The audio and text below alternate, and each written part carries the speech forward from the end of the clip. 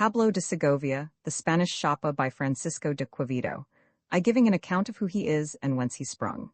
I, sir, was born at Segovia. My father's name was Clement Pablo, a native of the same town. May God keep him in heaven. I need not speak of his virtues, for those are unknown, but by trade he was a barber, though so high-minded that he took it for an affront to be called by any name but that of a cheek-shearer and beard-tailor. They say he came of a good stock, and his actions showed it. He was married to Aldonza Saturno de Rebollo, daughter to Octavio de Rebollo Codillo, and grandchild to Lepido Z. Iracont. The town foully suspected that she was no old Christian, though she strongly urged the names of her progenitors, to prove herself descended from those great men that formed the triumvirate at Rome. She was very handsome, and so famous, that all the ballad rhymers of her time made verses of her, which were sung about the streets. She ran through many troubles when first married, and long after, for there were scandalous tongues in the neighborhood that did not stick to say my father was willing to wear the horns, provided they were tipped with gold. It was proved upon him that whilst he was lathering the beards of those he was to trim, a small brother of mine, about 7 years of age, rifled their pockets. The little angel died of a whipping he had in the jail, and my father was much concerned at the loss, because he won the hearts of them all. He was himself a while in prison for some small trifles of this nature, but I am told he came off so honorably, that at his first walking abroad from jail 200 cardinals went behind him, of whom ne'er a one was Monsignor. 4 in the ladies stood at their windows to see him pass by. For my father always made a good figure, either a foot or a horseback. I do not speak it out of vanity, for everybody knows that to be foreign to me. My mother, good woman, had no share of troubles. An old woman that bred me, commending her one day, said she was of such a taking behavior that she bewitched all she had to do with. But they say she talked something concerning her intercourse with a great he-goat, which had like to have brought her to the stake, to try whether she had anything of the nature of the salamander, and could live in fire. It was reported that she had an excellent hand at soldering cracked maidens, and disguising of grey hairs. Some gave her the name of a pleasure broker, others of a reconciler, but the ruder sought, in coarse language, called her downright bawd, and universal money-catcher. It would make anybody in love with her to see with what a pleasant countenance she took this from all persons. I shall not spend much time in relating what a penitential life she led, but she had a room into which nobody went besides herself, and sometimes I was admitted on account of my tender years. It was all beset with dead men's skulls, which she said were to put her in mind of mortality, though others in spite to her pretended they were to put tricks upon the living. Her bed was codded with Holta's malefactors had been hanged in, and she used to say to me, "Do see these things?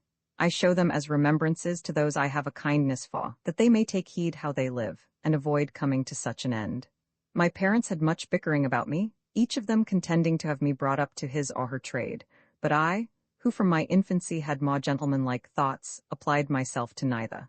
My father used to say to me, "My child, this trade of stealing is no mechanic trade, but a liberal art."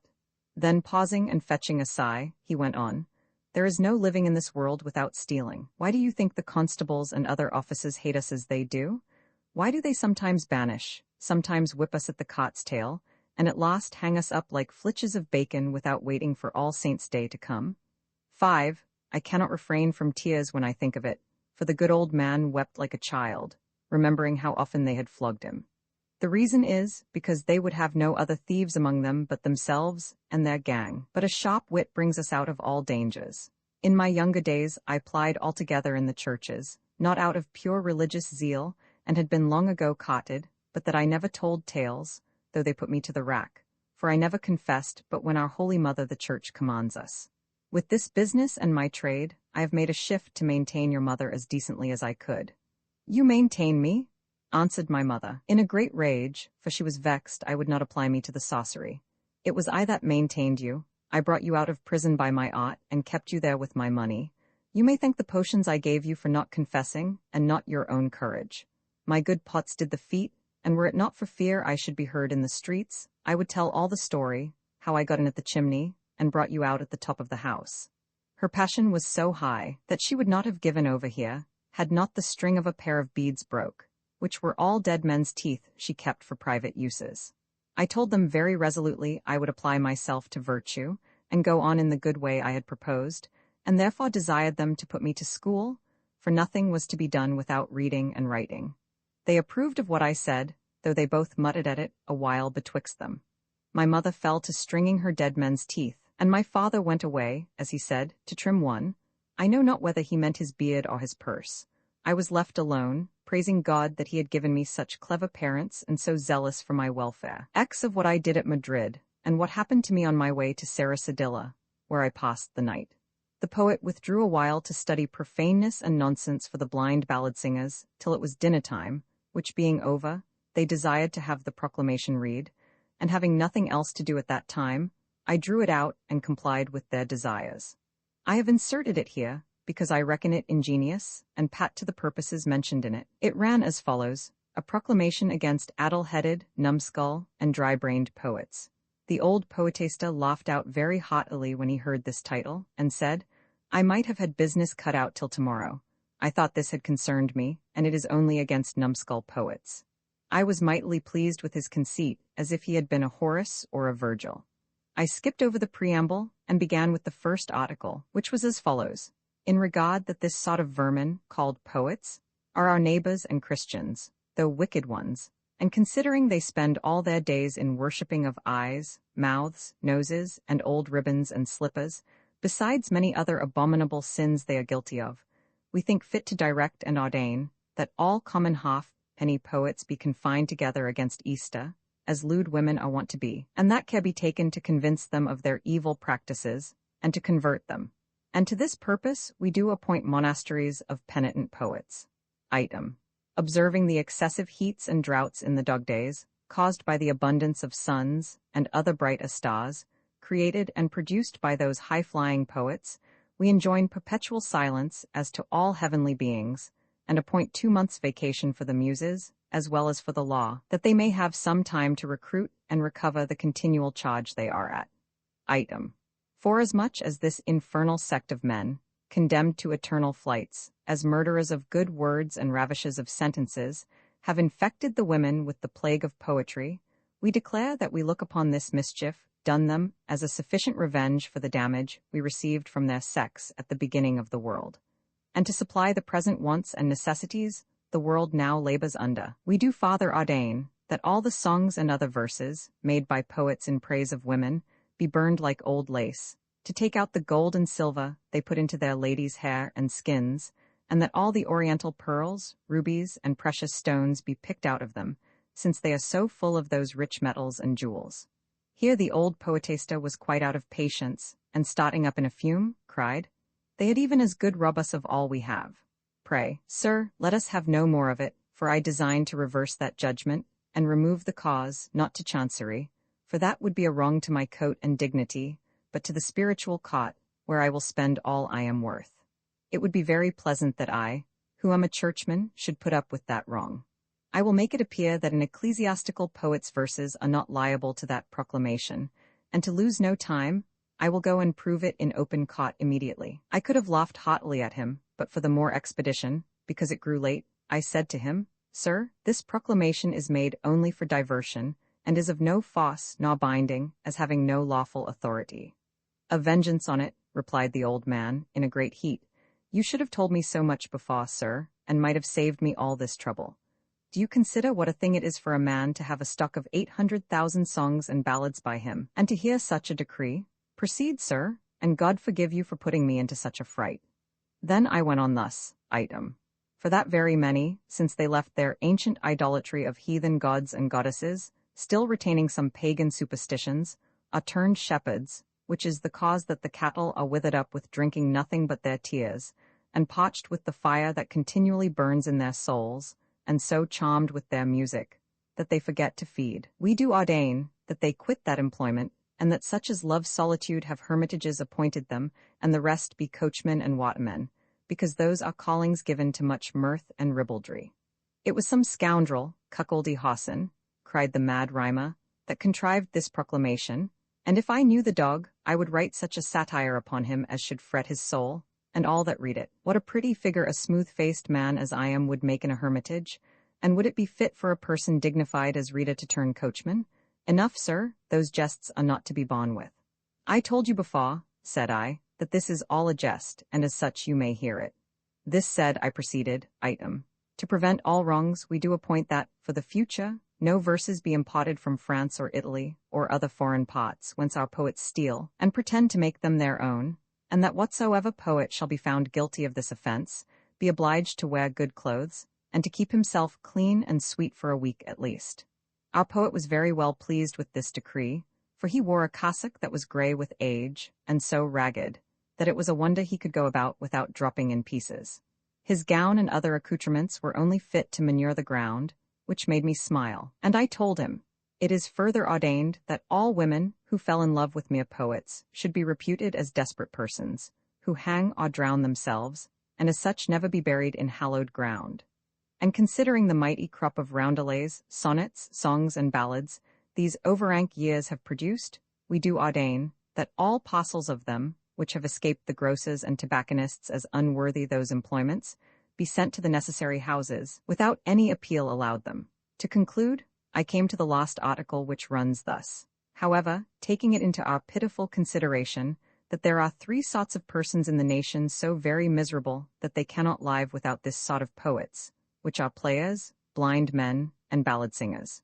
We do ordain that there may be some journeymen of this profession, provided they be licensed by the aldermen poets of their wards, with this limitation, that the players poets shall not use any devils or conjurers in their farces, nor conclude their comedies in matrimony, that the blind men shall not sing dismal stories which happened at Jerusalem or Morocco, nor patch up their verses with eke also, and well ade, and the like, and that the ballad singers shall no longer run upon gill and pascule, nor quibble upon words, nor contrive their songs so, that altering but the names, they may serve upon all occasions.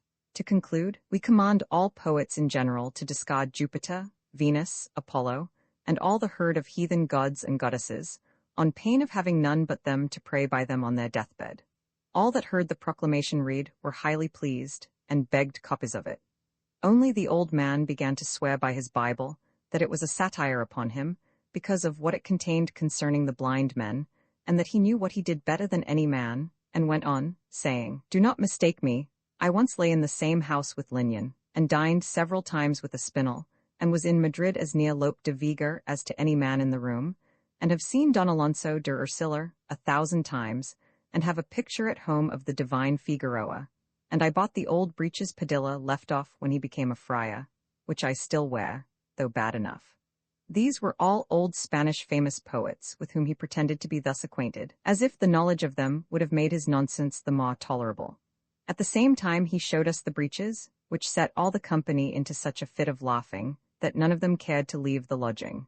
But it was now 2 of the clock, and having to travel further, we left Madrid. I took my leave of him, though unwillingly enough, and traveled on towards the pass on the mountains. It pleased God to divert me from evil thoughts that I met with a soldier. We fell into discourse. He asked me whether I came from the court. I told him I only passed through the town. It is fit for nothing else, answered the soldier. It is full of base people. By the Lord, I had rather lie at a siege up to the waist in snow, expecting a kind bullet, and half-starved, than endure the insolencies they offer a man of honor. I replied, he should consider that at court there were people of all sorts, and that they made great account of any person of worth. He cut me off short, saying in a great passion, Why, I have been this half-year at court, suing for a pair of colours, after 20 campaigns, and having shed my blood in the king's service, as appears by these wounds. And at the same time he showed me a scar half a quart along on his groin, which was as plain a tumour as the light of the sun, and 2 seams on his heels, saying, they had been shots. But I concluded, by some I have of the same sort, that they had been chilblains broken. He pulled off his hat to show me his face, where appeared a long gash from ear to ear, and quite across his nose, besides other smaller cuts, that made it look like a mathematical draught, all of lines. These, said he, I received at Paris, serving my God and my King, for whom I have had my countenance carved out and disfigured, and in return I have received nothing but fair words, which are equivalent at present to foul actions. Let me entreat you, learned sir, to read these papers, for by heavens, a more remarkable man, I vow to God, never went into the field. And he spoke truth, for he had marks enough to be known by. With this, he began to pull out tin cases, and to show me a multitude of papers, which I believed belonged to another, whose name he had borrowed. I read them, and said 1,000 things in his praise, pretending that neither the Cid nor Bernardo could compare with him, He laid hold of what I said in a passion, and cried, to compare with me by this light, no Macangasha de Perds, Julian Romero, nor others as great as they? Damn all they did, there was no cannon in their days. The devil take me, Bernardo would be a mere chicken now. Pray, sir, do you but inquire in the Low Countries about the exploit performed by the person that wanted a tooth in front, and you will hear what they say of it. Are you the person, sir? Said I, and he replied, why, who do you think it was? Do you not see here is a breach in my teeth? But let us talk no more of it, for it does not become a man to praise himself. This discourse held us along till we overtook a hermit riding on an ass, with a long beard like a brush, lean, and clad in sackcloth. We saluted him as usual with the words Dio gratias, and he began to extol the Khan on the ground, and in it, the mercies of God. The soldier immediately flew out and said, Father, I have seen pikes charged against me thicker than that Khan, and I vow to God, I did all that man could do at the sacking of Antwerp, that I did by the Lord. The hermit reproved him for swearing so much, and he answered, It is a sign you were never a soldier, father, since you reprove me for exercising my calling. It made me laugh to hear what he made soldiery to consist in, and perceived he was some scoundrel, who knew little of that noble profession, but that infamous pot most used by the scum of those that follow it. We came at length to the pass in the mountains, the hermit praying all the way on a pair of beads so big, it was a load, and every bead he dropped sounded like a stroke with a mallet. The soldier compared the rocks to the forts he pretended to have seen, observed what place was strong, and where the cannon might be planted for battery. I had my eyes fixed on them both, and was as much afraid of the hermit's monstrous beads as of the soldier's extravagant lies. How easily, said he, would I blow up a great pot of this pass with gunpowder, and do all travellers good service. Thus we came to Sarasadilla, and went into an inn all three of us after nightfall. We ordered supper, though it was Friday, and in the meanwhile the hermit said, Let us divert ourselves a while, for idleness is the sauce of all vice. Let us play for Ave Marias. And so saying, he dropped a pack of cards out of his sleeve. I could not but laugh at that pleasant sight, considering the great beads, but the soldier cried, Let us have a friendly game as far as 100 reals will go I have about me. Being covetous, I said I would venture the like sum, and the hermit, rather than disoblige, consented, telling us he had about 200 reals to buy oil for the lamp. I must confess I thought to have sucked up all his oil, but may the Turk always succeed as I did. We played at lansquenet, and the best of it was he pretended that he did not understand the game, and made us teach it him. He let us win for 2 deals, but then turned so sharp upon us, that he left us bare, and became our heir before we were dead. The dog palmed upon us so slyly, it was a shame to see him. He would now and then let us draw a single stake, and then double it upon us. The soldier, every cod he lost, let fly half a score oaths and twice as many curses, wrapped up in blasphemies. For my pot, I was eating my nails, whilst the hermit drew my money to him. He called upon all the saints in heaven, and in short left us penniless. We would have played on upon some little pledges, but when he had won my 600 reals and the soldier's 100, he said that was only for pastime, and we were all brethren, and therefore he would not meddle any farther. Do not swear, said he, for you see I have had good luck, because I prayed to God. We believed him, as not knowing the sleight he had at packing the cards, the soldier swore he would never play again, and so did I. A curse on it, cried the poor ensign, for he then told me he was so. I have been among Turks and infidels, but was never so stripped. The good hermit laughed at all we said, and pulled out his beads again. Having never a stiver left, I desired him to treat me at supper, and pay for our lodgings till we came to Segovia, since he had cleared our pockets. He promised so to do, devoured 80 eggs, the like I never beheld, and said he would go take his rest. We all lay in a great hall among other people, all the rooms being taken up before. I lay down very melancholy. The soldier called the landlord, and gave him charge of his papers in the tin cases, and a bundle of tattered shirts, and so we went to sleep. The hermit made the sign of the cross, and we blessed ourselves from him. He slept, and I watched, contriving how to get his money from him. The soldier talked in his sleep about his 100 reals, as if they had not been past retrieving. When it was time to rise, he called hastily for a light, which was brought, and the landlord gave the soldier his bundle, but forgot his papers. The poor ensign made the house ring, calling for his services. The landlord was amazed, and everybody pressing that he should give them, he ran out and brought 3 close stools, saying, "There is one for each of you, would you have any more?" For in Spanish, services is a polite word for a close stool. This had like to have spoiled all, for the soldier got up in his shirt, with his sword in his hand, and ran off to the landlord, swearing he would murder him, because he made a jest of him, who had been at the battles of Lepanto, St. Quintin, and several others, and brought him close stools instead of the papers he had given him.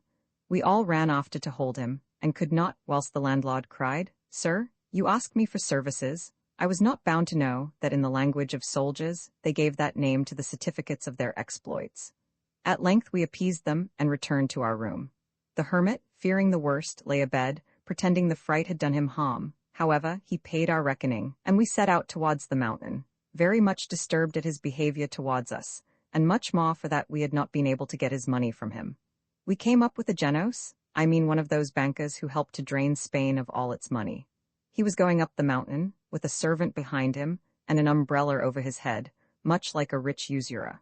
We fell into discourse with him, and still he turned it to talk of money, for they are a people that seem born for nothing but the purse. He presently fell upon Besançon, and to argue whether it were convenient or no to put out money at Besançon. At last the soldier and I asked him what gentleman that was he talked of. He answered, smiling, "It is a town in Italy, where all the great money dealers meet to settle the exchange and value of coin." By which we understood that Besançon was the great exchange of usurers. He entertained us on the way, telling he was undone because a bank was broke in which he had above 60,000 ducats, and swore by his conscience to all he said, though I am of opinion that conscience among traders is like a virtue among haws, which they sell though they have none. Scarce any trader has any conscience, for being informed that it has a sting, they leave it behind them with the navel string when they come into the world. We held on our conversation till we spied the walls of Segovia, which was a great satisfaction to me, though the thoughts of what I had endured under the wicked Cabra, at the starving boarding school, would have given a check to my joy. When I came to the town, I spied my father waiting upon the road, which brought tears to my eyes, but I went on, being much altered since I left the place, for I began to have a beard and was well clad. I parted from my company, and considering who was most likely to know my uncle besides the gallows, I could not imagine whom to apply myself to. I went up and asked several people for Alonso Remplon, and nobody could give me any tidings of him. Everyone said he did not know him. I was very glad to find so many honest men in my town. As I stood there, I heard the common crier set up his note, and after him my good uncle playing his part. There came a file of bareheaded fellows, naked to the waist, before my uncle, and he played a tune upon all their backs, going from the one to the other. I stood gazing at this sight with a man I had been inquiring of, and told him I was a person of high birth, when I saw my uncle draw near, and he espying me, ran to embrace me, calling me nephew. I thought I should have died for shame. I never looked back to take leave of the man I was with, but went along with my uncle, who said to me, "You may follow till I have done with these people, for we are now upon our return, and you shall dine with me today." I, being mounted on my mule, and thinking in that gang I should be but 1 degree less exposed than those that were whipped, told him I would wait there, and stepped a little aside, so very much out of countenance that had not the recovery of my inheritance depended on him, I would never more have spoken to him, or been seen in that place. He concluded his exercise, came back, and carried me to his house, where I alighted, and we dined. Roman 11. The kind entertainment I had at my uncle's, the visits I received, how I recovered my inheritance and returned to Madrid. My worthy uncle was lodged near the slaughter-house, at a Wattacella's house. We went in, and he said to me, "My lodging is not a palace, but I assure you, nephew, it stands conveniently for my business."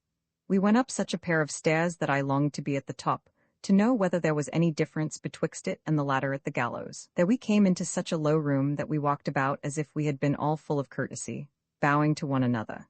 He hung up the cat of nine tails on a nail, about which there were others with halters, broad knives, axes, hooks, and other tools belonging to the trade. He asked me why I did not take off my cloak and sit down. I answered, I did not use to do so. I cannot express how much I was out of countenance at my uncle's infamous profession, who told me it was lucky that I came at such a time, for I should have a good dinner, because he had invited some friends. As we were talking, in came one of those that beg money at the church doors for the release of souls, in a purple gown down to his heels, and rattling his questing box, said, "I have got as much today by my souls as you have done by the rogues you flogged." They made grimaces at one another. The wicked soul-broker tucked up his long robe, discovering a pair of bandy legs and canvas breeches, and began to shift about, asking whether Clement was come. My uncle told him he was not, when at the same time in came an acorn thresher. I mean a swineherd, wrapped up in a clout, with a pair of wooden shoes on. I knew him by his horn he had in his hand, which had been more fashionable had it been upon his head. He saluted us after his manner, and next to him in came a left-handed squinting mulatto, with a hat that had brims like an umbrella and a crown like a sugarloaf, his sword with more guards about it than at the king's hunting, a buff doublet, and a face as full of scars as if it had been made of patches stitched together. He sat down, saluting all the company, and said to my uncle, "By my troth, Alonso, Flatnose and the nailer have been well mauled today." Up started he of the souls and cried, "I gave Fletchilla, the hangman of Ocana, 4 ducats to put on the ass-a-pace and play with a slender cat of 9 tails, when I was fly-flapped there." "By the Lord," quoth the mulatto, "I was too kind to the dog Lebrezno at Murcia, for the ass went a snail's gallop all the way, and the rogue laid them on so that my back was all wheels." "My back is virgin still," said the swineherd. "To every hog comes his Martinmas," answered the beggar. 16 "I must say that for myself," quoth my good uncle, "that of all whipsters I am the man, who am true and trusty to these that bespeak me. These today gave me 5 crowns, and they had a parcel of friendly lashes with the single cat of 9 tails.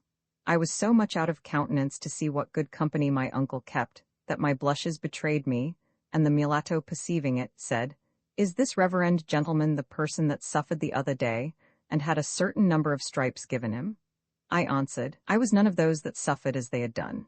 With this my uncle started up and said, "This is my nephew, a graduate at Alcalá, and a great scholar." They begged my pardon and made tenders of great friendship.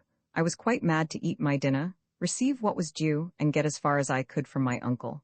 The cloth was laid, and the meat drawn up in an old hat, as they draw up the alms that is given in prisons.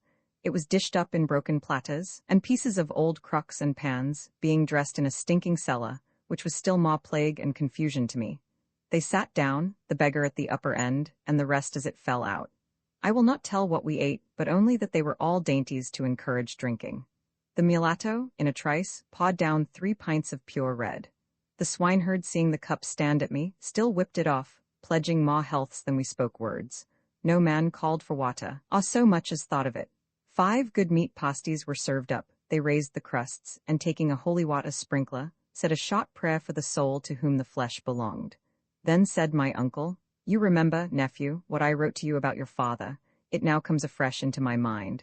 They all ate, but I took up only with the bottoms, and ever since then I have retained the custom of saying a prayer for the soul departed when I eat meat pies. The pots went round without ceasing, and the mulatto and the beggar plied it so hard that a dish of scurvy sausages, looking like fingers of blacks cut off, being set upon the table, one of them asked what they meant by serving up dressed charcoal. My uncle by this time was in such a condition, up to the throat in wine, with one eye almost out and the other half drowned, that laying hold of one of the sausages, in a hoarse and broken voice, he said, "By this bread, which is God's creature, made to his own image and likeness, I never ate better black meat, nephew." It made me laugh with one side of my mouth, and fret with the other, to see the mulatto, stretching out his hand, lay hold of the salt dish, and cry, "This pottage is hot." And at the same time the swineherd took a whole handful of salt, and clapping it into his mouth, said, "This is a pretty provocative for drinking." After all this medley there came some soup, so oddly was our entertainment. The beggar, laying hold of a porringer with both hands, cried, "God's blessing on cleanliness," and instead of clapping of it to his mouth, laid it to his cheek, where he pawed it down, scalding his face and washing himself in grease from head to foot, in a most shameful manner. Being in this miserable plight, he tried to get up, but his head being too heavy, he was fain to rest with both his hands upon the table, which was only a bod set upon 2 trestles, so that it overturned and begrimed all the rest, and then he cried that the swineherd had pushed him. The swineherd, seeing the other fall upon him, scrambled up, and laying hold of his horn trumpet, beat it about his ears. They grappled and clung so close together that the beggar set his teeth in the swineherd's cheek, and both of them, rolling on the ground, made such a wambling in the swineherd's belly that he cast up all he had ate and drunk in the beggar's face. My uncle, who was the soberest of all the company, asked who had brought so many clergy into the house. Perceiving that they all looked through multiplying glasses, I potted the 2 combatants, made them friends, and helped up the mulatto, who lay on the ground maudlin drunk, and weeping bitterly. I laid my uncle on his bed, who made a low bow to a tall wooden candlestick he had, thinking it had been one of his guests. Next I took away the swineherd's horn, but there was no silencing him after all the rest were asleep. He was still calling for his horn and said, no man ever could play more tunes on it, and he would now imitate the organ. In short, I never left them till they were all fast asleep. Then I went abroad and spent the afternoon in seeing the town. I passed by Cabra's house and heard he was dead, but never asked of what distemper, knowing he could die of none as long as it was possible to starve. At night I returned home, full 4 hours after I had gone out, and found one of the company awake, crawling about the room on all four to find the door, and complaining he had lost the house. I raised him up, and let the rest sleep till 11 at night, when they awaked of themselves, stretching and yawning. One of them asked what o'clock it was. The swineherd, who had not laid half his fumes, answered, it was still afternoon, and the weather piping hot. The beggar, as well as he could speak, asked for his cloak, saying, the distressed families had been long neglected, the whole care of their souls lying upon his hands. And thinking to go to the door, he went to the window, where seeing the stars, he cried out to the others, telling them that the sky was hill of stars at noonday, and there was a mighty eclipse.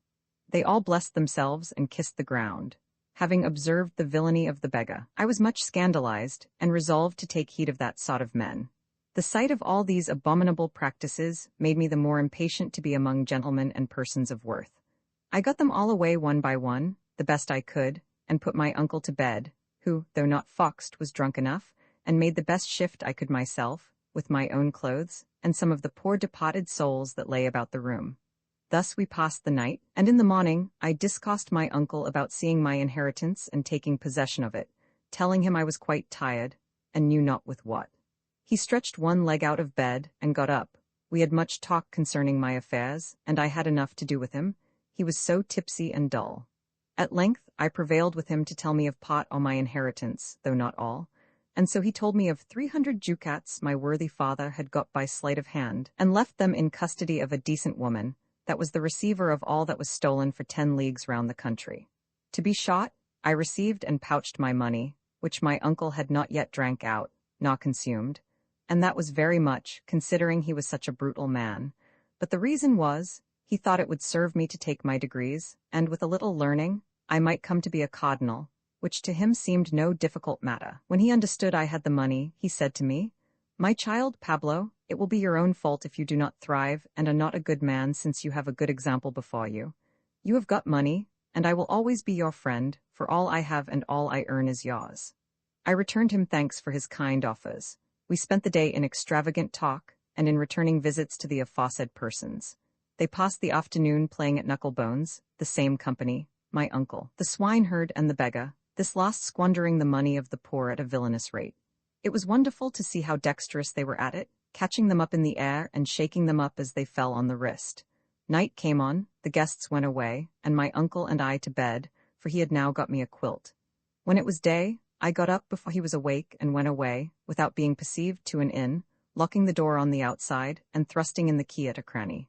I went away, as I have said, to an inn to hide myself, and wait the next opportunity to go to Madrid. I left him a letter sealed up in the room, wherein I gave an account of my departure, and the reasons that moved me so to do, desiring he would make no inquiry after me, for I would never see him more. Roman 12 of my flight from Segovia, with what happened to me by the way to Madrid. A carrier was setting out that morning with a load from the inn for Madrid. He had a spare ass, which I hired, and went before to wait for him without the city gate. He came accordingly, I mounted, and began my journey, and said to myself, farewell to thee forever, thou knave of an uncle, dishonor of our family, stretcher of windpipes. I considered I was going to Madrid, the court of Spain, where, to my great satisfaction, nobody knew me, and there I must trust to my ingenuity. The first thing I resolved to do was to lay aside my scholar's habit and clothe myself in the fashion. But let us return to my uncle, who was in a great rage at the letter I left him, which was to this effect: Mr. Alonso Ramplon, since it has pleased God to show me such signal mercies as to take away my good father, and to order my mother to be conveyed to Toledo, where I know the best that can come of her is to vanish away in smoke, all I could wish for at present would be to see you served as you serve others. I design to be singular in my family, for I can never make more than one, unless I fall under your hands, and you carve me up as you do others. Do not inquire after me, for I am in duty bound to deny the kindred that is between us. Serve God and the king. It is impossible to express how, in all likelihood, he railed and swore at me, But let us leave him there, and return to my journey. I was mounted on a dappled ass of La Mancha, and wished with all my heart that I might meet nobody. When on a sudden I discovered at a distance a gentleman going apace, with his cloak hanging on his shoulders, his sword by his side, close breeches and boots on, altogether, to outward appearance, genteel enough, with a clean starched band, and his hat on one side. I conceived he was some man of quality that was walking, and had left his coach behind him, and accordingly, when I came up, I saluted him. He looked at me and said, "It is very likely, good sir, that you travel more easy on that ass than I do with all my equipage." Imagining he had meant his coach and servants he left behind, I answered, "In troth, sir, I reckon it more easy travelling than in a coach, for though there is no dispute that you go very easily in that you have left behind you, yet the jolting of it is troublesome." "What coach behind?" replied he, much disturbed, and turning short to look about him. The sudden motion made his breeches drop down, for it broke the one point he had to hold them up, and though he saw me ready to burst with laughing, he asked to borrow one of me.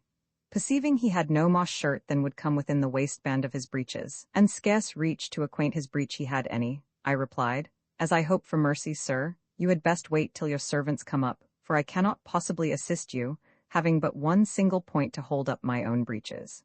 "If you are in jest, sir," quoth he, holding his breeches in his hands, "let it pass, for I do not understand what you mean by servants." With this he went on, and was so plain in letting me know he was poor, that before we had gone half a league together, he owned he should never be able to get to Madrid, unless I would let him ride upon my ass a while. He was so tired with walking with his breeches in his hands, which moved me to compassion, and I alighted. He was so encumbered with his breeches, that I was fain to help him up, and was much surprised at what I discovered by my feeling. For behind, as far as was covered with the cloak, the hinder parts had no other fence against the eyes and the air. He, being sensible of the discovery I had made, very discreetly prevented what reflection I might make by saying, "All is not gold that glitters, Sir Licentiate," giving me that title on account of my long scholar's robe. No doubt but when you saw my fine starched band, and the show I made, you fancied I was the Lord knows who. 17 Little do you think how many fine outsides are as bare within as what you felt. I assured him upon my word that I had conceded much different matters from what I found. "Why then, sir," replied he, "let me tell you, all you have seen as yet is nothing, for everything about me is remarkable, and no part of me is truly clad. Such as you see me, I am a real substantial gentleman, of a good family and known seat on the mountains, and could I but feed my body as I keep my seat and gentility, I should be a happy man. But as the world goes, good sir, there is no keeping up noble blood without bread and meat, and, God be praised, it runs red in every man's veins. Nor can he be a worthy person who is worth nothing. 18 I am now convinced of the value of a good pedigree, for being ready to starve one day, they would not give a chop of mutton in the cook's shop for mine, for they said it was not flourished with gold letters. But the leaf gold on pills is more valuable, and few men of letters have any gold. I have sold all to my very burial place, that nothing may be called mine when I am dead, for my father Toribio Rodriguez Vallejo Gomez de Rampuro, why Jordan lost all he had in the world by being bound for others. I have nothing now left to sell but the title of Don, and I am so unfortunate that I can find nobody that has occasion for it, because there is scarce a scoundrel now but usurps it. Though the poor gentleman's misfortunes were intermixed with something that was comical, I could not but pity him, asked his name, whither he was going, and what to do? He answered with all his father's names, Don Toribio Rodriguez Vallejo Gomez de Rampuro y Jordan. Never did I hear such an empty-sounding jingling name, also like the clattering of a bell, as beginning in Don and ending in Dan. He added, he was going to Madrid, because a threadbare elder brother, as he was, soon grew tainted and mouldy in a country town, and had no way to subsist, and therefore he was going to the common refuge of distressed persons, where there is room for all, and open house kept for wandering sponges. "And I never want 5 or 6 crowns in my pocket," said he, "as soon as I am there, nor a good bed, meat, and drink, and sometimes a forbidden pleasure. For a good wit at court is like the philosopher's stone, which converts all it touches into gold." This to me was the most welcome news I had ever heard, and therefore, as it were to divert the tediousness of our journey, I desired him to inform me how, and by whom he, and others in his condition, could live at court. For to me it appeared a very difficult matter, because everyone there seemed so far from being contented with his own, that he aimed at what belonged to others. There are many of all sorts, replied my Spock, but flattery is like a master key, which introduces a man wheresoever he pleases, in such great places, and that you may not think strange of what I say, do but listen to my adventures and contrivances, and you will be convinced of the truth of it. Roman 13, in which the gentleman pursues his journey, and his promised tale of his life and condition. The first thing you ought to observe is, that at court there are always the wisest and the weakest, the richest and the poorest, and the extremes of all other sorts. There the virtuous are concealed, and the wicked not taken notice of, and there live a sort of people like myself, who are not known to have any estates, real or personal, nor does it appear whence they came, or how they live. Among ourselves we are distinguished by several names, some are called gentlemen mumpers, others sharpers, others pinch-guts, others barebones, and others commoners, but in general we live by our wits. For the most part we cheat our guts of their due, for it is a very dangerous and troublesome thing to live upon others. We are scarecrows at all good tables, the terror of cookshops, and always unbidden and unwelcome guests, living like chameleons by the air, and so contented. When we happen to dine upon a leek, we strut and look as big as if stuffed with capon. Whosoever comes to visit us never fails to find mutton and fowl bones and parings of fruit about the house, and the daws strewed with feathers and young canaille skins, all which we pick up overnight about the streets to credit us the next day. As soon as the friend comes in, we fall into a passion and cry, "It is a strange thing that I can never make this maid sweep the room in time. Good sir, excuse me, for I have had some friends at dinner, and these servants never mind their business, etc. Such as do not know us believe it, and think we have had an entertainment. Next, as for dining at other men's houses, whensoever we have spoke but 3 words with a man, we take care to know where he lives. Thither we are sure to make just at eating time, when we know he is at table. We tell him his conversation has so charmed us that we are not able to keep away, for he is the most taking person in the world. If he asks whether we have dined, and they have not yet begun, we answer in the negative. If they invite us, we never stay to be asked twice, because those ceremonies have often made us go with hungry bellies. If they have begun to eat, we say we have dined, and then, though the master of the house carves up his fowl, or any joint of meat never so dexterously, that we may have the opportunity of chopping up a mouthful or two, we cry, "By your leave, sir, pray let me have the honor of being your carver," for I remember, naming some duke or earl that is dead, God rest his soul, used to take more delight in seeing me carve than in eating. This said, we lay hold of the knife, cut out curious bits, and say, "How deliciously it smells. It would be an affront to the cook not to taste it. What a delicate hand she has at seasoning." With this we fall on, and down goes half the meat in the dish for a taste. If there be bacon, we call it our delight. If mutton, the only thing we love. If but a turnip, an excellent morsel. And so everything that comes in our way is ever the thing that we most admire. If all this fails, we are sure of the alms of some monastery, which we do not receive in public among the beggars, but privately, endeavoring to persuade the friars that we rather take it out of devotion than for want.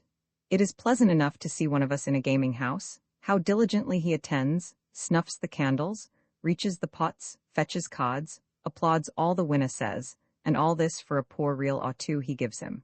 We carry in our mind the whole inventory of our wardrobe or rag shop, in order to dress us. And as in some places they observe set times for prayer, so do we for mending and botching. It is wonderful to see what variety of rubbish we lay up and produce upon occasion. We look upon the sun as our mortal enemy, because he discovers our dawns, stitches, and patches, and yet are fast to be beholden to him, standing up with our legs wide open in the morning where he shines in, to discover by the shadows on the ground what shreds or rags hang between our legs, and then with a pair of scissors we trim the breeches. Now that pot betwixt the thighs being so apt to wear, it is very odd to observe what gaps we make behind to fill up the forepot, so that very often the posteriors are hacked away till they remain quite naked. Only the cloak is privy to this secret, and therefore we are very cautious of windy days, and of going upstairs that are light, or mounting a horseback. We make it our business to study postures against the light, and if it prove a very bright day, we walk with our legs as close as may be, and sit as if our knees were clung together, for fear lest we open them the gashes may appear. There is nothing about us but what has been another thing before, and may have a particular history rid of it. As for instance, you see this waistcoat. Sir, it was once a pair of wide-kneed breeches, grandchild to a short cape, and great-grandchild to a long mourner's cloak, which was its first parent, and now it waits to be converted into footing for stockings and 40 other things. Our socks were once handkerchiefs, descended from towels, which had been shirts, and those the issue of sheets. After all this, they are made into paper, on which we write, and at last burned to make blacking for our shoes, where I have seen it perform wonders, recovering many a pair that was condemned as only fit for the dunghill. At night we never fail to get at the greatest distance we can from the light, for fear of discovering our threadbare cloaks and woolless coats, for there is no more nap on them than is upon a stone. And though it pleases God to give us hair on our faces, we have none on our clothes. And therefore, to save the expense of a barber, we always contrive to stay till two of us want trimming together, and then we scrape one another, following the advice of the gospel, be helpful to one another, like loving brethren. Besides, we always take care not to intrude into the houses of others, for everyone keeps his own, and timely notice is given to avoid contention, being very jealous in the point of eating. It is an indispensable duty among us to ride about all the great noted streets once a quarter, though it be on an oscolt, and once a year to go in a coach, when we are sure to sit as close to the door as possible, thrusting out our heads, bowing to all that pass by to be seen, and talking to our friends and acquaintance, though they do not see or mind us. If any unmannerly creature happens to bite us before ladies, we have ways to scratch in public, without being taken notice of, for if it happen to be on the thigh, we tell a story of a soldier we saw had a shot through there, clapping our fingers on the place that itches, and clawing instead of pointing. If it is in the church, and they sting on our breasts, we beat them by way of devotion, though it be at a christening. For the back, we lean against a pillar or wall, and rub it there, as if we only stood up to observe something. To deal ingenuously as to the matter of lying, not one word of truth ever comes out of our mouths. In all companies we run over a bead roll of dukes and counts, making some of them our friends, and others our relations, always observing that those great men must be either dead or very remote. The best of all is that we never fall in love, unless it be to earn our bread, for by our constitutions, coy ladies, though never so beautiful, are absolutely forbidden, so that we ever caught a tripe man for our meat, the landlady for our lodging, the stacha for our band and other necessaries. And though such slender diet makes us unfit to satisfy them all, yet we keep them in good humor. Will anybody that sees the boots on my legs believe they are upon the bare skin, without any stockings? Or will anyone that sees my curious starched band imagine I have no shirt? Let me tell you, sir, a gentleman may make a shift without those things, but there is no living for him without a set starched band. This is an outward ornament, altogether necessary to grace a man, and besides, when he has turned it and wound it every way, the starch in it will make him a mess as good as water gruel. In short, reverend sir, a gentleman of our stamp must go through all sorts of wants and hardships, and that is the way to live at court. Sometimes he flourishes and rolls in plenty, and at another time he falls into an hospital, but still he lives, and he who knows how to manage is a king, though he is never so little. I was so well pleased with the gentleman's strange ways of living, and so much diverted with his relation, that I went on afoot as far as Rose's, where we lay that night. The squire supped with me, for he had not one doit, and I thought myself beholden to him for his instructions, because they led me into abundance of secrets, and put me into the way of shopping. I acquainted him with my designs before we went to bed, which he returned with 1,000 embraces, telling me he had always been in hopes, since he met me, that his words would work some good effect on a person of my capacity. He offered me his service towards introducing me at Madrid into the society of the tricking brotherhood, and a lodging among them. I accepted of his kindness, without letting him know what was my treasure in ducats, which was only 100 reals, which, with the kindness I had done, and was still continuing, purchased his friendship. I bought him 3 points from our landlord. He tied up his hose, we rested that night, got up early in the morning, and away we went to Madrid. I have what happened to me at my coming to Madrid as soon as I arrived there, until nightfall. We got to Madrid at 10 o'clock in the morning, and went lovingly together by consent to the house where Don Toribio's friends lived. A very old woman miserably clad opened the door. He inquired for his friends, and she answered, they were gone out a-seeking. We continued by ourselves until noon, diverting the time, he encouraging me to follow the sponging course of life, and I listening carefully to his advice. Half an hour after 12 in came a scarecrow, clad in black baize down to his heels, more threadbare than his conscience. They talked to one another in the thieves' cant, the result whereof was his embracing me and offering his service. We discoursed a while, and then he pulled out a glove, in which were 16 reals, and a letter, by virtue of which he had collected that money, pretending it was a license to beg for a woman in distress. He took the money out of the glove, drew another to it out of his pocket, and folded them together as physicians do. I asked him why he did not wear them, and he answered, because they were both for one hand, and that way they served as well as if they had been fellows. All this while I observed he did not let go his cloak, which was wrapped about him, and being but a novice, for my better information took the liberty to inquire why he still hugged himself up so close in his cloak. He replied, "My friend, there is a great rent down my back, made up with a patch of old stuff, besides a great spot of oil. This piece of a cloak hides all, and thus I can appear abroad." At length he unwrapped himself, and under his cassock I perceived a great bulk sticking out, which I took to have been trunk breeches, for it looked like them, until he, going in to louse himself, tucked up his coats, and I perceived there were only 2 hoops of pasteboard tied to his waist, and joined to his thighs, which stuck out under his mourning, for he wore neither shirt nor breeches, but was so naked that he had scarce anything to lose. He went into the lousing room, and turned a little board that hung at the door, on which was written, "One is lousing," that no other might go in until he had done. I blessed God with all my heart to see how he had provided for men, giving them ingenuity if they wanted riches. "For my part," said my friend, "I have something the matter with my breeches with traveling, and therefore must withdraw to mend." He asked whether there were any rags. The old woman, who gathered them twice a week about the streets, as the ragwomen do for the paper mills, to cure the incurable diseases of those gentlemen, answered there were none, and that Don Lorenzo Iñiguez del Pedroso had kept his bed a fortnight for want of them, being bad of his coat.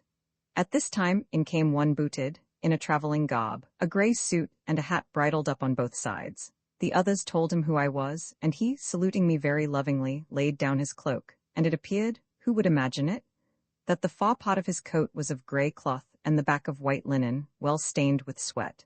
I could not forbear laughing, and he very demurely said, "You'll come into action, and then you won't laugh. I'll lay a wager you don't know why I wear my hat with the brims bridled up." I answered, "Out of gallantry, and that they may the better see your face." "That's your mistake," said he. "I do it to prevent them seeing. It is because I have no hatband, and this hides it." This said, he pulled out about 20 letters and as many reals, saying he could not deliver those. Every one was marked a real postage, and they were all folded alike.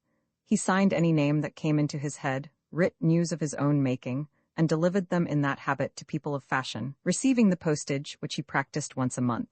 All which to me was very amazing.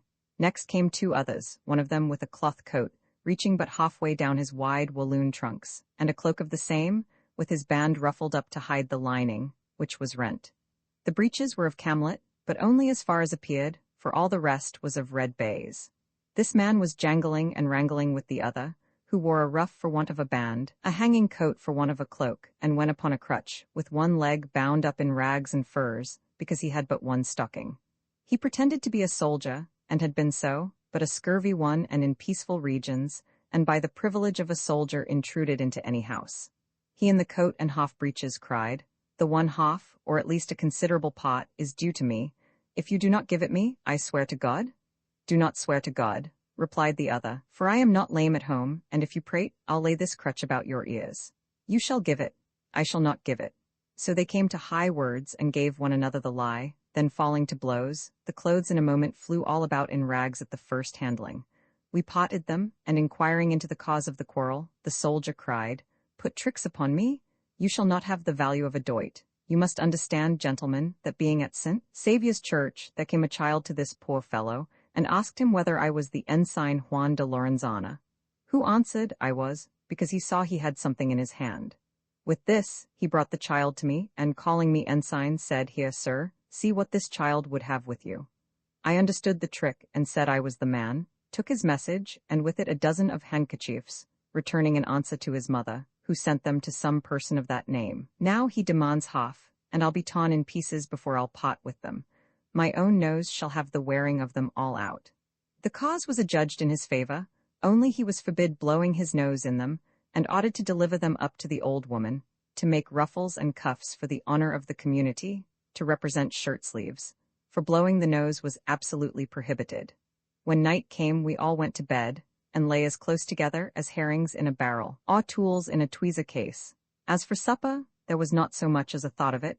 Most of the gang never stripped, for they were naked enough to go to bed as they went all day. Roman 2, in which the same subject is pursued, with other strange incidents. Day came, and we all started to action. I was as well acquainted with them already as if we had been one mother's children, for there is ever an easiness and sweetness in things evil. It was very pleasant to see one put on his shirt at 10 several times, because it consisted of as many several clouts, and say a prayer at everyone, like a priest that is vesting to go to the altar. One could not find the way into his breeches. Another called out for help to put on his doublet, for none of them knew the right side from the wrong, or the head from the heels. When this was over, which afforded no little pleasure, they all laid hold of their needles and thread, and it was darn, stitch, and patch. One fixed an arm against a wall to draw together the rents in a sleeve, another kneeled down to butch up the holes in his hose, another clapped his head betwixt his legs to come at a breach upon his buttocks. Bosco 19 never painted such variety of strange figures as I saw there. They botched, and the old woman supplied them with materials, rags and clouts of all the colors of the rainbow, which she had picked up on Saturday night. When the mending time was over, as they called it, they all viewed one another narrowly to see what was amiss, in order to go abroad a-shifting. I told them I would have them order my dress, for I designed to lay out the 100 reals I had on a suit of clothes, and leave off my cassock. That must not be, said they. Let the money be put into the common stock. We will clothe him immediately out of our wardrobe, and appoint him his walk in the town, where he shall range and nibble for himself. I consented, deposited the money, and in a trice they made me a morning cloth coat out of my cassock, cut my long cloak into a short one, and trucked the remains of it for an old hat new dressed, making a hatband very neatly of some cotton picked out of incons. They took off my band and wide-kneed breeches, and instead of these, put me on a pair of close hose, slashed only in front, for the sides and the back part were nothing but sheepskins. The silk stockings they gave me were not half stockings, for they reached but 4 fingers below the knees, the rest being covered with a tight pair of boots over my own red hose. The collar they gave me was all in rags, and when they put it on, they said, "The collar is somewhat imperfect on the sides and behind. If anybody looks at you, sir, you must be sure to turn about as they do, like the sunflower, which still moves as he does. If there happen to be 2 at once observing you on both sides, fall back, and to prevent being observed behind, let your hat hang down on your neck, so that the brim may cover the band, leaving all your forehead bare, and if anybody asks why you wear it so, tell him, it is because you dare show your face in any part of the world." Next they gave me a box containing black and white thread, sewing silk, packthread, a needle, a thimble, bits of cloth, linen, and silk with other shreds and scraps, and a knife. To my girdle they fastened a tinderbox with steel and flint in a little pouch, saying, "This box will carry you through the world without the help of friends or relations. This contains all we stand in need of. Take and keep it." They appointed the ward of San Luis for my walk, and so I entered upon my employment.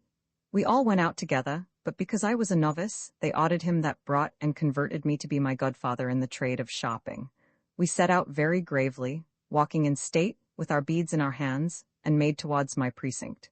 We paid respect to all we met, taking off our hats to the men, though we had rather have taken their cloaks. To the women we bowed low, because they are fond of respect and proud of being honored. My worthy tutor, as he went along, would say to one creditor, "I shall receive money tomorrow." To another, "Have patience for a day or 2, the bankers put me off."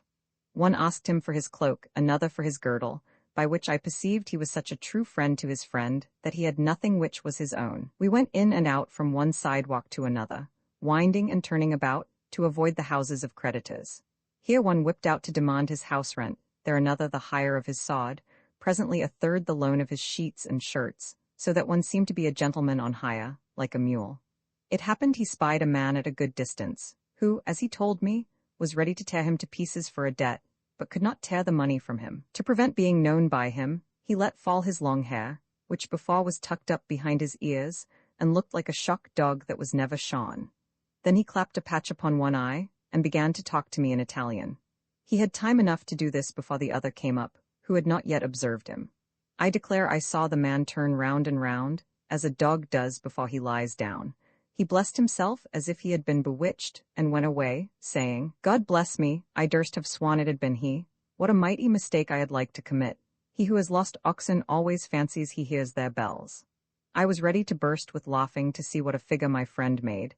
He stepped into a potch to tuck up his hair again and pull off his patch and said, "This is the dress for denying of debts. Learn, my friend, for you will see 1,000 such shifts in this town." We went on, and at the corner of a street took 2 slices of gingerbread and as many drams of brandy of one of the sisterhood, who gave it us for nothing, after wishing my director welcome to town, who said, "This puts a man in a condition to make shift without a dinner for this day, for at worst he is sure of so much." It went to my very heart to think it was doubtful whether we should have any dinner, and answered him very disconsolately on behalf of my stomach, to which he replied, "You are a man of small faith, and repose little confidence in our mumping profession. God Almighty provides for the crows and jackdaws, and even for scriveners, and should he fail us poor pinchguts, you have but a poor stomach." "You are in the right," quoth I, "but still I fear I shall make it poorer, for there is nothing in it." As we were talking after this manner, a clock struck 12, and being yet a stranger to that profession, my stomach took no notice of the gingerbread, but I was as if I had eaten nothing. Being thus put in mind again of that want, I turned to my conductor and said, "My friend, this business of starving is very hard to be learned at first. I was used to feed like a farmer, and am now brought to fast like an anchorite.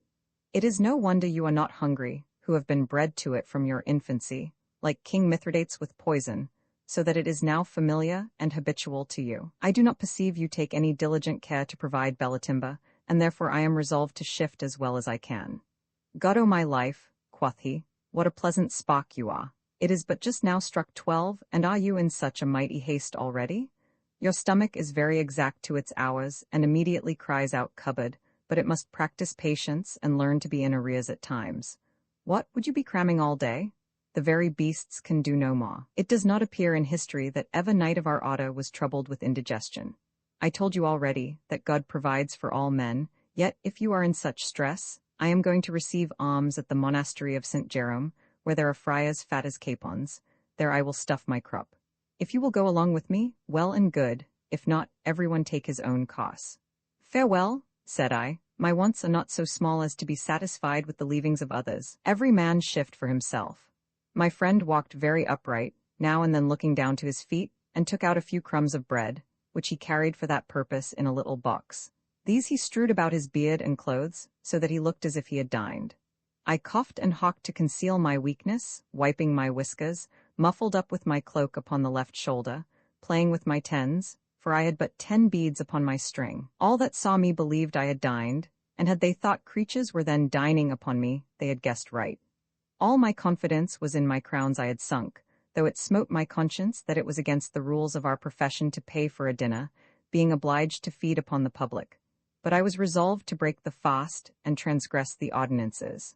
By this time, I was come to the corner of the street of San Luis, where a pastry cook lived. On the counter lay a curious mutton pie, delicately baked and piping hot out of the oven. My nose stumbled at it, and I made a full set like a dog at a partridge, fixing my eyes and gazing so steadfastly that it shrunk up as if it had been blasted. It had been pleasant enough to know how many ways I cast about to steal it, and then again I resolved to buy it. By this time it struck one, which put such a damp upon me, that I resolved to roll into the next cook's shop. As I was steering towards one, it pleased God that I met with a friend of mine, called the licentiate Flechilla, who came swinging his cassock down the street, his face all flushed and his long robes full of daglocks. As soon as he spied me, he ran to embrace me, and yet I wonder he should know me in that condition. I returned his embrace. He asked how I did, and I answered, "I have plenty of stories to tell you, Mr. Licentiate. All that troubles me is that I must be gone tonight." "I am sorry for that," quoth he, "and were it not late and that I am going in haste to dinner, I would stay with you, but a sister I have that is married, and her husband expects me." "Is Mistress Anne here?" said I. "So then I'll leave all and go and wait upon her. That is a duty I cannot dispense with." Hearing him say he had not yet dined made me shop. Away I went with him, and by the way told him that a wench he had been very fond of at Alcalá was then in town, and I could get him admittance into her house. He was mightily pleased at this motion, for I purposely contrived to talk of such things as might be pleasing to him. This discourse held us till we came to his sister's house. In we went.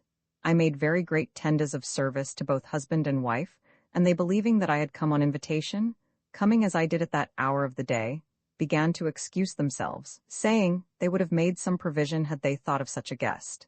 I laid hold of the opportunity and invited myself, telling them I was no stranger but an old friend, and should take it unkindly to be treated with ceremony. They sat down, I did so too, and the better to stop the other's mouth, who had not invited me, nor ever thought of any such thing, every now and then I gave him a remembrance of the wench, saying, she had asked for him, and was infinitely fond of him, with many more lies to that purpose, which made him bear the more patiently with my cramming, for such havoc as I made in the first course was never seen. The boiled meat was served up. I tumbled the best part of it down my throat in a moment, without nicety, but in such a hurry as if I had not thought it safe enough betwixt my teeth. As I hoped for mercy, I laid about me at such a rate, as if my life depended on it, and things vanished in my presence as quickly as corpses are said to disappear in the old burying ground of Valladolid. No doubt but they observed how I pawed down the soup, how soon I drained the dish, how clean I picked the bones, and how cleverly I dispatched the meat, and to say the truth, at every turn I clapped a good hunch of bread into my pocket till it could hold no more. When the cloth was removed, the licentiate and I stepped aside to talk about our going to the aforesaid wench's house, which I represented to him as a very easy matter. But as we were talking at the window, I pretended somebody had called to me from the street, and answered, Sir, I come this moment. Asked leave of my friend, promising to return immediately. I left him waiting for me, and so he might have done to this day, for I slipped away, and my belly being full had no more occasion for him. I met him several times after, and excused myself, telling 1,000 lies, which are not to our purpose. Rambling thence about the streets at random, I came to the Guadalajara gate, and sat down on one of the benches that are at the mercer's door. As God would have it, there came 2 of those creatures that raise money upon their handsome faces to the shop. They were both close veiled, with only one eye bare to see their way, and attended by an old woman and a little page boy. They asked for some very rich new-fashion embroidered velvet. To commence a discourse, I began to play and pun upon the velvet, turning and winding, till I brought it to all the waggish lewd meanings I had a mind to. I perceived my freedom had put them in hopes they might carry off some present from the shop, and knowing I could be no loser, I offered them whatsoever they pleased. They stood out a little, pretending they did not use to accept of anything from persons they were not acquainted with. I laid hold of that opportunity, telling them that I owned it was a presumption in me to offer them anything there, but that I desired them to accept of a parcel of rich silks sent me from Milan, which that page of mine should carry them at night, pointing to one that stood over the way bareheaded, waiting for his master, who was in a shop, and that they might take me for some man of quality, and well known. I pulled off my hat to all the judges, privy councillors and gentry that went by, bowing as if we had been very well acquainted, though I knew none of them. These outward shows, and my taking a piece of gold of my hidden treasure, on pretence of giving an alms to a poor body that begged of me, made them conclude I was some gentleman of note. They made as if to go home because it grew late, and took their leave, charging me to be sure the page should go as privately as might be. I begged of them, but as a favour and token of their goodwill, a pair of beads, all set and linked in gold, which the handsomest of them had in her hand, as a pledge for me to visit them the next day without fail. They made some difficulty to part with it, till I offered them 100 crowns in pawn for it, which they refused, hoping by that means to draw me in for a bet a penny, asked where I lodged, and told me their quarters, desiring me to observe that they could not receive messages at all times, because they were persons of quality. I led them through the high street, and before we turned out of it, made choice of the largest and fairest house I could, which had a coach without horses standing at the door, telling them it was mine, and at their service, as were the horses and master of them. My name, I told them, was Don Alvaro de Cordova, and in I went by the gate right before their faces. At our coming out of the shop, I remember, I called over one of the pages from the other side of the way, beckoning to him very stately with my hand, and pretending to order him and the rest of them to wait there till I came, but in reality only asked whether he did not belong to my uncle the commander. He answered me he did not, and so I dismissed him, setting myself off with borrowed feathers. When it was dark night, we all went home, and coming in, I found the counterfeit soldier that had the clouted leg, with a white wax flambeau they had given him to attend a funeral, and he run away with it. This fellow's name was Magazo, Bonnet Olias. He had been captain in a play, and had fought abundance of Moors in a sod dance. When he talked with any that had served in the Low Countries, he told them he had been in China, and if he happened to meet with any that had been there, he pretended he had served in Flanders. He talked much of encamping, and lying out in the field, though he had never been in any unless it were to louse himself. named abundance of strongholds, and knew none but the common jails. Highly extolled the memory of Don John of Austria, commended the Duke of Alva for a generous, true friend, and had abundance of names of noted Turks, galleys, and great offices at his fingers' ends, all which he had picked out of a ballad, then in vogue, concerning the like affairs. But being altogether unacquainted with geography or anything of the sea, discoursing about the famous battle of Lepanto, he said that Lepanto was a very brave Turk.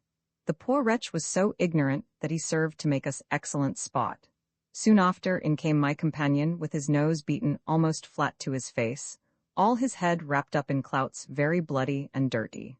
We asked him how he came into that pickle. He told us he went to the alms at the monastery of St. Jerome, and asked for double portion, pretending it was for some poor people that could not beg. The friars stopped so much from the common mumpers to give it him, that they, being provoked, tracked him, and found he was sucking it up with might and main in a dark corner behind a door. They fell into a dispute whether it was lawful to cheat to fill one's own belly, and to rob others to serve oneself. The contest rose to high words, which were followed with blows, and those raised many knobs and bumps on his head. They attacked him with the pots they received the pottage in, and the damage done to his nose came by a wooden dish they gave him to smell to, more hastily than had been convenient. They took away his sod. Out came the potter at the noise, and had enough to do to pot them. In short, our poor brother found himself in so much danger that he offered to return all he had eaten, and it would not serve his turn, for they insisted that he begged for others, and had no feeling of his trade. Out started from among the rest of the gang a two-handed mendicant scholar, crying, "Do but behold the figure made up of clouts like a rag baby, as poor as a pastracook in Lent, as full of holes as a flageolet, all patches like a magpie, as greasy as an oilman, and as tattered as an old flag. Pitiful scoundrel! There are those that receive the holy saints' alms that are fit to be bishops, or for any other dignity. I myself am a graduate of Sigenza." The potter interposed, hearing a little old fellow cry out that though he came there for pottage, he was descended from the famous great captain, and had many lofty relations. But I will leave them here, since our companion was now got off, and endeavoring to shake his bones into their places again. Roman 3. The further proceedings of this shopping gang, till they were thrown altogether into jail. The next that came was Merlo Diaz, his girdle hung all round with earthen cups and glasses, which he had got at nunneries, begging drink at the wheel, without the least remorse of conscience. Don Lorenzo de Pedroso relieved him, coming in with an excellent good cloak, which he had exchanged at a billiard table for his own, which had no sign it had been made of wool. It was so threadbare. This fellow used to take off his cloak as if he designed to play, and to lay it among the rest, and then not agreeing about the match, he returned to the place, took up the cloak he liked best, and went his way. The same he did at ninepins and other games. All this was nothing in comparison of Don Cosme, who came in with a regiment of boys at his tail, that were troubled with the king's evil, cancers, all leprosy, all were hurt, all lame. He played the white witch, or doctor, that cured by prayers and blessings, having to this purpose learned some superstitious ceremonies and cramp words of an old woman. By this cheat, he got more than all the rest together, for if anyone came to be cured without something to make a show under his cloak, or the jingle of money in his pocket, or the cry of some live fowl, he was never at leisure. He had made fools of half the town, making them believe whatsoever he pleased, for there never was so absolute a master at lying, insomuch that he never spoke truth but accidentally. His common discourse was of heaven. When he came into a house he always said, "God be here," and going out, "The Lord have you in his keeping." He carried with him all the apparatus of hypocrisy, a pair of beads as big as walnuts, the fag end of a scourge, bloodied from his nose, he would contrive to be peeping out from under his cloak. When he shrugged to remove the creatures that bit him, he persuaded others it was the haircloth he wore next his skin, and that this starving was a voluntary fast. Then would he tell stories of strange temptations he had overcome. If the devil happened to be named, he cried, "The Lord deliver and preserve us," kissed the ground when he went into the church, called himself unworthy sinner, never lifted up his eyes to look at women, though he might their coats. These cheats had so far prevailed on the multitude that they begged his prayers, and might as well have applied themselves to the devil, for he was not only a gamester, but a very shock or pickpocket, who never took the name of God in vain, being always sure to get something by it. As for women, he had several children scattered about, and 2 hermitesses with child at that time. The next that came was Polanco, making a great noise, and asking for a long, sad-colored gown, a big cross, an overgrown false beard, and a bell. He used to go about at night in this dress, crying, "Remember you are to die, and be kind to the souls departed," etc., which brought him in considerable alms, and when he found a house open, he went in, and if nobody was in the way stole all that came to his hand. If anybody saw him, he rung his bell, and in a dismal tone, as he knew how to frame it, cried, "Remember, brethren," etc. All these and many more contrivances and strange ways of stealing I learned in a month I continued among them. To return where I left off, I showed the beads and told them the story. They applauded my ingenuity, and the old woman took them, and went about saying they belonged to a poor maiden gentlewoman, who was fain to sell them for bread, having her story ready for every occasion. The old jade wept whenever she pleased, wrung her hands, and sighed most bitterly. She called all the people children, and over a good smock, jerkin, gown, and petticoats, wore a tattered long robe of sackcloth, given her by an anchorite, her friend, who lived on the mountains by Alcala. Her business was to manage the wardrobe, to counsel and conceal, but the devil, who is always kind to his servants, so awed it that going one day to a house to sell some clothes and other things, somebody there knew their own goods, sent for an officer, secured the old hag, whom we called Mother Lebreska, and she presently discovered all the plot, told how we all lived, and that we were gentlemen of prey. The officer left her in the jail, and came to our house, where he found me and all my companions. He had 6 under catchpoles along with him, and removed the whole shopping congregation to the prison, where our gentility saw itself in great peril. Roman 4, in which the prison is described, and what happened therein, until the old woman was whipped, my companions exposed to shame, and myself let out on bail. They clapped on each of us as we came in 2 pair of irons, and took us off to the dungeon. But I made use of the money I had to prevent falling into that hell, pulling out a pistol, and making it glitter in the jailer's eyes, saying, "Pray, sir, be pleased to hear me a word in private." He, having seen a glimpse of the gold, took me aside, and I went on, "I beseech you, sir, take pity of an unfortunate man." Then I took him lovingly by the hand, and clapped in the piece, which he greedily grasped, being used to such ceremonies, and answered, "I will examine into your disorder, and if it is dangerous, you shall not go down into the hole." I understood him, and submitted myself humbly, so that he left me out, and turned down my companions. I will not take up time by relating what spot we made in the prison, and as we went along the streets. For being pushed and dragged along, bound, some of us without cloaks and others with them, it was comical to see such a parcel of ragamuffins, all patches, and party-colored black and white, like magpies. The officers knew not how to take fast hold of them, they were all in such tatters. Some they thought to grasp by the flesh, and finding none, for it was all starved away, they feared to be answerable for disjointing the bones. Others lost their coats and breeches by the rough handling of those unmerciful fellows. When they unbound the rope, as they led them all in, the rags and clouts dropped off with it. At night I was carried to the common side, where I had a little bed allotted me. It was odd to see some lie down in their whole case, without taking of the least rag they wore in the day. Others at one motion put off all the clothes they had. Others played, but at last we were made fast, and the light put out. We all forgot our irons, and took our rest very favorably.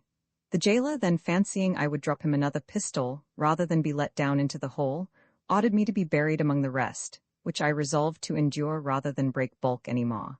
I was conveyed down, where my old friends received me with a great shout and much satisfaction. That night I lay cool, without anything to cover me. When it was day, we all came out of the dungeon, saw one another's faces, and presently our companions demanded the usual garnish money, on pain of a good liquoring. I presently disbursed 6 reals, but my companions having nothing to give, the matter was left over till night. Among the rest in the dungeon was a tall one-eyed young fellow, with a great pair of whiskers, a sour look, round-shouldered, and those well flogged. He had a whole smith's forge upon him, double fetters on his legs, and a great chain hanging from his neck. They called him the Giant, and he said of himself that he was in prison for petty trifles, which I concluded to be some mere larceny, and if anybody asked him whether that was the crime, he answered in the negative, but that it was for backward sins. When the jailer reproved him for his tricks, he would call him the hangman's panterman, and general stockkeeper of sin. At other times he would cry, "You are a fool to contend with one that will vanish in smoke. By the Lord I will stifle you as I go off." This he had said, expecting to be burnt alive. He contracted friendship with another they called Rubbledo, and by a nickname, the Tumbler, who said he was in prison for his dexterity, which consisted in making everything vanish he laid his hands on.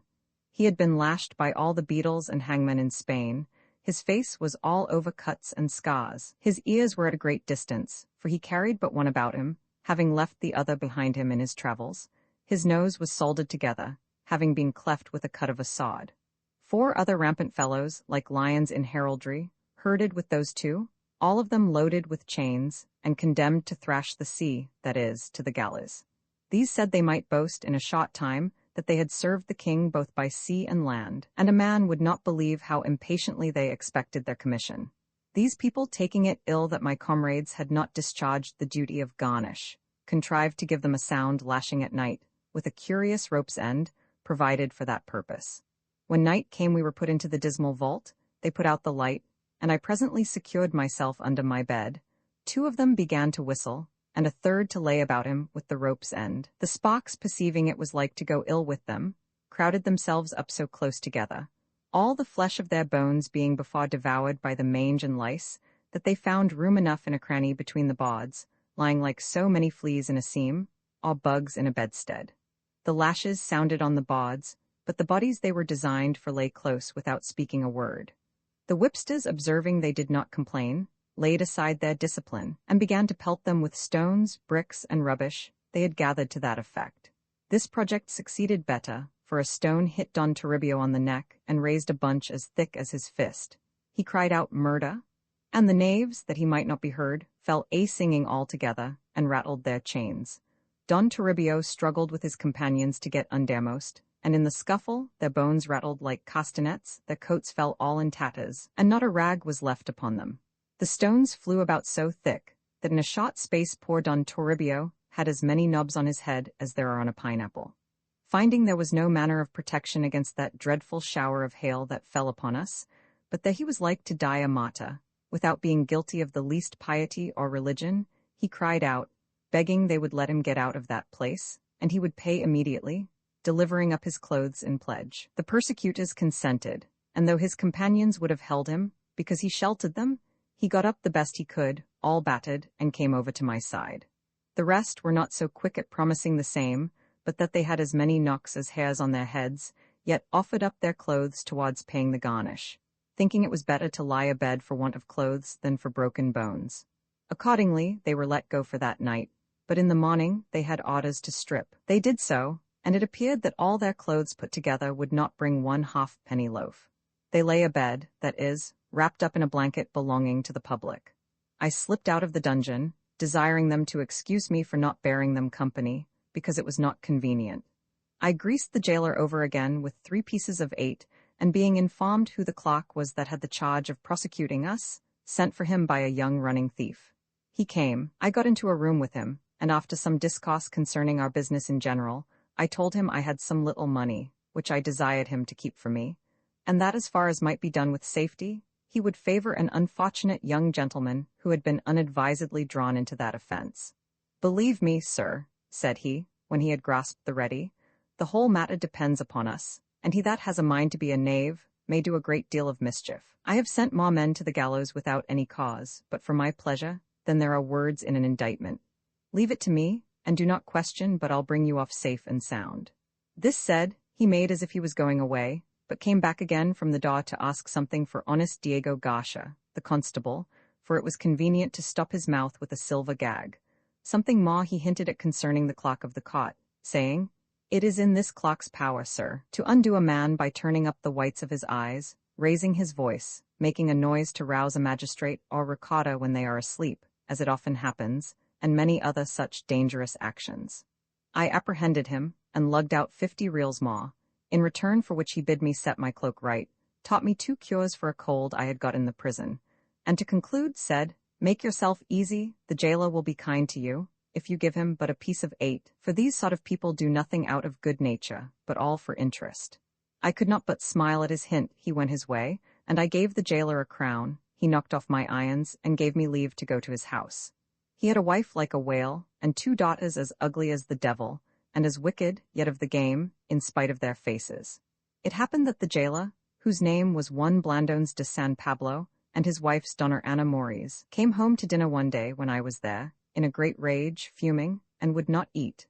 His wife, dreading some mighty thing had happened, drew near, and tormented him so long with the usual importunities that at last he said, "What the devil d'ye think ails me? That scoundrel dog of Almendros, the lodging-house keeper, having some words with me about farming the jail, told me you are not spotless." "Has the villain ever scoured me?" cried she. "By my grandame's soul, you don't deserve to be called man since you did not tear his beard for him. Did I ever employ his servants to clean me?" Then turning to me, she went on, "By the Lord, he cannot call me Jew, like himself, for of the 4 parts he has, 2 are villain and 2 are Jew.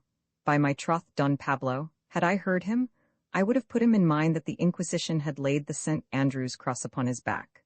The jailer in very doleful manner replied, "Alas, wife, I held my peace because he told me you were doubly and trebly allied to that race, for he did not talk of your not being spotless on account of swine, but for not eating their flesh. Then he called me Jew," quoth she, "and you could take it so calmly.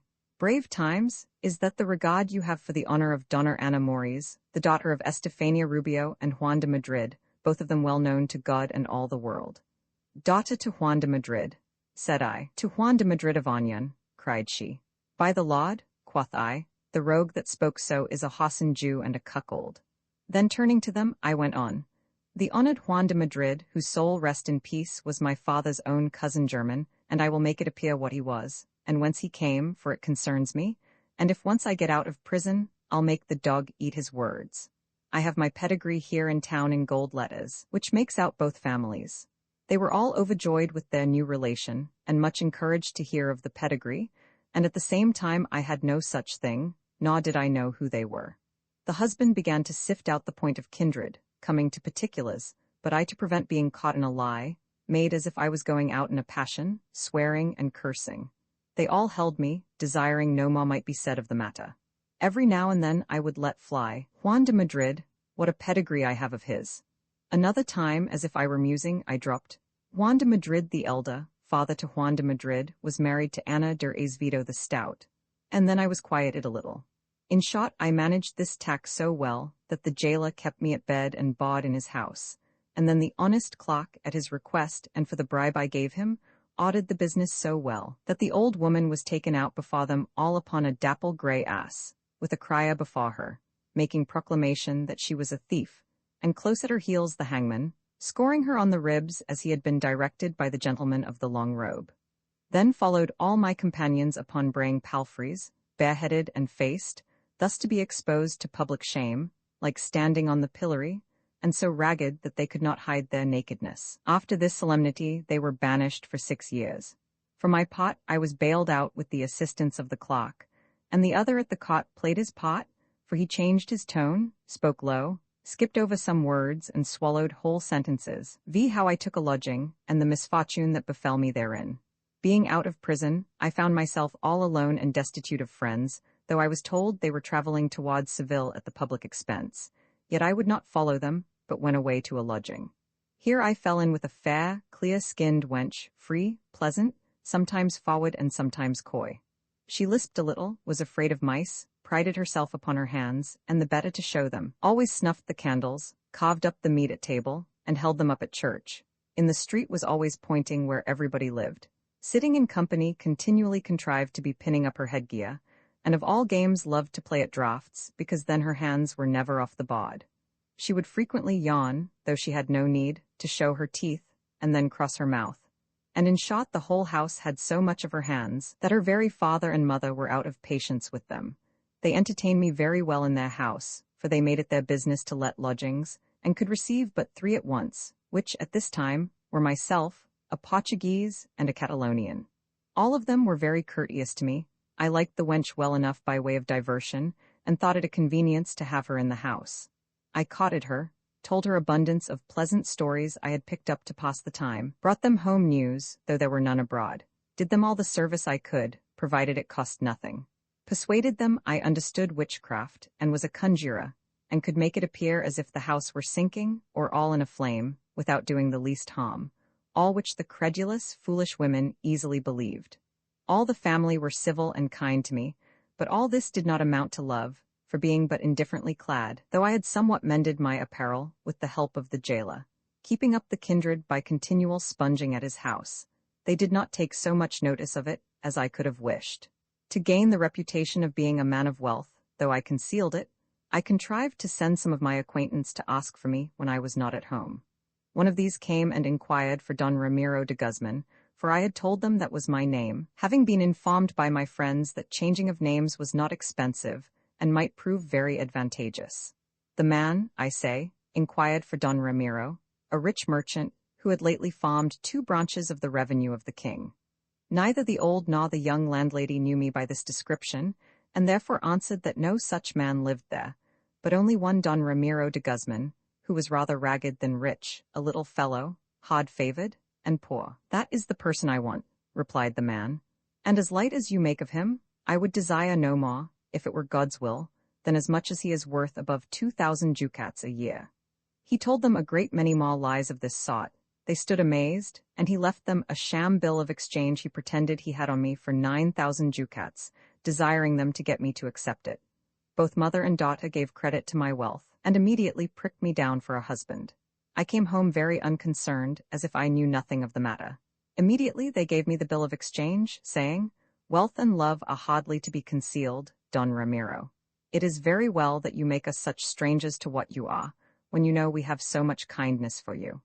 I made as if I was displeased at his leaving the bill, and went away to my chamber. It was pleasant to see how they changed their note as soon as they thought I had money. They said everything became me, admired every word I spoke, and I was the most accomplished person in the world. Perceiving they had bit at the bait I had laid for them, I made the wench acquainted with my affections, which she received with much joy, returning 1,000 loving expressions, and so we parted for that time. The next night, the more to confirm them in the conceit of my wealth, I shut myself up in my chamber, which was parted from theirs only by a thin wall of lath and plaster, and taking out 50 crowns, counted them over so often that they reckoned 6,000.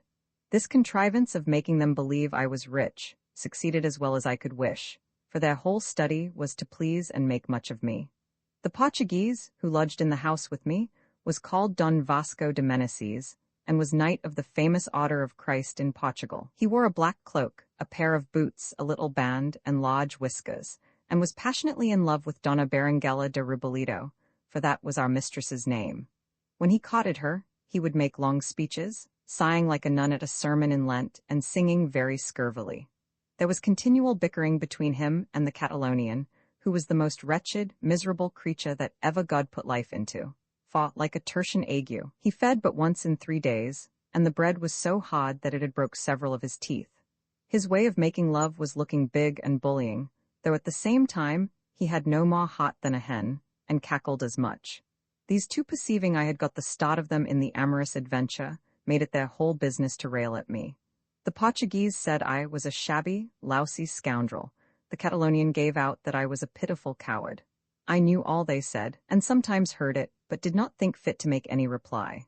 In short, the wench gave me a full hearing, and received my love letters, which I began, according to the laudable custom, with "Pardon my presumption," "The power of your beauty," etc. Then I went on with the terms of passion and flames, and feigned myself her slave, sealing it with a heart struck through with a dot. After all this ceremony, we came to plain thee and thou, and to clench the notion of my quality. Already conceived, I went abroad, hired a mule, and muffling myself up in my cloak, and changing my voice, asked for myself, inquiring whether Don Ramiro de Guzman, Lord of Valserado and Velarit, lived there. The wench made answer, "Here is a gentleman of that name, of a low stature," and described me. I replied he was the man, and desired her to tell him that Diego de Solazano, his steward, was going to receive his rents, and called as he went by to kiss his hand. Having left this message, I went away, and came home a while after. They received me with the greatest joy imaginable, complaining that I would not let them know I was Lord of Valserado and Velarit, and delivered the message they had for me. This made the wench mad to secure such a rich husband, and so she contrived that I should talk with her at 1 o'clock in the morning, getting out of a gallery upon the tiles her window looked over. The devil, who is always contriving of mischief, so awed it that at night, being eager to improve that opportunity, I went up into the gallery, and getting out of it upon the tiles, where I was to entertain my lady, my feet slipped, and I came down upon a neighbor's house, who was a notary with such force that I broke all the tiles and left the print of them in my sides. The dreadful noise waked half the house, and fancying there had been thieves, for that sort of people are always apprehensive of them, they came out upon the top of the house. I would have hid myself behind a chimney, which made the suspicion the greater. For the notary, with the assistance of 2 servants and a brother, beat me like a stockfish, and bound me in the presence of my mistress, without any regard to what I could say for myself. She laughed heartily, because having told her before that I could play abundance of odd pranks by the help of the magic art, she concluded the fall had been only a trick to make sport, and therefore lay calling to me to come up, for I had done enough. This and the beating made me roar out unmercifully, and the best of it was that she believed it was all sham, and laughed immoderately. The notary began to draw up a process, and because he heard some keys rattle in my pocket, he not only said, but writ it down, that they were picklocks, though they were showed him, and it was impossible to beat it out of him. I told him I was Don Ramiro de Guzman, at which he laughed heartily. Seeing myself in a wretched condition, unmercifully beaten before my mistress, and like to be hurried away to jail with a scandalous name, though innocent, I knew not what course to take. I fell upon my knees before the notary, and begged of him for the love of God, but all that would not prevail with him to quit me. Hitherto we were still upon the tiles, for these people have never the more conscience for being the nearer heaven. They then took me down below, through a skylight that was over a kitchen, in which the same subject is pursued, with other strange incidents. I had not one wink of sleep all that night, thinking on my misfortune, which was not my falling upon the tiles, but into the cruel and merciless clutches of the notary. And when I called to mind the pretended picklocks he had found in my pocket, and how many leaves he had rid of my process, I perceived there is nothing in nature increases so fast as a crime, when a notary has the handling of it. I spent the night in hatching schemes. Sometimes I resolved to beg him for Jesus Christ's sake, but then reflecting how he was used, when upon earth, by men of that kidney, I put off doing so. I tried several times to unbind myself, but he presently heard me, and came to see if all was fast, for he was more watchful, studying how to make out a lie, than I was to clear myself. He got up by break of day, and was dressed so early, that there was no creature stirring in the whole house besides himself, and the devil that prompted him. He laid hold of a good leather belt, strapped me soundly with it over and over again, and reproved me severely for the vile sin of thieving, as being a thing he was so well acquainted with himself. This was the posture we were in, he laying on me, and I almost resolved to give him money, which is the only thing in nature that mollifies those stony hearts. By this time my mistress, who had seen my fall and cudgelling, being convinced it was a real misfortune and no enchantment, had, by her earnest prayers and entreaties, prevailed upon the Portuguese and Catalonian to come to my assistance, as they did. The notary, hearing them speak to me, immediately drew out his pen to insert them into his process as accessories. The Portuguese had not patience to hear it, but let fly some ill language, telling him he was a man of quality, and the king's servant, and that I was a very honest gentleman, and it was very knavishly done to bind me after that manner. This said, he began to unbind me, and the notary to cry out for help. In came 2 servants of his, half bum-bailiff and half potter, treading upon their own cloaks, and tearing their bands, as they used to do, to make it appear as if they had been beaten in the execution of their office, and wrought out for all people to aid and assist them in the king's name. However, the Portuguese and Catalonian unbound me, and the notary, perceiving there was nobody to stand by him, said, I vow to God I am not to be so served, and were not you, gentlemen, persons of such worth, it might cost you dear. However, bid these witnesses be contented and take notice, that I serve you generously without any prospect of interest. I understood the hint, took out a piece of 8 and gave it him, and had a very good mind to return the beating he had given me, but forbore rather than own the receipt of it, and went away with them, returning hearty thanks for my deliverance, my face all bruised with the cuffs and my back wheeled with cudgelling. The Catalonian made very merry, and advised the wench to marry me to invert the proverb, that I might not be cuckolded first and beaten after, but first beaten and then cuckolded. He called me a bold, desperate fellow, ironically alluding to my cudgelling, which sly way of his still put me out of countenance. If I happened to go in to give them but a friendly visit, he presently began a discourse of thrashing, of canes and cudgels. Finding myself thus run down, and that they began to discover the cheat of my riches, I laid about how to get away from the house and carry off my equipage, without paying for my diet or lodging, which amounted to some money. I agreed with one, licentiate Brandalagas, of the town of Honillos, and 2 friends of his, that they should come and seize upon me. They came at the day appointed, told the landlady they were sent by the Inquisition, and charged her with secrecy. The whole family quaked for fear, because I had pretended to them that I was a conjurer. They spoke not a word against carrying me off, but when they saw my equipage moving they would have made a seizure for what I owed, but the others answered that all the goods belonged to the Inquisition. At this they had no word to say. They let them go peaceably, and when they were gone, said they had always dreaded it. The Portuguese and Catalonian positively affirmed that those who used to inquire for me were devils, that I had certainly a familiar spirit, and when the women told them how much money I had counted, they swore it was no money, though it seemed so, and the others believed them. I got clear off, and saved all my diet and lodging, and then, with the advice of those that had stood my friends, I contrived to alter my dress into the genteel fashion, to put on straight breeches and a great collar, and get a scoundrel by the name of a page, and 2 rogues for footmen, as the mode then was. The others encouraged me so to do, showing how I might make myself at once by that means, getting a wife with a great fortune, by making such a figure, which frequently happened at Madrid, adding that they would put me in the way, finding out one for my turn, and contriving how I might gain admittance. Covetousness prevailing, and the desire of a wife, I consented, searched all the brokers' shops, bought my wedding clothes, hired a horse, and mounted in great state that very day, but could not light on a footman.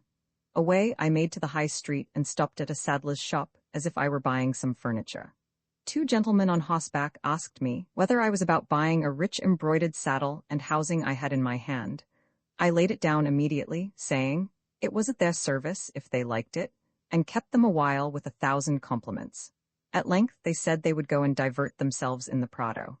I told them I would wait on them, if they would give me leave, and left word with the saddler, that in case my pages and footmen came thither, he should send them off to me, describing the livery to him, which said, I clapped in between the 2 gentlemen, and away we went. By the way I considered with myself, that none who saw us could possibly guess or decide to which of us the pages and footmen belonged, or which of us had none. I began to talk very loud of the tilting and other spots on horseback at Talavera, and of a piebald horse I had, highly commending a lusty stallion I expected from Cordova. Every page or footman I met on horseback I stopped, asking whose it was, then talked of his marks like a jockey, and asked whether he was to be sold. Then I would make him take a turn or 2 up and down the street, and though there were no fault, would find one in the bridle, and tell him how to mend it. Fortune so ordered it that I met with several opportunities of showing my talent. The gentlemen were mystified, and, as I fancied, thought with themselves, what upstart country squire is this? One of them had a plain badge of knighthood on his breast, the other his hanging at a chain set with diamonds, and therefore, to amuse them, I said I was looking out to buy some choice horses for myself and a kinsman of mine that were to be at some spots on horseback. When we came to the Prado, I took my feet out of the stirrups, turning my heels out and walking easily, with my cloak hanging upon one shoulder and my hat in my hand. Everybody gazed at me, one said, I have seen that Spock walk on foot. Another, the scoundrel makes a pretty figure. I made as if I did not hear them and walked on. The 2 gentlemen went up to a coach full of ladies, and desired me to amuse them a while. I left the side where the young ones were, and went to the other where there was a mother and an aunt, 2 pleasant old jades, the one about 50 years of age, the other little less. I told them 1,000 amorous lies, and they listened to them, for there is no woman, though never so old, but has a good conceit of herself, offered to treat them, and asked whether the other ladies were married. They replied they were maids, and it was easy enough to guess at it by their talk. Then I made the usual compliment, wishing they might see them well preferred to their mind, and they were much taken with it. Next they asked me how I spent my time at court, to which I answered that I kept out of the way from a father and mother, who would fain marry me, against my will, to a woman that was ugly, foolish, and of a mean family, only because she had a vast portion. And for my part, ladies, I said, I had rather have a wife well born in her smock than the wealthiest Jew that is, for God be praised, my patrimony is worth about 40,000 ducats a year, and if I succeed in a lawsuit which goes hitherto well on my side, I shall want no more. The aunt, hearing this account, very promptly cried, Laud, sir, I admire you for that humour. Do not marry unless you please, and with a woman of a good family, for I do assure you, that though I am not very rich, I have refused to marry off my niece, who has had very rich suitors, because they were not of quality. She is poor, it is true, for her portion is but 6,000 ducats, but as for blood she is inferior to none. I do not question that, madam, said I. At this, the damsels ended their discourse with the gentleman, and asked for some refreshment. The 2 gazed upon one another, and began to quake for fear. But I, laying hold of the opportunity, told them I was sorry my pages were out of the way, because I had nobody to send home for some boxes of sweetmeats. They returned thanks, and I desired them to be the next day at the summer house in the Prado, and I would send them a cold refection. They accepted of the invitation, told me their address, and inquired after mine, so the coach went off, and my companions and I made towards our homes. They, observing that I was so generous in offering the treat, began to take a fancy to me, and the ma, to oblige me, desired I would sup with them that night. I stood off a little, but not too long, and supped with them, sending out several times to seek my servants, and swearing I would turn them away. When it struck 10, I told them I had an assignation, and therefore begged they would excuse me for that time, and went away, first engaging them to meet the next day at the summer house. From them, I went to return the hired horse to the owner, and thence home, where I found my companions playing at reverses. I told them what had happened and of the engagement I had made. We resolved to send the collation without fail, and to lay out 200 reals on it. Having thus ordered affairs, we went to bed, where I own I could not sleep all night for thinking how I should invest the dowry, for I could not resolve whether it were better with it to build a good house, or to put it out to interest, not knowing which would be better, and of more benefit for me. II. How I went to school, and what happened to me there. The next day my primer was bought, and my schoolmaster bespoke. I went to school, sir, and he received me with a pleasant countenance, telling me I had the looks of a sharp lad and intelligent. That he might not seem to be mistaken in his judgment, I took care to learn my lessons well that morning. My master made me sit next to him, and gave me good marks every day, because I came first and went away last, staying behind to run on some errands for my mistress, and thus I gained all their affections. They favored me so much that all the boys were envious. I made it my business to keep company with gentlemen's sons, above all others, but particularly with a son of Don Alonso Coronel de Zúñiga. I used to eat my afternoon's luncheon with him, went to his house every holiday, and waited on him upon other days. The other boys, either because I took no notice of them, or that they thought I aimed too high, were continually giving of me nicknames relating to my father's trade. Some called me Mr. Razor, others Mr. Stuck-up. One, to excuse his envy, would say he hated me, because my mother had sucked the blood of his 2 little sisters in the night. Another, that my father had been sent for to his house to frighten away the vermin, for nothing was safe where he came. Some, as I passed by, cried out, "Cat," others, "Puss, puss." Another said, I threw rotten oranges at his mother when she was cauted. Yet, for all their backbiting, glory to God, my shoulders were broad enough to bear it, and though I was out of countenance yet, I took no notice, but put all up, till one day a boy had the impudence to call me son of a haw and a witch. He spoke it so plain, that though I had been glad it had been better wrapped up, I took up a stone and broke his head. Away I went, running as fast as I could to my mother to hide me, telling her all the story. She said, "It was very well done of you and like yourself, but you were in the wrong that you did not ask him who told him so." Hearing what she said, and having always had high thoughts, I turned to her and said, "Mother, all that troubles me is, that some of the standers-by told me I had no cause to be disturbed at it, and I did not ask them what they meant, because he was so young that said it." I prayed her to tell me, whether I could have given him the lie with a safe conscience, or whether I was begotten a huddle, by a great many, or was the true son of my father. She laughed and answered, "God a mercy, lad, are you so cunning already?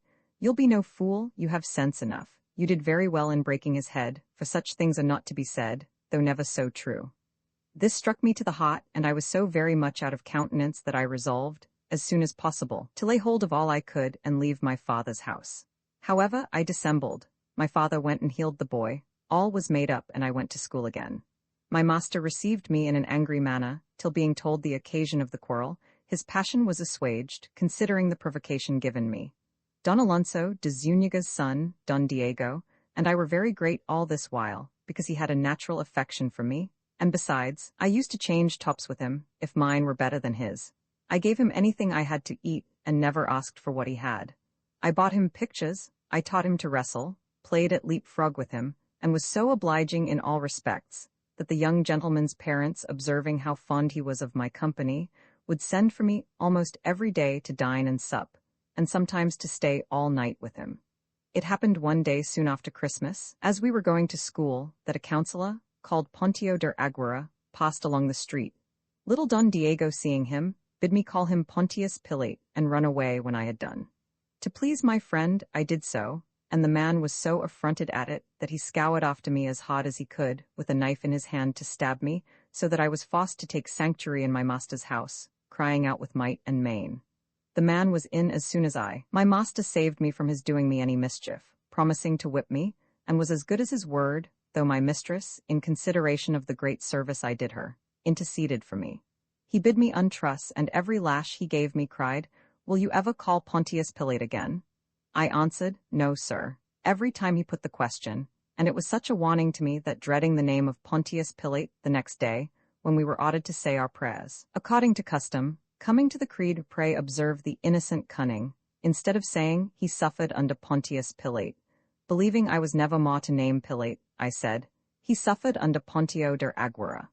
My master burst out a-laughing at my simplicity, and to see how I dreaded the lashing, and embracing me, promised to forgive the 2 first whippings I should deserve, which I took as a great favor of fortune and a kindness in him. To be brief, came Shrovetide, and our master, to divert the boys and make sport, ordered that there should be a king of cocks 6 among us, and we casts lots for that honor among 12 he had appointed for it. I was the lucky person it fell upon, and spoke to my father and mother to provide me fine clothes. When the day came, abroad I went upon a starved poor jade of a hoss that fell to saying his prayers at every step. His back looked like a saw, his neck like a camel's, but somewhat longer, his head like a pig, only it had but one eye, and that moon blind. All this plainly showed the knavery of his keeper, who made him do penance and fast, cheating him of his provender. Thus I went, swinging from side to side, like a jointed baby, with all the rest of the boys after me, tricked up as fine as so many puppets, till we came into the market-place. The very naming of it frights me. And coming to the herb-women's stalls, the Lord deliver us from them, my hoss being half-starved, snapped up a small cabbage, which no sooner touched his teeth, but it was down his throat, though, by reason of the length of his neck, it came not into his belly for a long time after. The herb-woman, who, like the rest of them, was an impudent jade, set up the cry. The others of the trade flocked about her, and among them abundance of the scoundrels of the market. All these fell a-pelting the poor king with carrot and turnip tops, rotten oranges, and all the offals of the market. Considering the enemy's fosses were all foot 7, and therefore I ought not to charge them a hossback, I would have alighted, but my hoss received such a shot in the head that as he went to rear, his strength failing him, we both came down into the sewer. You may imagine what a condition I was in. By this time my subjects, the boys, had armed themselves with stones, and charging the herb-women, broke 2 of their heads. For my part, after my fall into the sewer, I was good for little, unless it were to drive all from me with stink and filth. The officers coming up, seized 2 of the herb-women and some of the boys, searching them for their weapons, which they took away, for some had drawn daggers they wore for the greater show, and others shot swords. They came to me, and seeing no weapons about me, because I had taken them off, and put them into a house to be cleaned with my hat and cloak. One of them asked me for my alms. I answered that in that filthy condition I had none but what were offensive to the nose alone. I cannot but acquaint you, sir, by the by, that when they began to pelt me with the rotten oranges, turnip tops, etc., my hat being stuck with feathers, as they do the bawds in Spain when they caught them, I fancied they mistook me for my mother, and thought they threw at her, as they had done several times before. This foolish notion being got into my young head, I began to cry out, "Good women, though I wear feathers in my cap, I am none of Aldonza Saturno de Rebollo, she is my mother," as if they could not perceive that by my shape and face. However, the fright I was in may excuse my ignorance, especially considering the misfortune came so suddenly upon me. To return to the officer, he would willingly have carried me to prison, but did not, because he could not find a clean place to lay hold of me, for I was all over Maya. Some went one way and some another, and I went directly home from the marketplace, punishing all the noses I met by the way. As soon as I got home, I told my father and mother all the story, who were in such a passion to see me in that nasty pickle, that they would have beat me. I excused myself the best I could, laying all the blame on the 2 leagues of attenuated hoss they had provided for me, and finding nothing would appease them, left the house, and went away to see my friend Don Diego, whom I found at home with a broken head, and his parents fully resolved, for this reason, that he should go to school no more. There was I informed that my steed, finding himself in distress, summoned up all the strength he had to salute his enemies with his heels, but was so weak that he put out his hips with the effort, and lay in the mud expiring. Considering that all the spot was spoiled, the mob alarmed, my parents in a rage, my friend's head broken, and my hoss dead, I resolved to go no more to school, nor to my father's house, but to stay and wait upon Don Diego, or rather to bear him company, which his parents were well pleased with, because their son was so taken with me. I wrote home to tell them I had no need to go to school any longer, for though I could not write a good hand, that was no fault, because it was more becoming me, who designed to be a gentleman, to write an ill one, and therefore, from that time, I renounced the school, to save them charges and their house, that they might have no trouble with me. I acquainted them where and what post I was in, and that I should see them no more, till they gave me leave. Romans 7, in which the story is continued, with other incidents and notable misfortunes. In the morning we got up to provide the plate, servants, and collation, and there being nothing in this world that money cannot command, as being a thing worshipped by all men, I found a nobleman's butler that furnished plate, and undertook to wait himself with 3 of his fellow servants. The forenoon was spent in arranging affairs, and after dinner I hired a nag, and at the appointed time set out for the summer house. I had abundance of papers sticking out of my pockets. Besides that, my coat being unbuttoned, some peeped out at my bosom, as if I had been a man of mighty business. When I came to the place, the ladies and gentlemen were there. The former received me with much show of love, and the latter talked to me by plain thee and thou, in token of familiarity. I had told them my name was Don Philip Tristan, and nothing was to be heard in all their mouths but Don Philip and Don Philip. But I told them I had been so entirely taken up with some business of the king's and the accounts of my estate, that I had much ado to be as good as my word, and therefore they must expect a hurried repast. By this time, the butler came with all his tackle, plate, and servants. The gentlemen and ladies looked at me and held their peace. I ordered him to go into the eating room and lay the cloth, whilst we went to divert ourselves at the fish ponds. The old women drew near to fawn and flatter, and I was glad to see the young girls unveiled, for since I was born I never saw so delicate a creature as that was whom I designed for my wife. A skin as white as alabaster, delicate fair hair, a singular fresh color in her cheeks, a little mouth, fine, small teeth standing close together, a well-shaped nose, large black eyes, tall of stature, charming hands, with a delicate little lisp.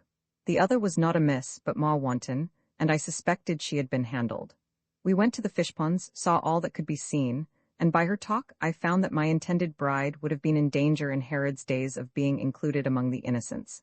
In short, she had not a grain of sense, however, as I never loved them for counselors or jesters, but only to take my pleasure with them. And if they are ugly and clever, it is like lying with Aristotle or Seneca or a book. I always pitch upon those that are properest for the use I would make of them. This consideration comforted me. We went towards the banqueting house, and as we passed along a branch of the hedge, got hold of the lace of my band, and tore it a little. The young lady stepped up and pinned it with a silver pin, and her mother bade me send it to her house the next day, and Donna Anna, so the maiden was called, would mend it. All the repast was in excellent order, hot and cold, fruit and sweetmeats. When the cloth was taken away, I spied a gentleman coming along the garden with 2 servants after him, and who should this be but my old master, Don Diego Coronel. He drew near, and seeing me in this habit, could not take his eyes off me, talked to the women, calling them cousins, and all the time turned to look again and again. I kept talking to the butler, while the other 2 gentlemen, my master's friends, were in deep discourse with him. He asked them, as afterwards appeared, my name, and they answered, it was Don Philip Tristan, a very honest gentleman of a great estate. I saw him cross himself, and at length he came up to me before them all, and said, Sir, will you pardon me, for, by the Lord, till I heard your name, I took you for a different person from what you are. In my life I never saw anything so like a servant I had at Segovia, called little Pablo, the son of a barber in that town. They all laughed heartily, and I used all the art I could to forbear betraying myself by blushing, and said, I long mightily to see that man, because abundance of people had told me I was extremely like him. Good God, cried Don Diego, like him? I never saw such a resemblance, his very shape, voice, and mien. I declare to you, sir, it is a marvel, and I never beheld any 2 so exactly alike. The old women, mother and aunt, asked how it was possible that a gentleman of such quality should be so like that mean scoundrel, and that there should be no suspicion on them. One said, I know Don Philip very well. It was he that entertained us at Ocaña, by my husband's order. I took the cue, and answered, I should always be ready to do them all the service I could everywhere. Don Diego offered his service and begged pardon for the affront of taking me for the barber's son, adding, Sir, you will scarce believe it, but his mother was a witch, his father a thief, his uncle the hangman, and he himself the wickedest base fellow in the world. It is easy to guess what I felt, hearing such scandalous things said of me to my face. I sat upon thorns, though I did all I could to dissemble my uneasiness. My 2 new acquaintance and I took our leave, and Don Diego went into the coach with the ladies. Then he asked them what was the meaning of the treat and their being with me. The mother and aunt told him I was heir to so many thousand ducats a year, and had a mind to marry Anna, that he might inquire into the matter, and he would see how proper an affair it was, and how advantageous to their family. This discourse lasted till they got home, which was near the church of St. Philip. My comrades and I went together to their house, as we had done the night before, and they having a mind to fleece me, asked me whether I would play. I guessed at their meaning and set to it. The cards were brought. I let them win at first, but soon fetched it about, won about 300 reals, took my leave and went home. There I found my 2 companions, the licentiate Brandalagas and Pedro Lopez, who were practicing new cheats upon the dice. As soon they saw me, they left off to inquire how I had sped. I only told them that I had been in great danger, how I had met with Don Diego, and how I came off. They comforted and encouraged me to proceed, and not to desist from the enterprise by any means. We had now notice given us that they used to play at an apothecary's house close by. I understood the game at that time tolerably well, had cards made for the purpose, and knew all sorts of cheats, so we resolved to go put in for the plate among them. I sent my friends before me, who at their coming, asked them whether they would please to play with a monk of the order of St. Benedict, who was just come to town to be cured of a tedious distemper among his relations and friends, and was well stocked with crowns and ducats. This set them all agog, and they cried, "Let the friar come, in God's name." "He is a man of note in the order," added Pedro Lopez, "and being out for a sally, has a mind to amuse himself for a few hours, and does it only for company's sake." "Let him come," quoth they, "we do not care what his motive is." "We tell you so much as a caution," answered Brandalagas. "Enough," said the man of the house, "you need say no more." This satisfied them that the thing was so, and the lie was believed. My 2 acolytes came for me, and I was dressed with my nightcap on, in a Benedictine habit which I had got by the wheel of fortune in my rambles, a pair of spectacles on my nose, and a short, bushy beard, to show as if it were grown since my sickness. I walked in very demurely, sat down, and we began to play. They all combined to put upon me, but I swept all before me, being much sharper at it than they, so that in about 3 hours' time I won upwards of 1,300 reals. I gave them a trifle for luck, and took my leave with the usual compliment of, "The Lord be praised," charging them not to be scandalized to see me play, for it was mere diversion and nothing else. They who had lost their money cursed themselves to the pit of hell. I took my leave again, and we sallied out, got to our lodging about half after 1, divided our booty, and so to bed. This was some satisfaction to me for the unlucky accident before. I got up in the morning to hire a horse, but they were all let, by which I perceived there were more in my case besides myself. To walk the streets afoot did not look well, especially at that time.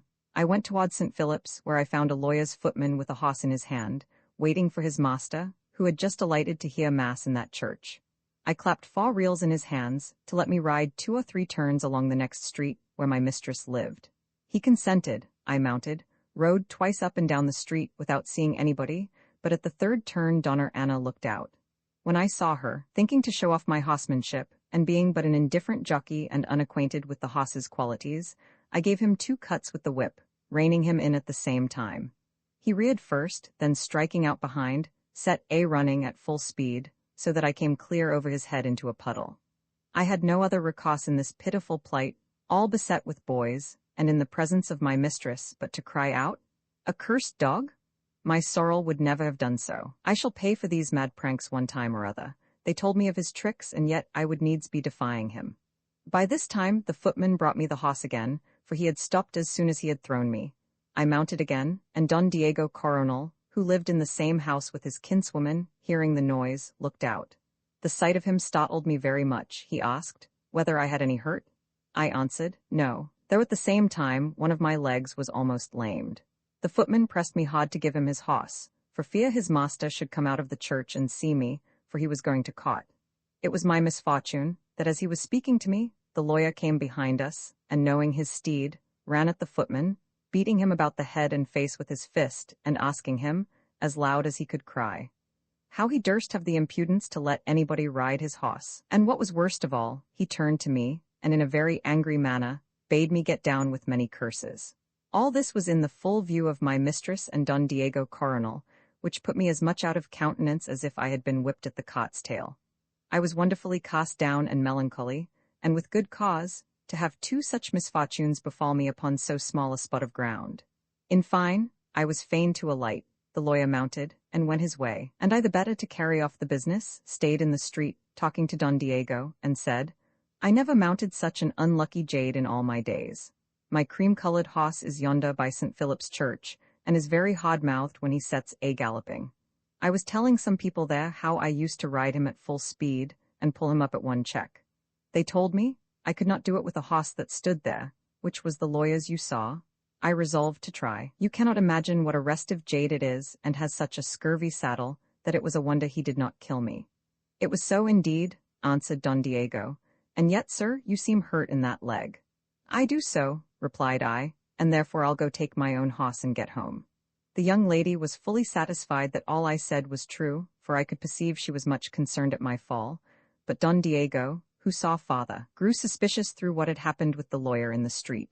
This proved the cause of my ruin, besides many other unlucky accidents that befell me, and the greatest of all was, that when I went home and came to a chest, where in a portmanteau I had left all the remains of my inheritance, and what I won at play, except only 100 reals I had about me, I found my good friends the licentiate Brendalagas and Pedro Lopez had laden themselves with it, and were fled. This was a mortal stroke, and I stood confounded, not knowing which way to turn myself, and saying, A curse on him that puts his trust in ill-gotten wealth, which goes as it comes.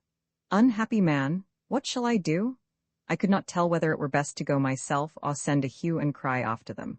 I did not like this course, because if they should happen to be taken, they would charge me with the disguise of the monk's habit and other matters, and that was the direct way to the gallows. And as for following of them, I knew not which way. At last, for fear of spoiling my marriage, which I looked upon as secure, and likely to make amends for all losses, I resolved to stay and push it on vigorously. I dined, after dinner hired a horse, went away towards my mistress's street, and having no footman, and it not being decent to be seen without one, I waited at the corner of the street until some man passed by that looked like one, and away I went after him, making him a footman, though he was none. At the other end of the street I did the like, standing out of sight until another went by like the former, and then rode down again. I know not whether it was a conviction of the truth that I was the very scoundrel that Don Diego suspected, or the fresh cause of suspicion, on account of the lawyer's horse and footman, or what else that did it. But he took care to inquire who I was, what I lived on, and observed all my actions. At last he discovered the whole intrigue the strangest way that could be imagined, for I pressed on the business of matrimony very hotly, plying the ladies continually with letters. And Don Diego, being as eagerly importuned by them, who were in haste to conclude it, as he was upon the scent after me, met the licentiate Flachilla, the man I invited myself to dine with, when first I entered myself among the shopping gang at Madrid before my imprisonment. This man, taking it ill that I had not gone to see him again, according to promise, happening to talk with Don Diego, and knowing I had been his servant, told him how I met him when I went to dine with him, and that but 2 days ago he had seen me on horseback, and I informed him I was going to be married to a great fortune. This was enough for Don Diego, who, returning home immediately, met with the 2 gentlemen I had made myself so familiar with, gave them an account of the whole affair, and desired them to be ready at night to give me a good thrashing in his street, where he would contrive I should be, and they might know me by his cloak, which he would take care I should have on. They agreed, saw me presently in the street, and all of them carried it so fair at that time, that I never thought myself so secure of their friendship as then. We continued talking together how to divert ourselves at night, till towards the close of the evening the 2 gentlemen took their leave, and went down the street. Don Diego and I, being left by ourselves, turned towards the church of St. Philip. When we came to the next turning, Don Diego said to me, Let me beg the favor of you, Don Philip, to change cloaks with me, for I have occasion to go this way, and would not be known. With all my heart, answered I.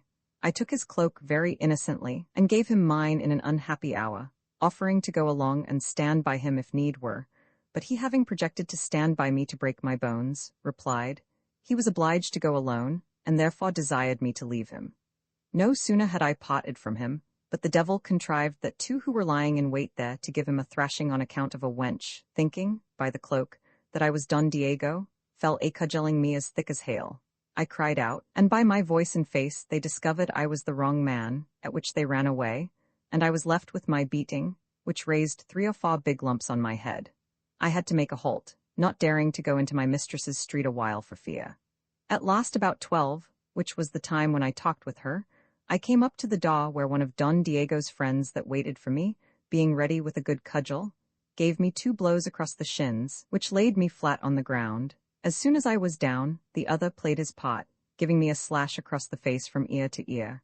They then took away my cloak and left me on the ground, saying, "This is the reward of false, deceitful, base-born scoundrels." I cried out for help, not knowing to whom I was beholden for that usage, though, by what they said at parting, I guessed it might perhaps be the landlord I had cheated, with the contrivance of being taken up by the Inquisition, or the jailer I had so long imposed upon, or my companions who had fled. For to say the truth, I expected that cut from so many places, that I could not be positive from whom it might come. Don Diego was the person I least suspected, and I was farthest from the mark, but still cried out, "Thieves! Thieves!" which at length brought the watch, who took me up, and spying a gash a foot long on my face, and that I had no cloak, nor could tell how that misfortune came, they carried me away to a surgeon's house, where I was dressed. Then they asked where I lived, and thither they conducted me. I went to bed and lay all night awake, full of remorse and confusion, my face being cut in 2, my body bruised, and my legs so crippled with the cudgelling, that I could not stand nor had scarce any feeling in them. In fine, I was wounded, robbed, and in such a condition, that I could neither follow my friends, nor proceed with my marriage, nor stay in Madrid, nor get away. Rome in aid of my cure and other strange things. The next morning, by break of day, the lady of the house appeared at my bed's head. She was a good sort of old woman, at the years of discretion, past 55, a great pair of beads in her hand, a face like a dried apple or a walnut shell, it was so full of furrows. She had a great name in the neighborhood, and so she lay in bed till noon when she pleased, and with as many as pleased. She promoted pleasure and contrived delight. Her name was Juan Laguerre, her trade to let lodgings at home and hire others abroad. Her house was never without lodgers all the year round. It was pleasant to see how she instructed a young girl in veiling herself, teaching her what parts of her face she must be sure to expose to sight. If she had good teeth, she advised her to be always laughing, though it were at a visit of condolence. If she had fine hands, she taught her to be always playing with them. If fair hair, to have some loose locks peeping out under the veil. If good eyes, to be continually ogling, and if sparkling small ones, to shut and then open them wide, and be sure to look up. As for washes and other cosmetics for the skin, she would make an Ethiopian as fair of complexion as a Dane, so that many women came to her, and went home so altered, that their own husbands did not know them. But her greatest art consisted in mending virgins, and making up damsels. All this I saw performed by the time I had been but 8 days in the house, and to complete all, she directed the women how to pick pockets, and taught them what pretty expressions they should use. She showed them how they should wheedle a jewel out of a man. Young girls were to do it by way of pleasantry and jest, ripe maids as a due, and old women as a piece of respect and obligation. She put them in the way how to beg money, and how to draw rings and other trinkets. Upon occasion, she quoted some famous ones of her own profession at Alcalá, at Burgos, and in other parts of Spain where any had gained renown in this art of cullying. I have given this account of her that I may be pitied, considering into what hands I was fallen, and the words she said to me may be the more taken notice of. She was always very fond of proverbs, and began her speech after this manner. Where you take and not put, you soon reach the bottom. As you sow, so will you reap, as the wedding sow the cake. My son, Don Philip, to deal plainly, I do not understand you, nor can I conceive how you live. You are young, and it is no wonder you should be somewhat wild without considering that even whilst we sleep, we are traveling to our end. I, who have now 1 foot in the grave, have the privilege to tell you so much. It is very odd I should be told that you spent much money, and nobody knows how, and that you have, since you came to town, sometimes appeared like a scholar, sometimes a shopper, and sometimes like a gentleman. All this comes of keeping company. For my son, tell me where you heard, and I'll tell you what you are, and birds of a feather flock together, and many a good bit is lost between the lip and the dish. Go, you fool, if you had a hankering after women, did not you know that I had always a good stock of that commodity by me, and that I live by that trade? I breed them up to hand, and fit them for that business, and then I have them ready at my beck. What occasion have you to be drawn away by one scoundrel today, and by another rascal tomorrow, picking up a dirty drab here, and a pickled jade there, who fleece you to keep another?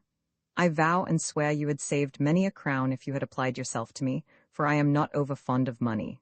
By my father's soul, and as I hope for mercy, I would not have asked you now for what is due for lodging, but that I want it for some private uses, and to buy some little candles and herbs. She had her gallipots, though she was neither surgeon or apothecary, and if anybody greased her, she anointed herself, and flew out with the smoke .20. I perceived that all her discourse and long speech ended in a done. For though that was her text, she did not begin with it as others do, but made it her conclusion. When I found that I was not at all to seek for the occasion of her loving visit, which was the first she made me, whilst I lodged in her house, excepting only one day, when she came to answer for herself, because she heard I had been told some story about her witchcraft, and that when the officers came to seize her, she had cast such a mist before their eyes, that they could neither find the house nor the street. She came then to tell me it was all a mistake, for they meant another of her name, and no wonder, for there were more of the name and profession. I paid her down the money, and as I was telling it out, ill fortune, which always attends me, and the devil, who never forgets to plague me, so awed it that the officers came to seize her for a scandalous liver, and had information that her gallant was in the house. They came directly into my room, and seeing me in bed and her by me, they laid hold of us both, gave me half a score good blows, and dragged me out of bed. 2 others held her fast, saluting her with the titles of bawd and witch. Who would have thought it of a woman that lived as I have said? The noise the constables made, and my cries, gave the alarm to her gallant, who was a fruiterer, and lay in the next room within. He set off running. They observing it, and being informed by another lodger in the house that I was not the man, scoured after, and laid hold of him, leaving me well beaten and my hair torn off. Yet for all I had endured, I could not forbear laughing to hear how the dogs complimented the old woman. One cried, "How gracefully you will look in a cart, mother, by my troth. It will be a great satisfaction to me to see 1,000 or 2 of rotten oranges and turnip tops fly after you." Another said, "We have taken care that you shall make a good show, and be well attended." At last, they caught her bully, bound them both, begged my pardon, and left me to myself. It was some comfort to me to see my good landlady in the way to preferment, so that all my care was to be in a readiness that I might throw one rotten orange at her, though considering what a maid of hers, who was left behind, told me, I much doubted whether ever they could secure her in prison, for she talked of flying, and some other matters I did not at all like. I lay 8 days in the house under the surgeon's hands, and was scarce able to go abroad at the end of them, for they were fain to stitch up my face, and I could not go without crutches. By this time my money was spent, for the 100 reals all went in lodging, diet, and cure, so that to avoid further expenses, when my treasure was gone, I resolved to go abroad upon crutches, and sell my linen and clothes, which were very good. I did so, and with part of the money bought an old leather jerkin, a canvas waistcoat, a patched beggar's great coat down to my ankles, spatterdashes on my legs and great clouted shoes, the hood of the great coat on my head, a large brass crucifix about my neck, and a pair of beads in my hand. A mumpa, who was a master at his trade, taught me the doleful tone and proper phrases for begging, so I began immediately to practice it about the streets. 60 reals I had left I sewed up in my doublet, and so set up for a beggar, much confiding in my cant. I went about the streets for a whole week, howling in a dismal tone, and repeating my lesson after this manner. Good Christian servants of the Lord, take pity on a poor distressed, miserable, wounded, and maimed creature, that has no comfort of his life. This was my working day note, but on Sundays and holidays I altered my voice and said, Good charitable people, for the exalted princess, queen of the angels, mother of God, give an alms to the poor cripple whom the Lord has visited. Then I stopped a little, which does good service, and went on again. See, my poor limbs were blasted, unhappy wretch that I am, as I was working in a vineyard. I lost the use of all my precious limbs, for I was as strong and as sound as any of you are. The Lord be forever praised, and preserve your health and limbs. Thus the farthings came tumbling in by shoals. I got abundance of money, and was in a way of getting much more, had I not been thwarted by an ill-looking, lusty young fellow, lame of both arms and with but one leg, who plied my own walks in a wheelbarrow, and picked up more pence than I did, though he begged not half so genteelly. For he had a hoarse voice, which ended in a squeak, and said, Faithful servants of Jesus Christ, behold how the Lord hath afflicted me for my sins. Give one farthing to the poor, God will reward you. And then he added, for the sweet Jesu's sake. This brought him a mighty revenue, and I observed it. And for the future I cut off the S and said only Jesu, because I perceived it moved to greater devotion. In short, I altered my phrases as occasion served, and there was no end of my gettings. I had both my legs bound up in a leather bag, and lay in a surgeon's pouch, with a beggar that plied at the corner of a street, one of the arrantest knaves that ever God put life into. He was very rich, and as it were our superior, and earned as much as all of us. His belly hung out in a bunch. Besides, he bound one arm tight with a rope above the shoulder, which made his hand look as if it were lame, swollen, and had an inflammation. He lay flat on his back, with all the rupture naked, which was as big as his head, and cried, Behold my misery, see how the Lord chastises his servants. If a woman happened to pass by, sweet, beautiful lady, the Lord bless your dear soul. Most of them would give him an alms for calling them handsome, and would make that their way to their visits, though it were not their road. If any ragged soldier came by, he called him noble captain. If any other sort of man, good worthy gentleman. If he saw anybody in a coach, right honorable lord. And if a clergyman on a mule, most reverend archdeacon. In short, he was a most intolerable flatterer, and had particular ways of begging on holidays. I contracted such intimacy with him that he acquainted me with a secret, which in a few days made us rich. And it was, that he kept 3 little boys, who begged about the streets, stole everything that came in their way, which they brought to him, and he was the receiver. Besides, he had 2 small children that learned to pick pockets, and he went halves with them. Being so well instructed by such an able master, I took to the same causes, and he provided me with fit instruments for my purpose. In less than a month's time, I had got above 40 crowns clear of expenses, and at last, designing that we should go away together, he disclosed to me the greatest secret and cunningest design that ever beggar had in his head, which we both joined in.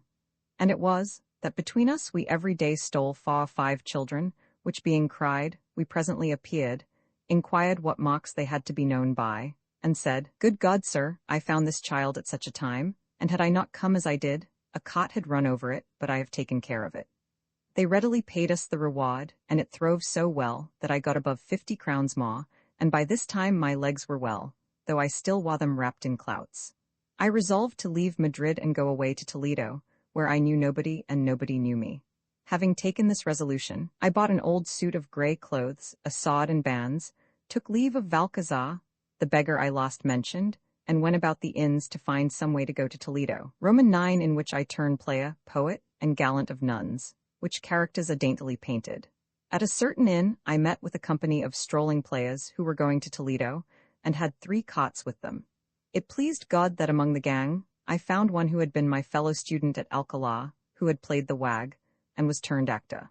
I told him what a mind I had to go to Toledo, and he scarce knew me for the scar across my face, and he could not forbear crossing himself at the sign of my cross.21 in conclusion. For a small spill of money, he was so much my friend as to prevail with the rest to let me go with them. We were a scratch lot, men and women together, and I was mightily taken with one of the crew, who was the chief dancer, and acted the queen and other great pots in plays, for she was a notable jilt. Her husband happened to sit next to me, and not thinking to whom I spoke, but following my inclination, I asked him, How could a man do to have a little talk with this woman, that I might spend 20 crowns upon her, for I have a great liking to her?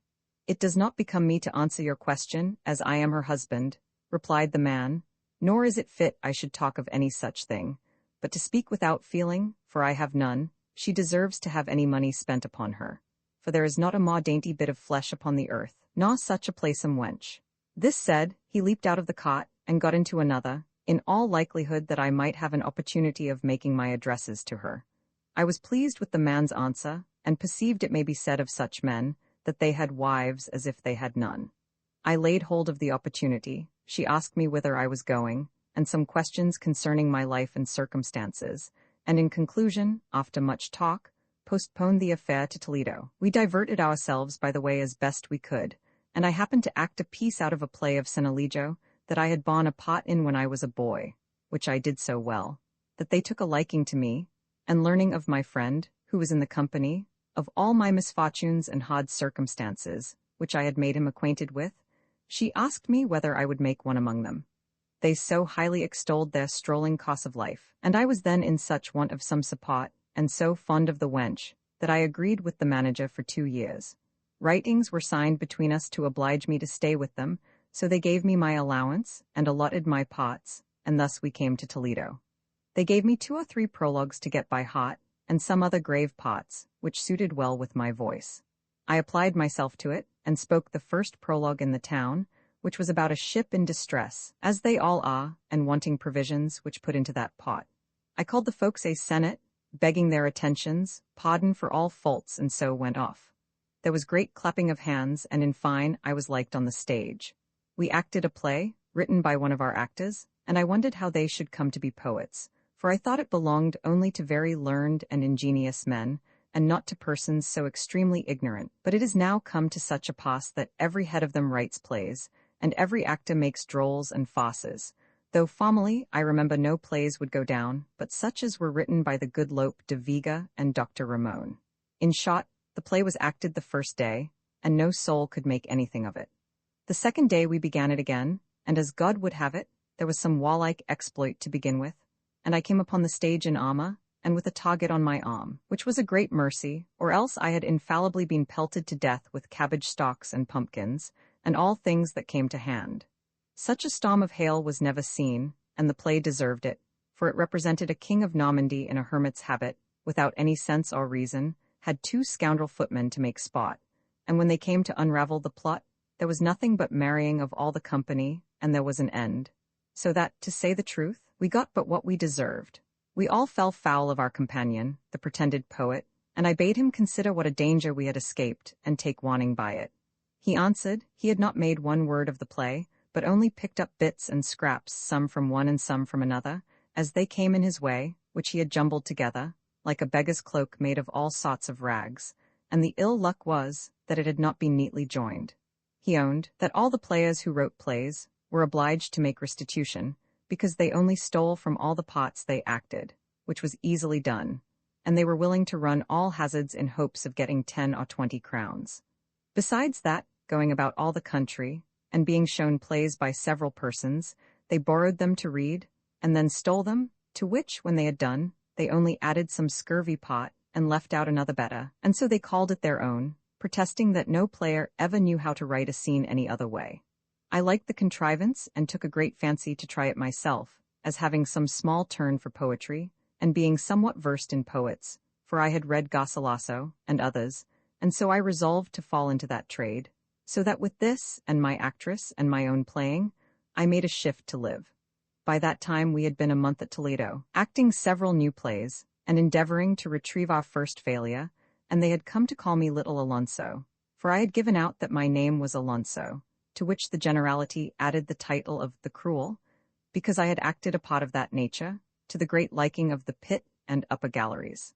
I had now got several new suits of clothes, and there were some heads of other strollers who endeavored to inveigle me away from my company. I set up for a critic of comedy, commented on the famous actors, reprehended the attitudes of Pindo, gave my vote for Sanchez's natural sedateness, called morals pretty good, so that my advice was always taken in contriving the scenes and adorning the stage, and if any play came to be offered, it was left to me to examine it. Being encouraged by this applause, I made my maiden effort as a poet in a little ballad, and then wrote a small farce, which was well approved of. Next I ventured a play, and that it might not escape being a thing divine, made it all of devotion, and full of the Blessed Virgin. It began with music, had fine shows of souls in purgatory, and devils appearing, as was the fashion then, with old gibberish when they appeared, and strange shrieks when they vanished. The mob was mightily pleased with my rhymes about Satan, and my long discusses about his falling from heaven, and such like. In short, the play was acted, and well liked. I had more business than I could turn my hands to, for all sorts of lovers flocked to me. Some would have songs on their mistresses' eyes, others on their foreheads, others on their white hands, and others on their golden locks. There was a set price for everything, but I sold cheap to draw the more custom, because there were other shops besides mine. As for godly ballads, I supplied all the country clocks and runners of monasteries, and the blind men were my best friends, for they never allowed less than 80 reals, and I always took care they should be bombastic, and stuffed with cramp words, which neither they nor I understood. I brought up many new fashions in verse, as tailors do in clothes, and was the first that concluded my songs like sermons, praying for grace in this world and glory in the next. Thus was I happy, with the wind blowing fair as I could wish, my pockets full of money, highly in vogue, and in such a prosperous condition that I aimed at being chief of a company of strollers. My house was handsomely furnished, for the devil put into my head to buy the old mouldy tapestry of taverns to hang my rooms at a cheap rate, all which cost me about 5 or 6 crowns, for they afforded a better prospect than any the king has, for being so ragged you might see through any part of them, which you cannot do through any of his. The oddest thing happened to me one day that ever was heard of, which I will not forbear to make known, though it be to my shame. When I was writing a play, I used to shut myself up at home in the garret, where I kept close and dined. The maid used to bring up my dinner and leave it there, and it was my way to act all I wrote and talk aloud, as if I had been upon the stage. As the devil would have it, when the maid was coming up the stairs, which were dark and steep, with the dish of meat and plates in her hand, I was composing a scene of hunting a bear, and, being wholly intent upon my play, cried out as loud as I could, "Fly, fly, the bloody bear! Take heed, I say, alas, I'm killed, and you'll become its prey." The poor wench, who was a silly Galician, hearing me raw that I was killed and she in danger to become a prey to the bear, thought it had been real matter of fact, and that I called to her to save herself. Upon this conceit she took to her heels, and treading on her coats in the confusion, tumbled down all the stairs. The soup was spilt, the plates were broken, and she run out roaring into the street, that a bear was killing a man. I could not be so nimble but that all the neighbors were about me, asking where the bear was, and I could scarce make them believe me, though I told them it was the maid's foolish mistake, for I was only acting a part of a play. I lost my dinner that day. My companions were told of it, and all the town made sport with it. Many such accidents befell me, whilst I followed the trade of poetizing, and would not forsake that wicked course of life. It happened, as frequently does to that sort of people, that the chief of our company, being known to have done very well at Toledo, was arrested for some old debts and thrown into jail, which broke up our gang, and everyone went his own way. As for my part, though my comrades would have introduced me into other companies, having no great inclination to that calling, for I had followed it out of mere necessity, I thought of nothing but taking my pleasure, being then well dressed and in no want of money. I took my leave of them all, they went their ways, and I, who had proposed to quit an ill course of life, by desisting from being a stroller to mend the matter, dropped out of the frying pan into the fire, for I fell into much worse. I became a candidate for Antichrist. To speak plainly, I became a gallant of nuns. The encouragement I had to commit this madness was that I understood there was a nun, the goddess Venus herself, at whose request I had written abundance of little devout pastorals, and she had taken some liking to me on that account, and seeing me act St. John the Evangelist in a sacramental play. The good lady made very much of me, and told me there was nothing troubled her so much as my being a player, for I had pretended to her that I was the son of a gentleman of quality, and therefore she pitied me, and I at last resolved to send her the following lines. I have quitted the company of players, rather to comply with your desires, than because it was otherwise convenient for me so to do. But to me, all the company in the world, without yours, is solitude. I shall now have the more opportunity of being yours, as being absolutely my own master. Let me know when I may have speech with you, and when I shall know when I may be happy, etc. The runner carried the note. The good nun was wonderfully pleased to hear of my change of life, and answered me as follows: I rather expect to be congratulated than to congratulate you on your good fortune, for my wishes and your prosperity are inseparable. You may be looked upon as recovered out of a desperate estate. It only remains that you persevere, as I shall do. I question whether there will be any liberty at the grate today, but do not fail to come at evensong, for there at least we shall see one another, and perhaps I may find means to put some trick upon the lady abbess. Farewell. I liked the note, for the woman was really witty and very handsome. After dinner, I put on the best suit I used to act the gallant in on the stage, went to church, pretended to pray, and then began to examine every inch of the grating and veil before the choir, to see if I could discover her. At length it pleased God I had the good fortune, or rather the devil contrived me the ill luck, that I heard the old sign. I began to cough, she answered. It was a cough of Barabbas. We followed each other in the catarrh, and it seemed as if they had strewn pepper in the church. At last, when I was quite weary of coughing, a wheezy old woman appeared at the grate, and I discovered my mistake. For this is a very uncertain sign in a convent, because, as it serves for a sign among young ones, it is habitual with old ones, and when a man thinks it a call to catch a nightingale, he finds nothing but an owl. I stayed a long time in the church, till evensong began, which I heard out, for the admirers of nuns have this madness, besides all the rest, that they must play the hypocrite and pray against their will. Besides that, they never go beyond the eve, being ever in expectation, but the day of enjoyment never comes. I never failed being at evensong, and stretched out my neck a handful longer than it was, to endeavor to see into the choir. The sacristan and clerk were my constant companions, and I was well received by the vicar, who was a pleasant man, and walked as stiff and upright as if a spit had been run through him. I went by times to take my place in a cot the nuns' windows looked into, where it was comical to see the strange postures of others, as mad pretenders as myself.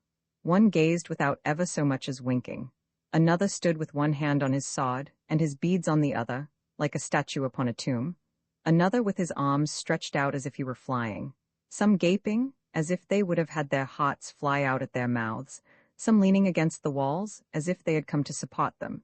Some walking as if to be bought for their pacing, like horses, and others with billets due in their hands, like falconers, to bring the hawk to the lure.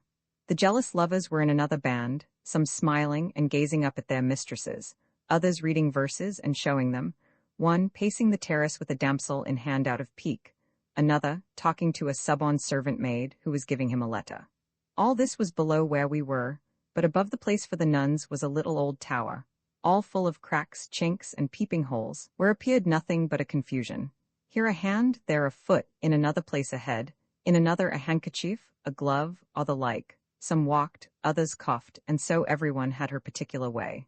In summer it is pleasant enough to see the men so parched and the women so cool. In winter some of us stay so long in the wet that we are mouldy, and the moss grows upon us. Neither snow nor rain can drive us away, and all this is only to see a woman through a grate and a glass, like some holy relic or curious piece of workmanship, for that is all we can ever expect. It is just like falling in love with a blackbird in a cage, if ever she talks, or with a fine picture, if she does not. The greatest favor ever to be attained is to touch the ends of the fingers. They lean their heads against the double grates, and shoot volleys of fine conceits through those loopholes. 'Tis perfect love at hide and seek, and yet for this we study to talk fine and whisper, must endure every old woman that chides, every dockkeeper that commands, and every one at the wheel that gives what answer she pleases. I had followed this cursed employment so long that I was well looked upon by the lady abbess, civilly treated by the good priest, and a familiar with the clock, for we hid our folly from them, and this is all the happiness such madmen can aspire to. I began to be weary of the dockkeepers turning me away, and of the nuns begging, and methought how dear I endeavored to purchase a place in hell, which others have at so easy a rate, and that I even anticipated to take share of it in this world by such extravagant means. It was plain that I rode post to perdition, and threw away my soul only for a few looks. When I talked to her, for fear of being overheard by the rest, I used to thrust my head so close to the grate that the print of it would not come out in 2 days, and at the same time spoke so low that she could not understand one word without a trumpet at her ear. Everybody that saw me cried, "A curse on thee, thou wicked, nun-hunting dog," besides many other worse compliments. All these things brought me to my senses, and I resolved to quit my nun, even though it cost me my living, and this I determined to do on St. John's Day. I had come to know what nuns were. I need not tell you, sir, how the chivotteries of St. John get themselves hoarse of spite, so that, instead of chanting the mass, they groan it. Nor do they wash their faces, but don their old garments. I got off her the value of 50 crowns of her work, in silk stockings, rich purses, and sweetmeats, pretending to have them raffled for. But as soon as I had them in possession, I set out for Seville to try my fortune there, as the great a city. The pious reader may guess how much the nun was concerned, not for me, but what I cheated her of, of what happened to me at Seville, till I took ship for the Indies. I had a good journey from Toledo to Seville, for I was sharp at play, had loaded dice, both high and low, and could palm a dice, hold faw, and throw out 3. Besides, I had false cards and knew how to pack any, and turn up what I pleased, and abundance of other fine arts and sleights of hand, which I passed by as tedious, and for fear they might rather serve to teach others evil practices, than for warnings of what they ought to shun. But perhaps some few words of advice may be of use to such as are not skilled in those practices, and they who read my book, if they are cheated, may thank themselves. Never think yourself safe because you find the cards, for they will change them upon you, whilst a candle is snuffing. Take care, they make no scratches or other marks on the cards, and if my reader is a poor vagabond, he must observe that, among that gang of rake-hells, they prick the cards they would know with a pin, or handle them so as to leave a crease. If you happen to play among a better sort of people, take heed of cards which are originally falsified, and have private marks on the pasteboard. Never trust to a clean card, nor think yourself safe with a foul one, for the cheat is equal in both. Take heed the dealer never bends any cards more than others, which is a certain way to pick your pocket, and observe that no motions be made with the fingers, or no hints given by the first letters of words. I will not let you farther into this secret. This is enough to make you always stand upon your guard, for you may be assured I do not tell the 100th part of the cheats. Being master of these arts, I got to Seville at my fellow traveller's expense, winning all the hire of the mules, my other charges, and money to boot, of them and my landlords at the inns. I alighted at that they call the Moor, where I was found out by one of my schoolfellows at Alcalá, whose name was Mata, but he, thinking it did not make noise enough, had changed it to Matterel. He dealt in men's lives and sold cuts and slashes, a trade which throve well with him. He carried the sign of it on his face, where he had received his share. He always made his bargain to a nicety for length and depth, when he was to bestow any, and said, "No man is so absolute a master as he who has been well hacked and hewn himself." And he was in the right, for his face was one seam, and himself all slashes. He told me I must go sup with him and his comrades, and they would bring me back to the inn. I went with him, and when we were in his lodging, he said, "Come, Spock, lay by your cloak and look like a man, for this night you shall see all the brave fellows in Seville, and that they may not look upon you as a cully, tumble your band, thrust out your back, and let your cloak hang loose as if it were dropping off, for we hate to see any man's cloak set fast upon his back. Screw your chops about, and make faces with both sides of your mouth, then talk big, using the rough words of us gentry." I learned his lesson, and he lent me a dagger, broad enough to have been a scimitar, and for length it wanted nothing of a sword but the name. "Now drink off this quart of wine," said he, "for without you vapor you will not look like a true bully." We had gone so far in my instructions, and I was half seas over with what I had drank, when in came 4 of the gang, with faces like old gauchos, bound about the middle like monkeys with their cloaks instead of ropes, their hats standing a tiptoe on their heads, and cocked up, as if the brims were nailed to the crowns. A whole armorer's shop about them in swords and daggers, and the points of them beating against their right heels, their eyes staring, their whiskers turned up, and their beards like brushes. They made their compliment with their mouths, and then, in a hoarse tone, and clipping their words, saluted my companion in a gibberish, who answered in like manner. They sat down, and spoke not one word to ask who I was, but one of them looking at Matterel, and opening his mouth, thrust out his under lip, by way of pointing at me. My introducer answered in the same language, laying hold of his beard, and looking down, after which they all got up, embraced, and expressed a great deal of kindness for me. I returned the same compliments, which were like smelling to so many hogsheads of wine. When it was supper time, in came a parcel of strapping scoundrels to wait at table, whom the topping bullies call underspur leathers. We all sat down together at table, and the first thing they served up was a dish of pickles, which as soon as they had tasted, they all fell to drinking to my honor, by way of welcome, and till I saw them drink to it, I must confess I never knew I had any. Next came fish and flesh, all of it high seasoned to promote drinking. There was a great bowl full of wine, like a half tub, on the ground, and he that was to pledge, lay all along to drink by wholesale. I was taken with the contrivance, but by the time a few healths had gone about we none of us knew one another. They fell to talk of warlike affairs, and oaths flew as thick as hail. A matter of 20 or 30 persons were cut out for destruction. The mayor of the city was adjudged to be cut in pieces. Then they talked of the glorious memory of Domingo Turinado and Gaon, and poured out wine in quantity for the soul of Escamilla. 22 Some that were maudlin wept bitterly, calling to mind the untimely end of Alonso Alvarez, one of their brethren, whose body was exposed on a gibbet for the crows to feast on. By this time, my companion's brains were turned topsy-turvy, and laying hold of a loaf, and looking earnestly on the candle, he said with a hoarse voice, "By this, which is the face of God, and by that light which came out of the angel's mouth, if you think fit, gentlemen, we will this very night maul the sergeant's man that pursued our poor one-eyed friend."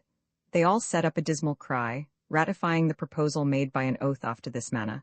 They drew their daggers, laid their hands on the edge of the bowl, and lying along with their chops to it said, "As we drink this wine, so will we suck the blood of every infaming catchpole."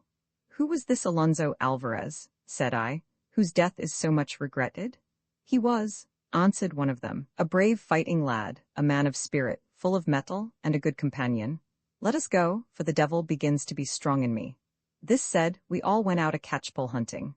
Being quite overcome with wine and all my reason drowned, I never reflected on the danger I was running myself into.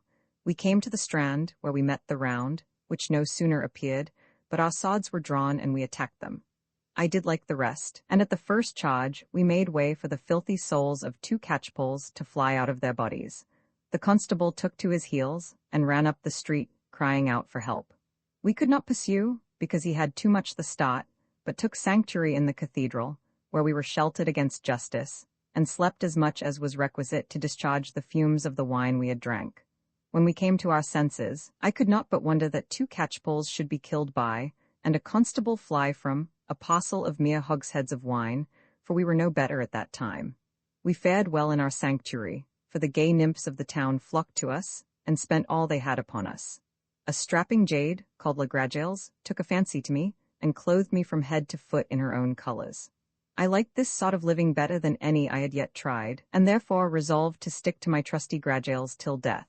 I learnt all the cant, and in a short time was an absolute master among the ruffians. The officers of justice took all possible care to search for us, and kept rounds about the sanctuary. Yet for all that we took our rambles after midnight in disguise. Perceiving that this was like to be a tedious business, and that ill fate pursued me everywhere, though it made me never the wiser to take warning for the future, tiring me out like a true obstinate sinner, I therefore, with the advice of my doxy Gragales, resolved to go to the Indies, taking her along with me, to try whether I could meet with better fortune in another country. But it proved worse, for they never mend their condition who only change places without mending life and manners. Roman 3. How I went to a boarding school in quality of servant to Don Diego Coronel. Don Alonso resolved to send his son to a boarding school, both to wean him from his tender keeping at home, and at the same time to ease himself of that care. He was informed there was a master of arts in Segovia, whose name was Cabra, that made it his business to breed up gentlemen's sons.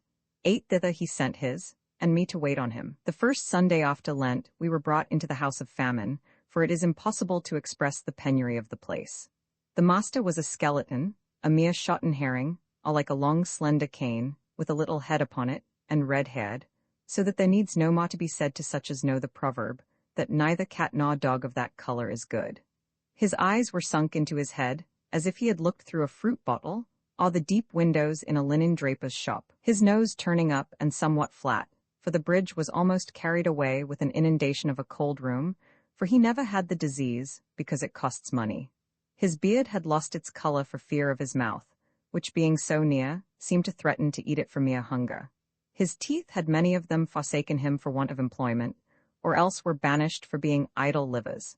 His neck as long as a crane's, with the gullet sticking out so far, as if it had been compelled by necessity to start out for sustenance. His arms withered, his hands like a bundle of twigs, each of them, taken downwards, looking like a fork or a pair of compasses, with long, slender legs.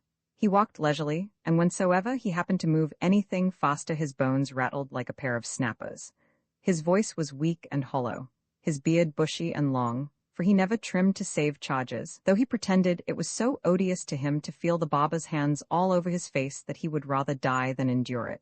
One of the boys cut his hair. In fair weather he wore a threadbare cap, an inch thick in grease and dirt, made of a thing that was once cloth, and lined in scurf and dandruff. His cassock, some said, was miraculous, for no man knew what color it was of. Some, seeing no sign of hair on it, concluded it was made of frogs' skins. Others said it was a mere shadow, or a phantom. Near at hand it looked somewhat black, and at a distance bluish. He wore no girdle, cuffs, nor band, so that his long hair and scanty short cassock made him look like the messenger of death. Each shoe might have served for a Philistine's coffin. As for his chamber, there was not so much as a cobweb in it, the spiders being all starved to death. He put spells upon the mice, for fear they should gnaw some scraps of bread he kept. His bed was on the floor, and he always lay upon one side, for fear of wearing out the sheets. In short, he was the arch-papa and proto-miser. Into this prodigy's hands I fell, and lived under him with Don Diego. The night we came, he showed us our room, and made us a short speech which was no longer out of mere good husbandry. He told us how we were to behave ourselves, and the next morning we were employed till dinner time. Thither we went, the masters dined first, and the servants waited. The dining room was as big as a half-peck. 5 gentlemen could eat in it at one table. I looked about for the cat, and seeing none, asked a servant, who was an old hand, and in his lameness bore the mark of the boarding school, how it came they had none. The tears stood in his eyes, and he said, "What do you talk of cats? Pray, who told you that cats loved penance and mortification? Your fat sides show you are a newcomer." This, to me, was the beginning of sorrow, but I was worse scared when I observed that all those who were before us in the house looked like so many pictures of death. Master Cabra said grace and sat down, and they ate a meal, which had neither beginning nor end. They brought the broth in wooden dishes, but it was so clear that Narcissus going to drink of it would be in worse danger than at the fountain. I observed how eagerly they all dived down after a poor single pea that was in every dish. Every sip he gave, Cabra cried, "By my troth there is no dainty like the olla, or boiled meat and broth. Let the world say what it will, all the rest is mere gluttony and extravagancy." As soon as the words were out of his mouth, he belched out all the porringer, saying, "This is good for the health and sharpens the wit." A curse on thee and thy wit, thought I, and at the same time saw a servant like a walking ghost and no more substantial, bring in a dish of meat, which looked as if he had picked it off his bones. Among it was one poor stray turnip, at whose sight the master said, "What, have we turnips today? No partridges, in my opinion, to compare to them. Eat heartily, for I love to see you eat." He gave everyone such a wretched bit of meat that I believe it all stuck to their nails, and between their teeth, so that no part of it ever went into their bellies. Cabra looked on and said, "Eat away, for it is a pleasure to me to see what good stomachs you have." Think what a comfort this was for them that were pining with hunger. When dinner was over, there remained some scraps of bread on the table, and a few hits of skin and bones in the dish, and the master said, "Let this be left for the servants, they must dine too, it is not for us to gourmandize all. A vengeance on thee, and may what thou hast eaten choke thee, thou wretched miser." Thought I, what a consternation have you put my guts into? He gave thanks and said, "Now let us give way to the servants, and go ye use some exercise until 2 of the clock, lest your dinner do you harm." I could no longer forbear laughing for my life, but burst out into a loud fit. He was very angry, and bid me learn to behave myself modestly, ripping up 2 or 3 old mouldy sentences, and so went his way. We sat down, and I seeing such short commons, and hearing my guts raw for provender, being cunning and stronger than the rest, clapped both hands in the dish, as others did, and whipped down 2 scraps of bread out of 3 there were left, and 1 piece of skin. The others began to murmur, and making a noise, in came Cabra, saying, "Eat lovingly together like brethren, since God provides for you. Do not fall out, for there is enough for you all." This said, he returned to sun himself, and left us to ourselves. I declare it, there was one of these servants, his name Sirrah, a Biscayner, who had so absolutely forgot the way and method of eating, that he put a small bit of crust, which fell to his share, to his eyes twice, and even the 3rd time knew not how to carry it to his mouth. I asked for drink. The rest, who had scarce broke their fast, never thinking of it, and they gave me a dish with some water, which I had no sooner laid to my lips, but the sharp-gutted lad I spoke of snatched it away, as if I had been Tantalus, and that the flitting river he stands in up to the chin.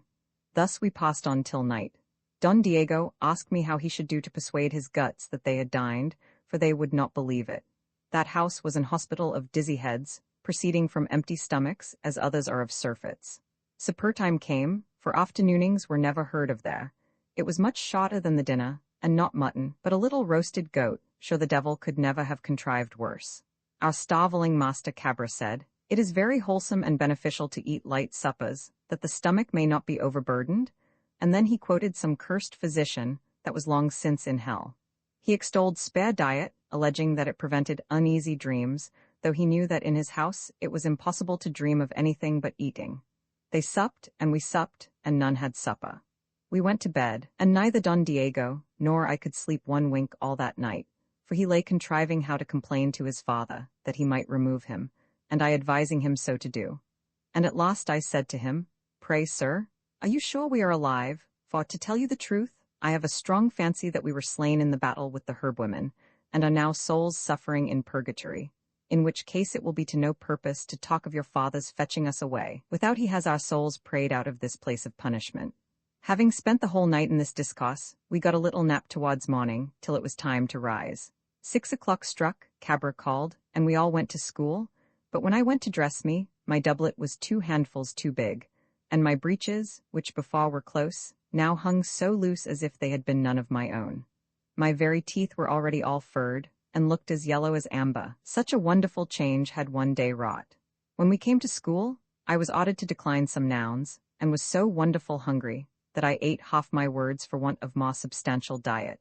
Any man will easily believe this, who does but hear what Cabra's man told me, which was, that at his first coming, he saw 2 great Flanders geldings brought into the house, and 2 days after they went out perfect races, so light, that the very wind would carry them away. That he saw mastiff dogs come in, and in less than 3 hours they went out converted into greyhounds. That one Lent he saw abundance of men, some thrusting their heads, some their feet, and some their whole body, into the potch. And this continued a long time, very many people flocking from all parts to do so. And that he asking one day, what could be the meaning of it, Cabra was very angry. But one in the crowd answered, some of those people are troubled with chilblains, others with the itch, and others with lice. All which distempers and vermin died as soon as they came into that house, so that they never felt them more. He assured me this was very true, and I, who was acquainted with the house, believe it, which I am fain to take notice of, lest what I say should be looked upon as an hyperbole. To return to the school, he set us our lesson, and we conned it, and so we went on in the same course of life I have here delivered, only that our master added bacon in the boiling of his pot, because going abroad one day, he was told that to boil meat without bacon betokened a scandalous race descended either from Moors or Jews. For this reason he provided a small tin case, all full of holes, like a nutmeg grater, which he opened, and put in a bit of bacon that filled it, then shutting the box close, hung it with a string in the pot, that some relish of it might come through the holes, and the bacon remain for the next day. Afterwards he thought this too great an expense, and therefore for the future only dipped the bacon into the pot. It is easy to guess what a life we led with this sort of diet and usage. Don Diego and I were in such miserable condition, that since we could find no relief as to eating, after a month was expired, we contrived, at last, not to rise so early in the morning, and therefore resolved to pretend we were sick, but not feverish, because that cheat we thought would be easily discovered. The head or toothache were inconsiderable distempers. At last we said, we had the gripes, believing that rather than be at a penny charges, our master would apply no remedy. The devil ordered worse than we expected, for Cabra had an old receipt, which descended to him by inheritance from his father, who was an apothecary. As soon as he was told our distemper, he prepared a clyster, and sending for an old aunt of his, 10 years of age, that served him for a nurse upon occasion, ordered her to give each of us a potion. She began with Don Diego. The poor wretch shrunk up, and the old jade being blind, and her hands shaking, instead of giving him it inwardly, let it fly betwixt his shirt and his back up to his very pole, so that became an outward ornament which should have served for a lining within. Only God knows how we were plagued with the old woman. She was so deaf that she heard nothing, but understood by signs, though she was half blind, and such an everlasting prayer, that one day the string of her beads broke over the pot as it was boiling, and our broth came to table sanctified. Some said, these are certainly black Ethiopian peas, others cried they were in mourning, and wondered what relation of theirs was dead. Our master happened to bite one of them, and it pleased God that he broke his teeth. On Fridays the old woman would dress us some eggs, but so full of her reverend grey hairs, that they appeared no less aged than herself. It was a common practice with her to dip the fire shovel into the pot instead of the ladle, and to serve up porringes of broth stuffed with coals, vermin, chips, and knots of flax she used to spin, all which she threw in to fill up and cram the guts. In this misery we continued till the next Lent, at the beginning of which one of our companions fell sick. Cabra, to save charges, delayed sending for a physician, till the patient was just giving up the ghost and desired to prepare for another world. Then he called a young quack who felt his pulse and said, hunger had been beforehand with him, and prevented his killing that man. These were his last words. The poor lad died, and was buried meanly because he was a stranger. This struck a terror into all that lived in the house. The dismal story flew all about the town, and came at last to Don Alonso Coronel's ears, who, having no other son, began to be convinced of Cabra's inhumanity, and to give more credit to the words of 2 mere shadows, for we were no better at that time. He came to take us from the boarding school, and asked for us, though we stood before him. so that finding us in such a deplorable condition, he gave our pinch-gut master some hard words. We were carried away in 2 chairs, taking leave of our famished companions, who followed us, as far as they could, with their eyes and wishes, lamenting and bewailing, as those do who remain slaves at Algiers when their other associates are ransomed. Roman 4 of my convalescence, and departure for the University of Alcalá de Henares. When we came to Don Alonso's house, they laid us very gently on to 2 beds, for fear of rattling our bones. They were so bare with starving. Then with magnifying glasses they began to search all about our faces for our eyes, and were a long time before they could find out mine, because I had suffered most, being treated like a servant, and consequently mine was a royal hunger. Physicians were called, who ordered the dust should be wiped off our mouths with foxtails, as if we had been paintings, and indeed we looked like the picture of death, and that we should be nourished with good broths and light meats, for fear of overloading our weak stomachs. Who can be able to express the rejoicing there was in our guts, the first good soup that we tasted, and afterwards when we came to eat some fowl? All these things to them were unknown novelties. The doctors gave order that for 9 days nobody should talk in our chamber, because our stomachs were so empty that the least word returned an echo in them. These and such like precautions used caused our spirits to return to us in some measure, but our jaws were so tanned and shriveled up that there was no stretching of them, and therefore care was taken that they should be every day gently forced out, and, as it were, set upon the last with the bottom of a pestle. In a few days we got up to try our limbs, but still we looked like the shadows of other men, and so lean and pale as if we were lineally descended from the fathers in the desert. We spent the whole day in praising God for having delivered us out of the clutches of the most inhuman cabra, and offered up our earnest prayers that no Christian might ever fall into that miserable thraldom. If ever, when we were eating, we happened to think of the miserable boarding school table, it made us so hungry that we devoured twice as much as at any other time.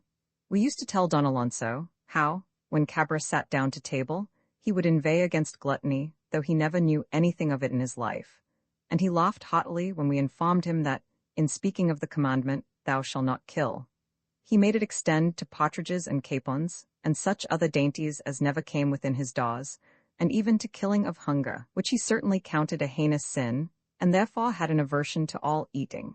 We were 3 whole months upon our recovery, and at the end thereof Don Alonso began to think of sending his son to Alcalá to finish his humanity. He asked me whether I would go, and I, thinking I could never be far enough from that inhuman monster of misery and famine, offered to serve his son faithfully, as experience should show. He provided him another servant, in the nature of steward, to look after him, and give an account of the money he sent for his expenses, by bill upon one Julian Merluza. We put all our equipage into a cart belonging to one Diego Monge. It consisted of a small bed for our master, and a truckle bed to run under it, for me and the steward whose name was Aranda, 5 quilts, 4 pair of sheets, 8 pillows, 4 hangings, a trunk of linen, and other furniture for a house. We went ourselves into a coach in the evening, a little before nightfall, and about midnight came to the ever-accursed Lone in of Viveros. The innkeeper was a Morisco, and a downright thief, and all my life I never saw cat and dog so united in peace as that day. 9. He received us very lovingly, because he and the Katas went snacks, for we traveled so slowly that they were there before us. He came to the coach side, gave me his hand to alight, and asked me whether I was going to the university. I told him I was. He put me into the house, where 2 bullies were with some wenches, a curate praying by them, an old covetous shopkeeper endeavoring to forget his supper, and 2 scoundrelly shabby scholars, contriving how to fill their bellies free of cost. My master, as being the last comer and but a boy, said, "Landlord, get what you have in the house for me and 2 servants." "We are all your servants, sir," said the shoppers, "and will wait on you." "Here, landlord, take notice, this gentleman will stand treat, fetch out all you have in the larder." This said, one of them stepped up to Don Diego, and taking off his cloak, laid it by, saying, "Pray, sir, sit down and rest you." This puffed me up so full of vanity that the inn was too little to hold me. One of the damsels said, "What a well-shaped gentleman it is. Is he going to his studies?" "Are you his servant, sir?" I, fancying that every word they said was sincere, answered that I and the other were both his servants. They asked me his name, and it was scarce out of my mouth before one of the scholars went up to him, with tears in his eyes, and embracing him, as if he had been his brother, said, "Oh, my dear Don Diego, who would have thought 10 years ago to have seen you thus? Unhappy man, I am in such a condition that you will not know me. My master and I were both amazed, and swore we had never seen him in all our days. The scholar's companion stared Don Diego in the face, and said to his friend, "Is this the gentleman of whose father you told me so many stories? It is extraordinary fortunate that we have met him, and know him. He has grown very tall, God bless him." With this he began to cross himself, and seemed so overjoyed, that any man would have thought we had been brought up together. Don Diego made him many compliments, and as he was asking him his name, out came the innkeeper, and laid the cloth, and smelling the joke, said, "Let that alone and talk of it after supper, for the meat will be cold." One of the bullies stepped up and set stools for everybody, and an armchair for Don Diego. The other of them brought in a dish. The scholars said, "Do you sup, sir, and whilst they dress what the house affords for us, we will wait on you at table." "God forbid," answered Don Diego. "Pray, gentlemen, sit down if you please." The bullies, though he did not speak to them, readily answered, "Presently, good sir, all is not ready yet." When I saw some invited and the others invite themselves, my heart was in my mouth, and I dreaded what came to pass. For the scholars, laying hold of the salad, which was a good dishful, and looking upon my master, said, "It would be unreasonable that these ladies should be left supperless, where a gentleman of such quality is. Pray, sir, give them leave to take a bit." My master, like a true cully, invited them to partake. They sat down, and between the scholars and them, in a trice, there was but one single lettuce of all the salad left, which last bit Don Diego had, and as the accursed students gave it him, he said, "Sir, you had a grandfather, who was my father's uncle, that swooned at the sight of a lettuce. He was a man of such an odd disposition."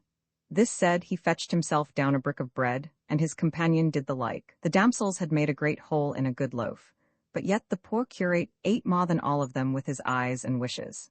The bullies, bringing in a whole side of kid roasted, and a dish of pigeons and bacon boiled, took their places at the table, saying to the priest, "Why, father, what makes you stand there? Draw near and reach a bit, for Don Diego treats us all." No sooner were the words spoken, but he sat down. When my master perceived that they had all intruded upon him, he began to be much concerned. They divided the spoil, giving Don Diego some few bones to pick, the rest the curate and the others devoured. The bullies said, "Pray, sir, do not eat too much supper, lest it does you harm."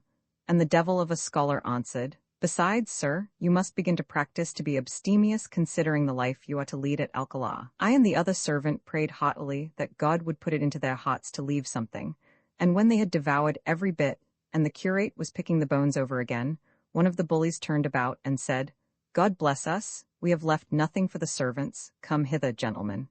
Here, landlord, give them all the house affords. Take this pistol to pay for it."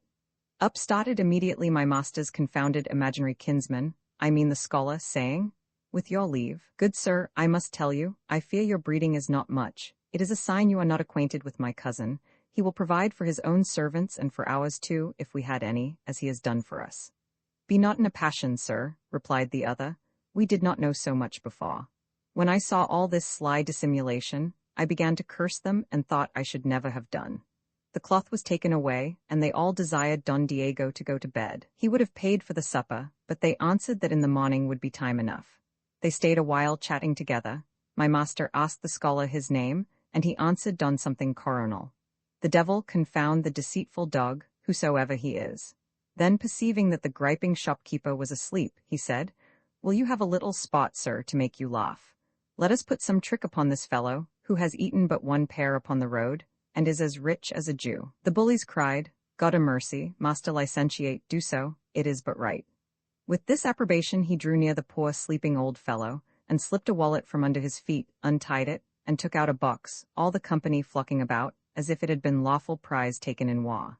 He opened it, and found it full of lozenges, all which he took out, and supplied their place with stones, chips, and any rubbish that came next to hand, then laid about a dozen of little glittering stones there are among some fine lime with which in Spain they plaster the outsides of houses, which glitters in the sun like bits of glass.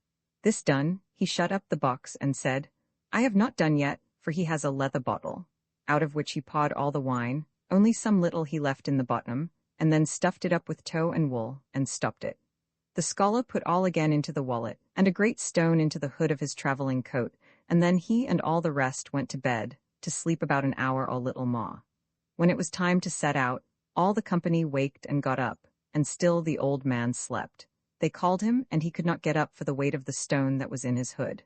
He looked to see what it was, and the innkeeper pretended to quarrel with him, saying, "God o' my life, could you pick up nothing else to carry away, father, but this stone? I had been finely served, gentlemen, if I had not discovered it. I value it above 100 crowns because it is good for the pain in the stomach." The old man swore and cursed that he had not put it into his hood. The bullies reckoned up the bill, which came to 6 crowns, but the best arithmetician in Christendom could never have made out that sum. The scholars asked what service they could do us at Alcalá. The reckoning was paid, we breakfasted, and the old man took up his wallet, but for fear we should see what he had in it, and so he might be obliged to distribute any, he untied it in the dock under his great coat, and laid hold of a bit of lime well daubed, which he clapped into his mouth, and going to crunch it with a tooth and a half he had, was like to lose them both. He began to spit and make faces, what with the pain, and what with the loathsome bit he had put into his mouth. We all went up to him, and the curate among the first, asking, what ailed him? He began to curse and swear, dropped down the wallet, and the scholar came up to him, saying, "Get behind me, Satan, here is the cross." The other opened a breviary and would persuade him he was possessed, till at last he told what ailed him, and begged they would give him leave to wash his mouth with some wine he had in his leather bottle.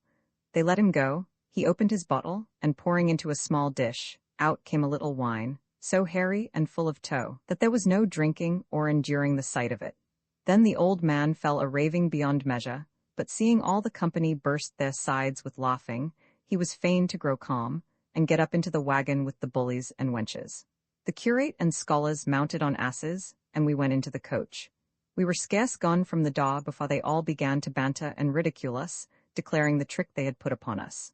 The innkeeper cried, "Good master freshman, a few of these hansels will make you old and wise." The cursed scholar said, "Pray, cousin, the next time scratch when it itches and not afterwards." In short, everyone had his say, but we thought best to take no notice, though, God knows, we were quite out of countenance.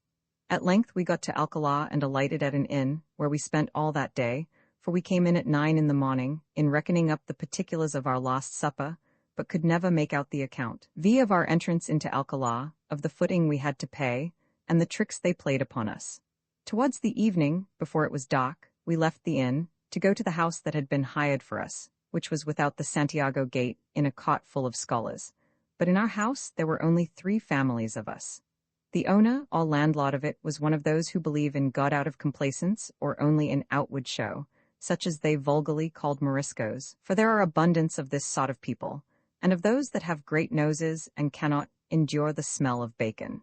Yet I do not by this mean to reflect upon the people of quality, which are there very numerous, and unspotted in blood.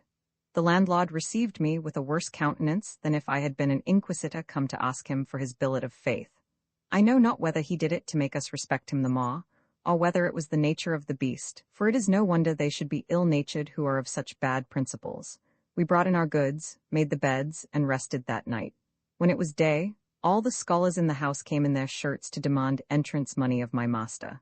He, being an utter stranger to that affair, asked me what it was they would be at, whilst I at the same time, for fear of what might happen, thrust myself between 2 quilts with only half my head out, like a tortoise. They demanded a couple of crowns, which were given them, and they set up a hellish cry, singing, "Long live our companion, and let him be admitted into our friendship.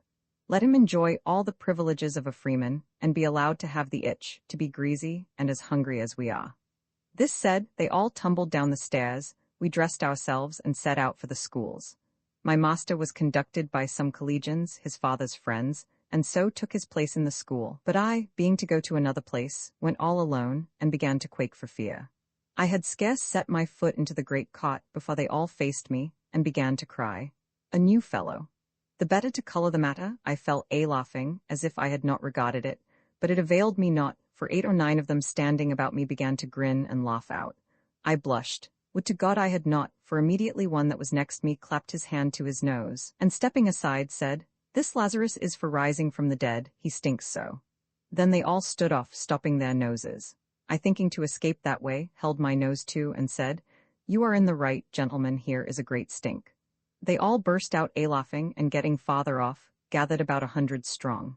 They began to hawk, and give the alarm with their throats and by their coughing, and opening and shutting of their mouths. I perceived what they were preparing for me. 10 By this time I was daubed all over from head to foot, but a sly dog, observing that I was covered, and had nothing on my face, came running towards me, crying out, as if he had been in a passion, "Enough, do not murder him."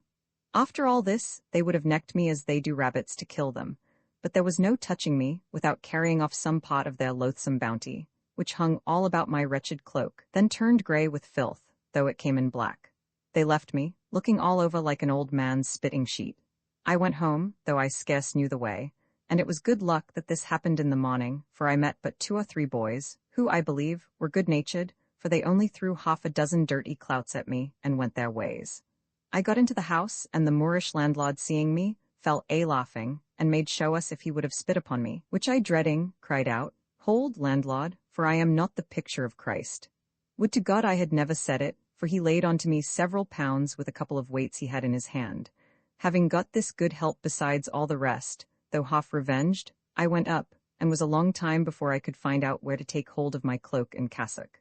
At last I took them off, hanged them up on the terrace, and laid me down upon the bed. My master, coming in, found me asleep, and not knowing of my loathsome disaster, was in a passion, and fell a-tugging me by the hair so furiously, that had I not waked immediately he had made me bald before my time. I started up, crying out and complaining, and he, still more passionate, said, "This is a fine way of serving me, Pablo. 'Tis a new way of life." This went to my heart, and I answered, "You are a great comfort to me, sir, in my afflictions. Do but see what a condition that cloak and cassock are in, which have served for handkerchiefs to the filthiest noses that ever poisoned clean linen."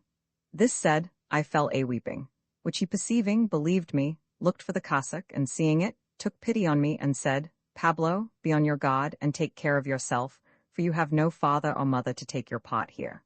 I told him all that had befallen me, and he ordered me to strip and go to my chamber, where 4 servants of the other lodgers in the house lay. I went to bed and slept, and being refreshed with that and a good supper, I found myself as well as if nothing had happened to me.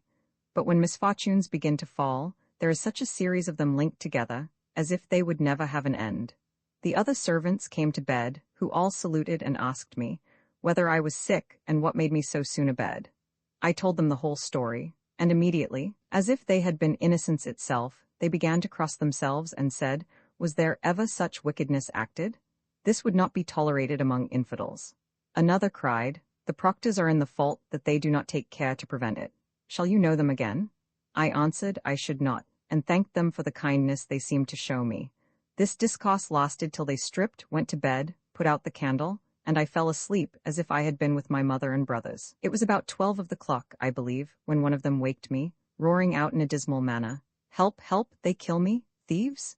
At the same time there was a noise in his bed of voices and lashes. I held up my head and said, "What is the matter there?" As soon as ever I uncovered myself, they laid on to my back with a rope made into a cat o' nine tails. I cried out and would have got up. The other complained as much as I, but it was me only they flogged. I called out for help in God's name, but the lashes fell so thick upon me, they having pulled all the clothes off me, that I had no other refuge but to creep under the bed. I did so, and immediately the other 3, who seemed to be sleeping, began all to roar out, and I, hearing the lashes still, concluded that some stranger scourged us all. In the meanwhile the hellhound that was next me skipped into my bed. This done, the lashes ceased, and all 4 of them got up, crying out again, "It is a great villainy, and not to be endured."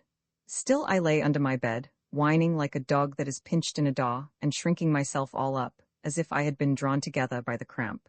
The others made as if they had shut the daw. Then I crept out, got into my bed again, and asking whether any of them was hurt, they all complained bitterly. I lay down, covered myself up warm, and fell asleep again, and happening to tumble about in my sleep, when I waked, I found myself all daubed up to my very neck. They all got up, and I pleaded the flogging for an excuse to lie abed. The devil himself could not turn me from one side. I was full of confusion, considering whether the fright and disorder had occasioned my committing myself in my sleep. In short, I was innocent and guilty at the same time, and knew not what excuse to make for myself. It is impossible to express the anguish I was in, what with shame, what with my finger that was disjointed, and what with the dread of being cramped. At length, fearing they would really put that villainy in execution, for they had really put cords about my thighs, I made as if I came to myself. Yet I was not so quick, but that the rogues, being knavishly bent, had whipped the cords about my thighs, and tugged so hard that they sunk them an inch into my flesh. Then they left me, crying, "Bless us, what a puny creature you are." I cried for mere vexation, and they archly said, "It is all for your health's good to be bemired, hold your peace." This done, they washed me, laid me in the bed again, and went their way.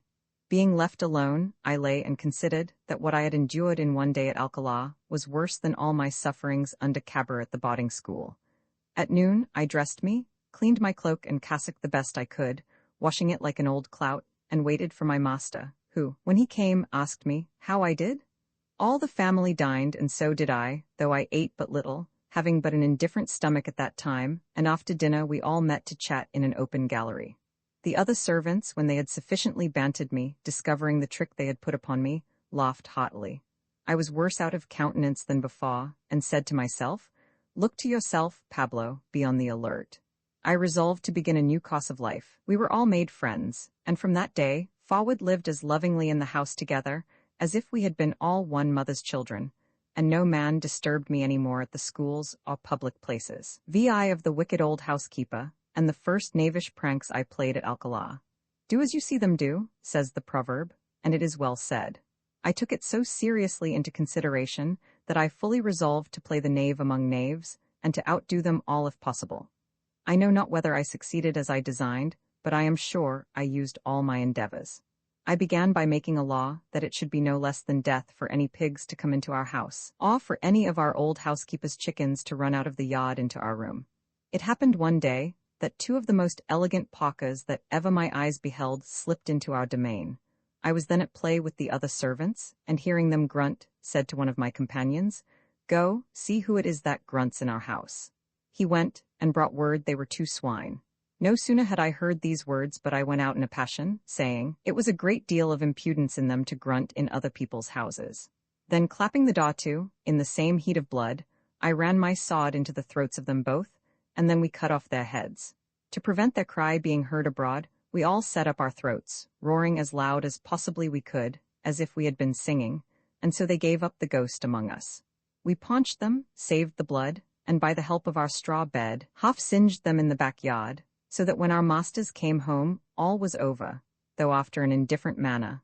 Only the puddings were not yet made, which was not for want of expedition, for we had left half they had in the guts, merely to save loss of time. Don Diego and our steward were told the story, and flew into such a passion against me that the other lodgers, who were ready to burst with laughing, thought fit to take my part. Don Diego asked me what I could say for myself if the thing should be found out, and I should be taken up for it. I answered I would plead hunger, which is the common refuge of all scholars, and if that was not enough, I would urge that, seeing them come into the house without knocking as if they had been at home, I thought they had been our own.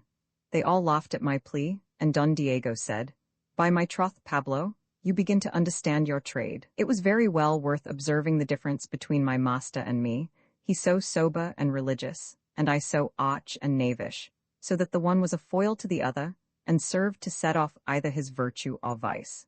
Our old housekeeper was pleased to the very heart, for we both played our parts, and had conspired against the larder. I was caterer, and a very Judas in my employment, and ever since retained an inclination to cribbing and stealing. The meat always wasted in the old jade's keeping, and she never dressed wether mutton when she could get ewe or goat.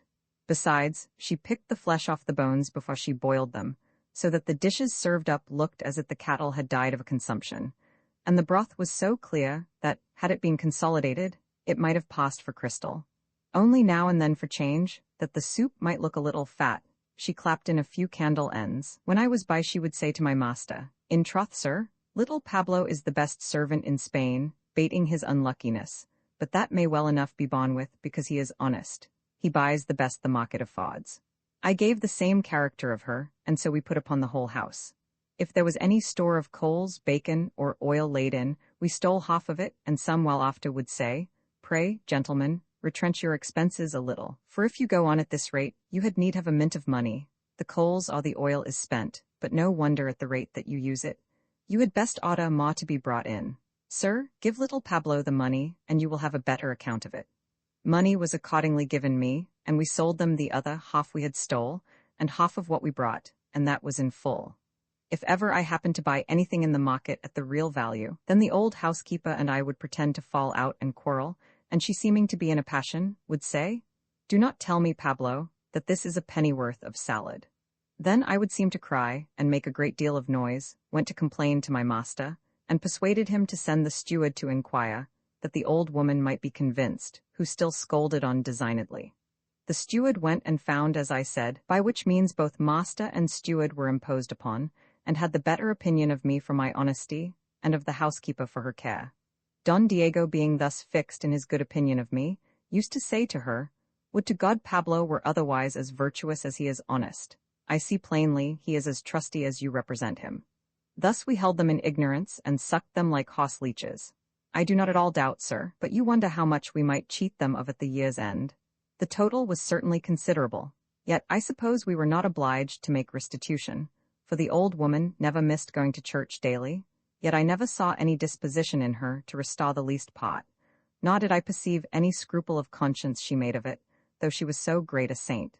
She always wore a pair of beads about her neck, so big that the wood of them might have served to roast a sirloin of beef. It was all hung with crosses, medals, pictures, and other trinkets, on all which she said she prayed every night for her benefactors.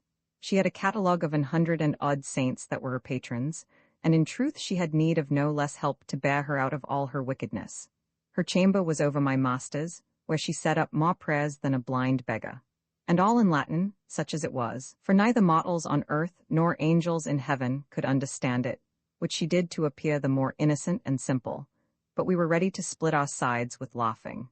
Besides these, she had many other excellent qualifications, for she was an extraordinary messenger of love and contriver of pleasure, which is the same as a bawd, but her excuse to me was that it came to her by descent, just as the kings of France had the gift of curing the king's evil. You will imagine, perhaps, that we always lived in unity, but who does not know that the two best friends, if they are covetous and live together, will endeavor to cheat one another? And I took care to let slip no opportunity. The old woman kept hens in the yard, and had about 12 or 14 well-grown chickens, which made my teeth water to be at them, or they were fit to be served up to any gentleman's table. It happened on day that when going to feed them, as the common custom is in Spain, she called them together, crying, "Pio, pio, pio."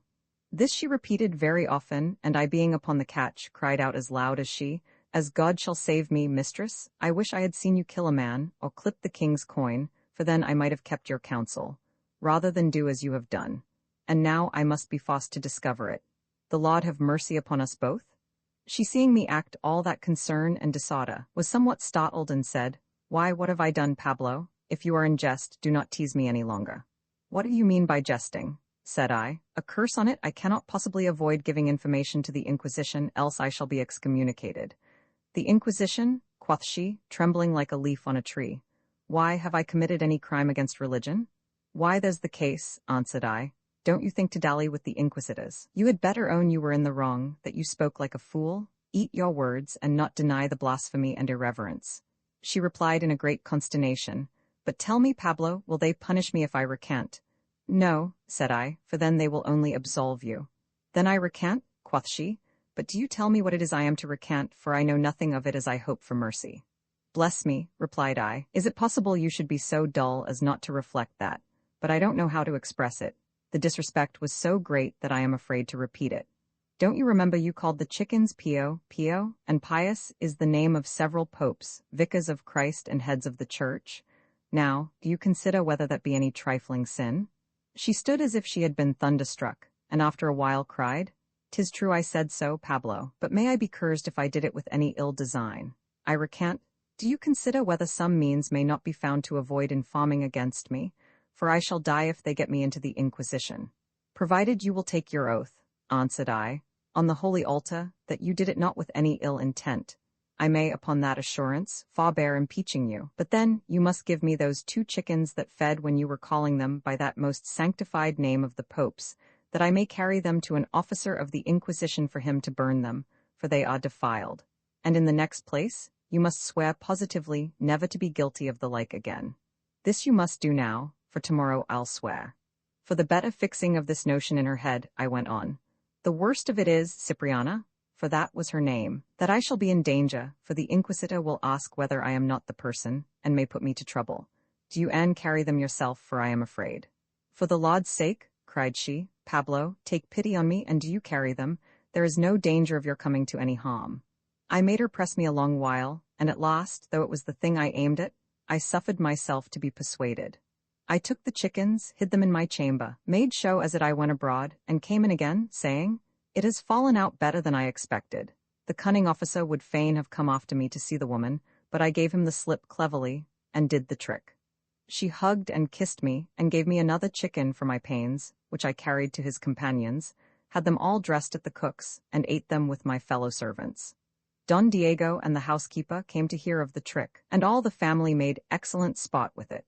The old woman had like to have fretted herself to death for mere vexation, and was 1,000 times in the mind, for revenge, to discover all my cheats, but that she was as deep in the dirt as I was in the mire.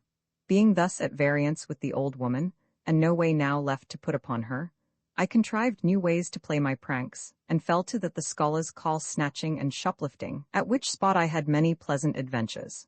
One night, about 9 of the clock, at which time there are but few people abroad, passing through the great street, I spied a confectioner's shop open, and in it a basket of raisins upon the counter. I whipped in, took hold of it, and set off running. The confectioner scoured after me, and so did several neighbors and servants.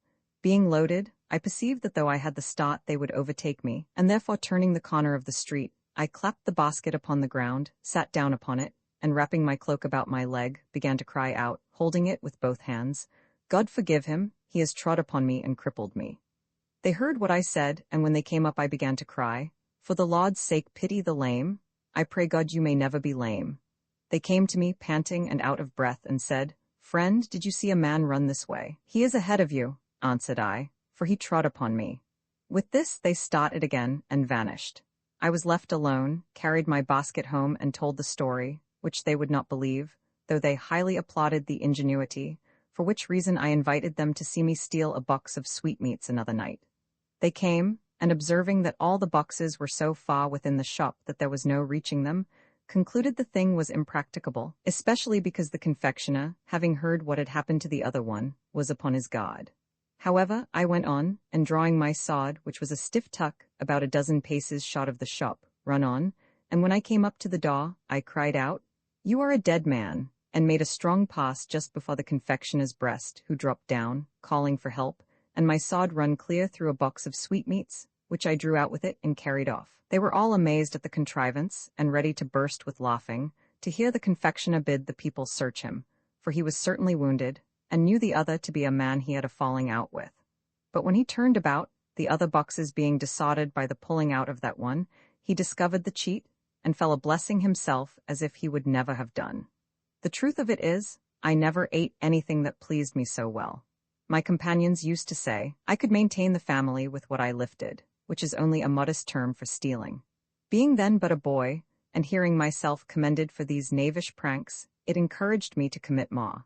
I used to bring home my girdle hung all round with little pitchers, which I stole from nuns, begging some water to drink of them, and when they turned it out in their wheel, I went off with the mugs, they being shut up, and not able to help themselves, so that it became a fashion not to give out anything without a pledge for the vessel. After this, I promised Don Diego and his companions that I would one night disarm the round. The night was appointed, and we set out upon the exploit. I went foremost with another servant of our family, and as soon as I discovered the watch, went up as if I had been in a great fright, saying, Is it the round? They answered, It was. Then said I, Is the officer here?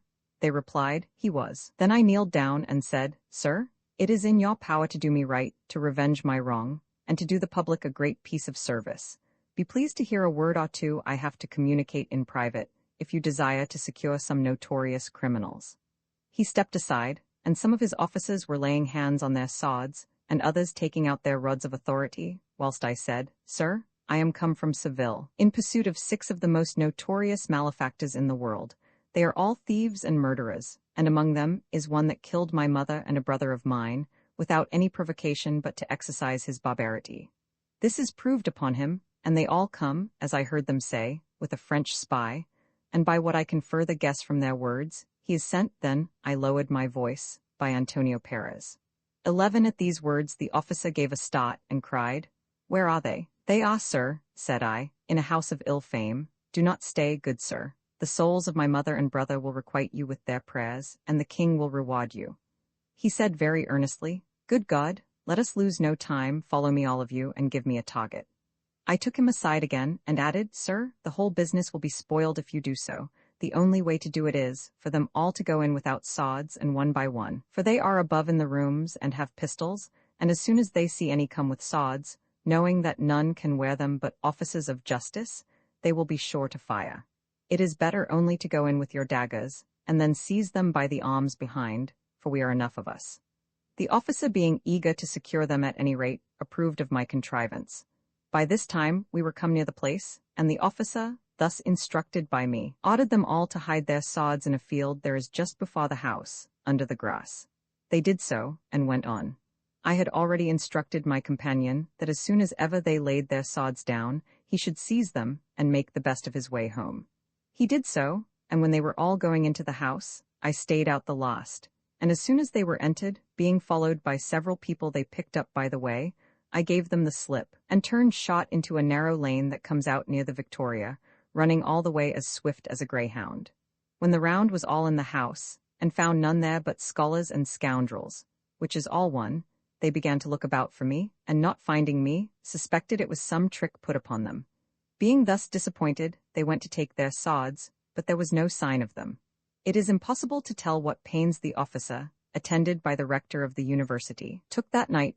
They searched all the town to the very beds, and when they came to ours, I was in bed with a nightcap on, and close covered, for fear of being known, a candle lighted in one hand and a crucifix in the other, with a sham priest praying by me, and all the rest of my companions on their knees about the bed.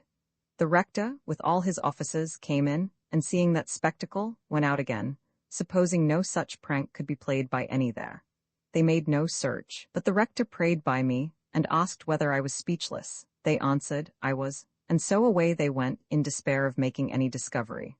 The rector swore he would deliver up the offender, if he could find him, and the officer vowed he would hang him, though he were the son of a grandee of Spain.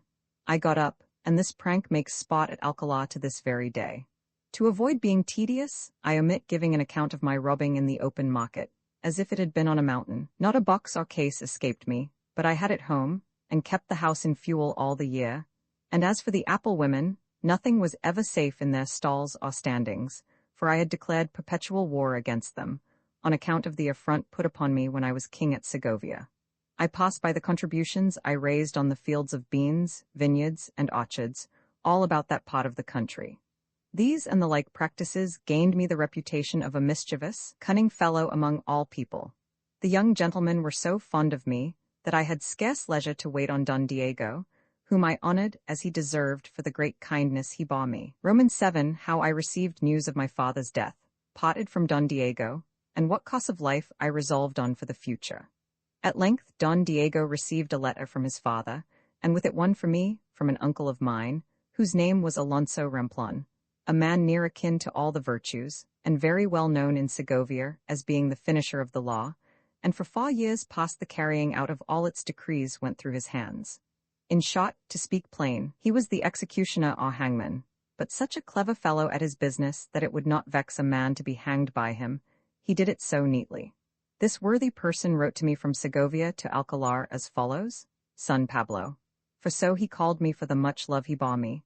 The great affairs of this employment, in the which it has pleased his majesty to place me, have been the occasion of my not writing to you before. For if there be anything to find fault within the king's service, it is the great trouble and attendance it requires, which, however, is in some measure requited by the honor of being his servant. It troubles me to be forced to send you disagreeable news, but your father died 8 days ago, with as much bravery and resolution as ever man did.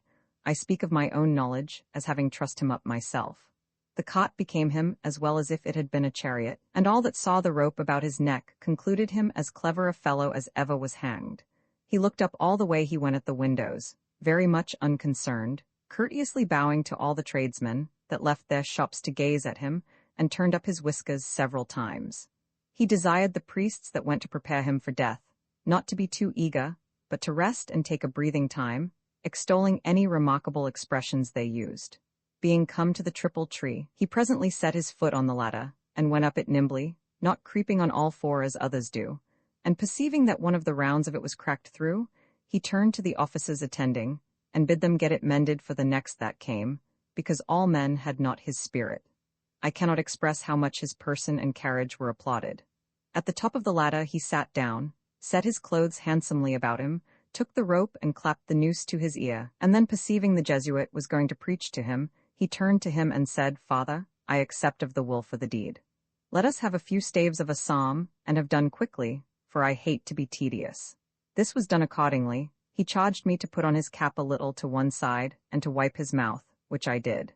And then he swung, without shrinking up his legs or making ugly faces, but kept such sedateness in his countenance that it was a pleasure to behold him. I quatted him out, and left the several pots on the highways. God knows what a trouble it is to me to see him there daily treating the crows and ravens. I cannot give you a much better account of your mother, for, though still living, she is a prisoner in the Inquisition at Toledo, because she would not let the dead rest in their graves. They give out that every night she used to salute a great he-goat, kissing him on the eye which has no pupil. In her house were found as many arms, legs, and heads as would have stocked a charnel house, and she reckoned it one of her smallest abilities to counterfeit virgins and solder cracked virtues. They say she would fly up a chimney, and ride faster upon a broomstaff than another can upon the best Andalusian nag. I am sorry she disgraces us all, and me more particularly as being the king's officer, and such kindred does not become my post. Dear child, here are some goods of your father's that have been concealed to the value of 400 ducats. I am your uncle, and all I have is yours. Upon sight hereof you may come away hither, for your skill in Latin and rhetoric will qualify you to make you an excellent hangman. Let me have your answers speedily. Until then, God keep you, etc. I must confess, I was much troubled at this fresh disgrace, and yet, in some measure, I was glad of it, for the scandalous lives of parents make their greatest misfortunes a comfort to their children.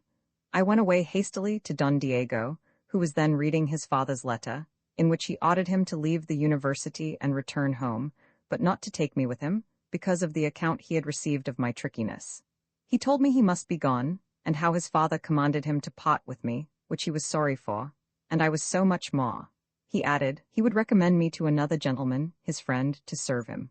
I smiled and answered, "Sir, the case is altered. I have other designs in my head, and aim at greater matters, so that I must take another course.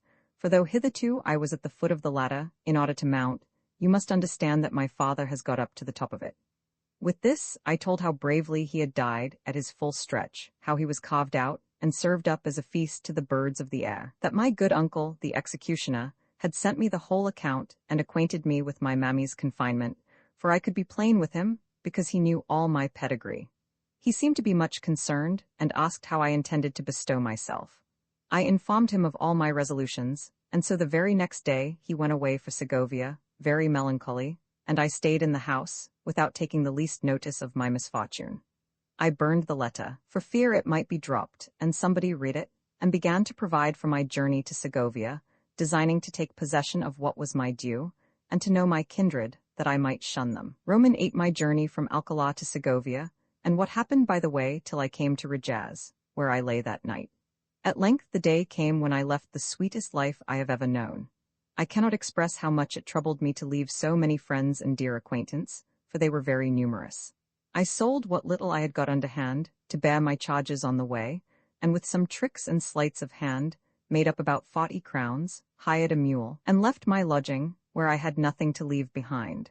The Lord alone knows what a hue and cry there was after me. The shoemaker rod for the shoes he had trusted me with, the old housekeeper scolded for her wages, the landlord fretted for his rent. One cried, "My heart always misgave me that I should be so served." Another said, "They were much in the right who told me that this fellow was a cheat." In short, I was so generally beloved that I left half the town in tears for me when I came away, and the other half laughing at those that bemoaned themselves. I diverted myself with these thoughts along the road, when having passed through the town of Torote, I overtook a man riding on a he-mule with a panel. He talked to himself very rapidly, and was so wrapped in imagination that he did not perceive me, though I was close by his side. I saluted him, and he returned the courtesy. Then I asked which way he was traveling, and after a few such questions and answers had passed between us, began to discourse about the Turks coming down, and the king's fosses. Then he began to lay a scheme for recovering of the Holy Land and the taking of Algiers, by which discourse I perceived that he was mad upon politics and government. We went on with our dialogue, as became a couple of pleasant fellows, and skipping from one subject to another, fell last upon Flanders. There I hit his vein, for he fetched up a deep sigh, and said, "That country has cost me more than it has done the king, for I have been upon a project about these 14 years, which were it not impracticable as it is, would have set all right there long ago." "What can that be," answered I, "which is so convenient and useful, and yet at the same time impracticable, and not to be put in execution?" "Who told you," replied he, very hastily, "that it cannot be put in execution? It can be executed, for its being impracticable is another matter, and were it not for fear of being troublesome, I would tell you what is, but it will all out. For I design very suddenly to print it, with some other small works of mine, among which I propose to the king 2 several methods for recovering Ostend. 12 I entreated him to acquaint me with them, and he, pulling some papers out of his pocket, showed me a draft of the enemy's works and of ours, and said, "Sir, you plainly see that all this difficulty lies in this inlet of the sea. Now, my contrivance is to suck it dry with sponges, and so to remove that obstacle." This wild notion made me burst into a loud fit of laughter, and he, looking me earnestly in the face, went on, "I never showed it to anybody but has done the same as you do, for they are all mightily pleased with it." "Truly," replied I, "it is an extraordinary pleasure and satisfaction to me to be acquainted with a design so novel and reasonable. But, sir, be pleased to consider, that when you have once sucked up the water that is in it, the sea will throw in more."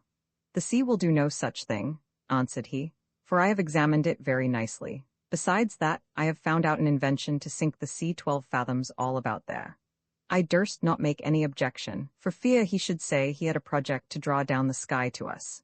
In all my days I never met with such a madman. He told me that Juanelo, a famous engineer, who brought water from the river Tagus up a vast hill to serve the city Toledo, had done nothing. For he was now contriving to bring the whole river up to that city a much easier way, and when he came to explain the method, it was to be by a spell. Pray do but mind whether ever such follies were heard of in the world. But he went on, and added, "Yet I do not design to put this in execution, unless the king will first settle a good estate upon me, and knight me, for I am capable enough of that honor, because I have good testimonials of my gentility." This rambling, wild discourse lasted us to Torrejon, where he stayed to see a kinswoman. I went on very well pleased, and laughing heartily at the projects he spent his time in. I had not gone far before I spied at a distance a mule loose, and a man by her afoot, who, looking into a book, drew some lines, and measured them with a pair of compasses. He leaped and skipped about from side to side, and now and then laying one finger upon the other, made several extravagant motions. I must confess that, stopping at a good distance some time to observe him, I at first concluded he was a conjurer, and was almost afraid to go on. At last I resolved to venture, and drawing near, he spied me, shut his book, and going to mount, his foot slipped out of the stirrup, and he fell. I helped him up, and he said, "I took not the due precaution in rising to make the half circumference of mounting." I did not understand what he meant, but presently guessed what he was, for a more extravagant, distracted man was never born of a woman. He asked whether I was going to Madrid in a direct line, or took a circumflex road. Though I did not understand him, yet I answered, that by circumflex.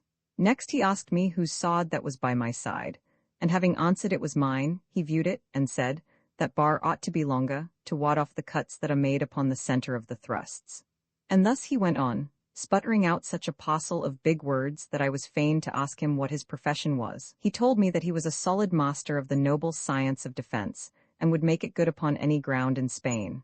I could not forbear laughing, and answered, "By my troth, sir, I rather took you for a conjurer, when I saw you describing circles, and making such antic motions in the field." "The reason of that," replied he, "was because there occurred to me a thrust in quat, fetching the great a compass, to engage my adversary's sword, and killing him before he can say his soul is his own, that he may not discover who did it, and I was then reducing of it to mathematical rules." "Is it possible," said I, "that the mathematics should be concerned in that affair?" "Not only the mathematics," quoth he, "but divinity, philosophy, music, and physic." "I do not question it as to the last," said I, "since that art aims at killing. Do not make a jest of it," continued he, "for I will now teach you an excellent god, and at the same time you shall lay on the great cuts, which shall contain the spiral lines of the sod." "I do not understand one word of all you say," answered I. And he again, "Why, here you have them in this book, which is called The Wonders of the Sod.13. It is an excellent one, and contains prodigious things. And to convince you of it, at Rajaz, where we shall lie tonight, you shall see me perform wonders with 2 spits, and you need not question but that whosoever reads this book will kill as many as he pleases." "Either that book teaches men how to make plagues," replied I, "or it was written by some doctor of physic." "What do you mean by a doctor?" replied he. "He is an extraordinary wise man, and I could find in my heart to say more." We held on this ridiculous discourse till we came to Rajaz, and went into an inn, but as we were alighting, he called out to me as loud as he could, to be sure first to form an obtuse angle with my legs, and then reducing them to parallel lines, to come perpendicularly to the ground. The landlord, seeing me laugh, did so too, and asked me whether that gentleman was an Indian, that he spoke in such a sort. I thought I should have died with laughing between them, but he presently went up to the host and said, "Pray, sir, lend me a couple of spits to make 2 or 3 angles, and I will restore them immediately." "Lord bless me, sir," answered the host, "give me the angles, and my wife will roast them in a trice, though they are a sort of birds I never heard the names of before." "They are no birds," replied the other, and turning to me added, "Pray, sir, do but observe the effects of ignorance. Let me have the spits, for I want them only to fence with, and perhaps you will see me do that today, which may be worth more to you than all you have got in your life." In fine, the spits were in use, and we were fain to take up with 2 long ladles. Never was anything so ridiculous seen in this world. He gave a skip and said, "This sally gains me more ground, and puts by my adversary's sword. Now I make my advantage of the remiss motion to kill in the natural way. This should be a cut, and this a thrust." He came not within a mile of me, but danced round with his ladle. Now I standing still all the while, all his motions looked as if he were fencing with a pot that is boiling over the fire. Then he went on, saying, "In short, this is the true art, not like the drunken follies of fencing masters, who understand nothing but drinking." The words were scarce out of his mouth before a great mulatto stepped out of the next room, with a pair of whiskers like 2 brushes, a hat as big as an umbrella, a buff doublet under a loose coat, bandy-legged, hook-nosed, and with 2 or 3 signs of the cross on his face, a dagger that might have served Goliath, and a hanging look, and said, "I am an approved master, and have my certificate about me, and by this light I'll make an example of any man that dare presume to reflect upon so many brave fellows as profess the noble science."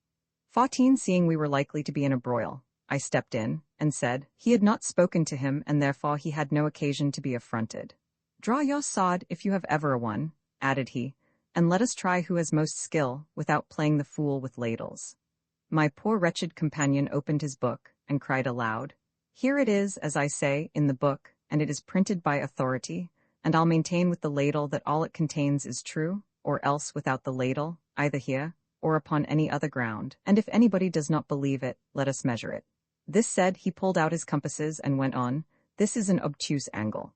The fencing master drew his dagger, and replied, "I neither know who is angle, nor who is obtuse, nor did I ever hear such words before, but I'll cut you in pieces with this dagger in my hand."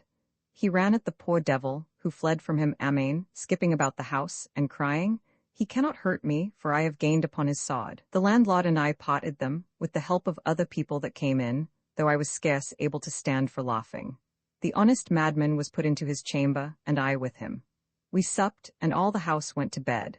About 2 of the clock he got up in his shirt, and began to ramble about the room, skipping and sputtering a deal of nonsense in mathematical terms. He waked me, and not satisfied with this, went down to the landlord to give him a light, saying he had found a fixed object for the cross pass upon the bow. The landlord wished him at the devil for waking him, but still the other tormented him, till he called him a madman, and then he came up and told me, if I would rise, I should see the curious fence he had found out against the Turks and their scimitars, and added he would go show it to the king immediately, because it was very advantageous to Christendom. By this time it was day. We all got up and paid our shot. We reconciled the madman and the fencing master, who went away, saying that what my companion alleged was good in itself, but it made more men mad than skillful at their weapon, because not 1 in 100 understood the least part of it. Roman 9 of what happened to me on the road to Madrid with a poet. I held on my journey to Madrid, and my mad companion went off to go another road. When he had gone a little way, he turned back very hastily, and calling on me as loud as he could, though we were in the open where none could hear us, he whispered in my ear, "Pray, sir, Let me conjure you as you hope to live, not to discover any of the mighty secrets I have acquainted you with, relating to the art of fencing, but keep them to yourself, since you are a man of sound judgment. I promised so to do. He went his way again, and I fell laughing at the comical secret. I traveled about a league without meeting anybody, and was considering with myself how difficult a matter it was for me to tread the paths of virtue and honor, since it was requisite, in the first place, that I should hide the scandal of my parents, and then have so much worth myself as to conceal me from their shame. These thoughts seemed to me so honorable, that I congratulated myself on them, and said, "It will be much more honorable in me, who had none to learn virtue from, than in those who had it hereditary from their predecessors." My head was full of these ideas, when I overtook a very old clergyman riding on a mule towards Madrid. We fell into discourse, and he asked me whence I came. I told him, from Alcalá. "God's curse," said he, "on those low people, since there was not one man of sense to be found among them." I asked how could that be said of such a town, where there were so many learned men. He answered, in a great passion, "Learned? I'll tell you how learned, sir. I have for these 14 years last past made all the songs and ballads and the verses for the bedels at Corpus Christi and Christmas, in the village of Majellahonda, 15 where I am reader, and those you call learned men, when I put up some of my works among the rest, at the public act took no notice of mine, and that you may be sensible, good sir, of the wrong they did me, I will read them to you." And accordingly he began as follows: "Come, shepherds, let us dance and play on great St. Corpus Christi's day, for he comes down to give its thanks for all our kind and loving pranks. When we have drunk and made all even, he flies back again to heaven. What he does there I cannot say, since here with us he will not stay. Come, shepherds, let us dance and play," etc. Having read this admired piece, which was too long to remember any more of it, he proceeded. "Now, sir, could the very inventor of doggerel himself have said anything finer than this? Do but consider what a deal of mystery there is in that word shepherds. It cost me about a month's hard study. I could no longer contain myself within bounds, for I was ready to burst, and so breaking out into a loud fit of laughter, I said, "It is most wonderful, but I observe you call great St. Corpus Christi, whereas Corpus Christi is not the name of a saint, but a festival instituted in honor of the Blessed Sacrament." "That's a pretty fancy," replied he scornfully. "I'll show you him in the calendar, and he is canonized, and I'll lay my head on it." I could not contend any more with him for laughing at his unaccountable ignorance, but told him his verses deserved to be highly rewarded, for I had never seen anything more comical in my life. "No," said he, "then pray hear a little of a small book I have written in honor of the 11,000 virgins. I have composed 50 stanzas of 8 verses each, to every one of them, a most excellent piece. For fear of being pested with so many millions of his lines, I desired him to show me anything that was not godly, and then he began to recite a comedy, which had as many acts as there are days in a year. He told me he writ it in 2 days, and that was the rough draft, and might be about half a ream of paper. The name of it was Noah's Ark, the whole represented by cocks and mice, asses, foxes, and wild boars, like Aesop's fables. I extolled both the plot and the conduct, and he answered, "I ought not to commend it because it is my own, but the like was never made in the world, besides that it is altogether new, and if I can but get it acted, there will be nothing so fine. All the difficulty lies in that, for if it were not, could anything be so sublime and lofty? However, I have contrived to have it all acted by parrots, jackdaws, magpies, starlings, and all other sorts of birds as speak, and to bring in monkeys for the farce." "That indeed will be very extraordinary," answered I. "All this is nothing," replied the old man, "to what I have done for the sake of a woman I love. Here are 901 sonnets, and 12 rondeaux, as if he had been reckoning up pounds, shillings, and pence, made in praise of my mistress's legs." I asked him whether he had ever seen them. He replied he had not, on his word as a priest, but that all his conceits were by way of prophecy. Though it was a diversion to hear his nonsense, I must confess I dreaded such a multitude of barbarous verses, and therefore endeavored to turn off the discourse another way, telling him I saw hares. "Then," cried he, "I'll begin with one, in which I compare her legs to that creature." Still to bring him off that subject, I went on, "Don't you see that star, sir, which appears by daylight?"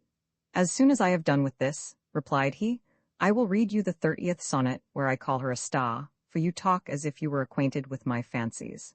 It was such a vexation to me to find I could name nothing but what he had writ some nonsense upon, that I was all joy when I perceived we drew near Madrid, believing he would then give over for shame, but it proved quite contrary, for as soon as we came into the street, he began to raise his voice, to show what he was. I entreated him to forbear, lest if the boys should once get the scent of a poet, all the rotten oranges and cabbage stumps in the town should come after us. In regard the poets were declared madmen, in a proclamation set out against them, by one that had been of the profession, but recanted and took up in time.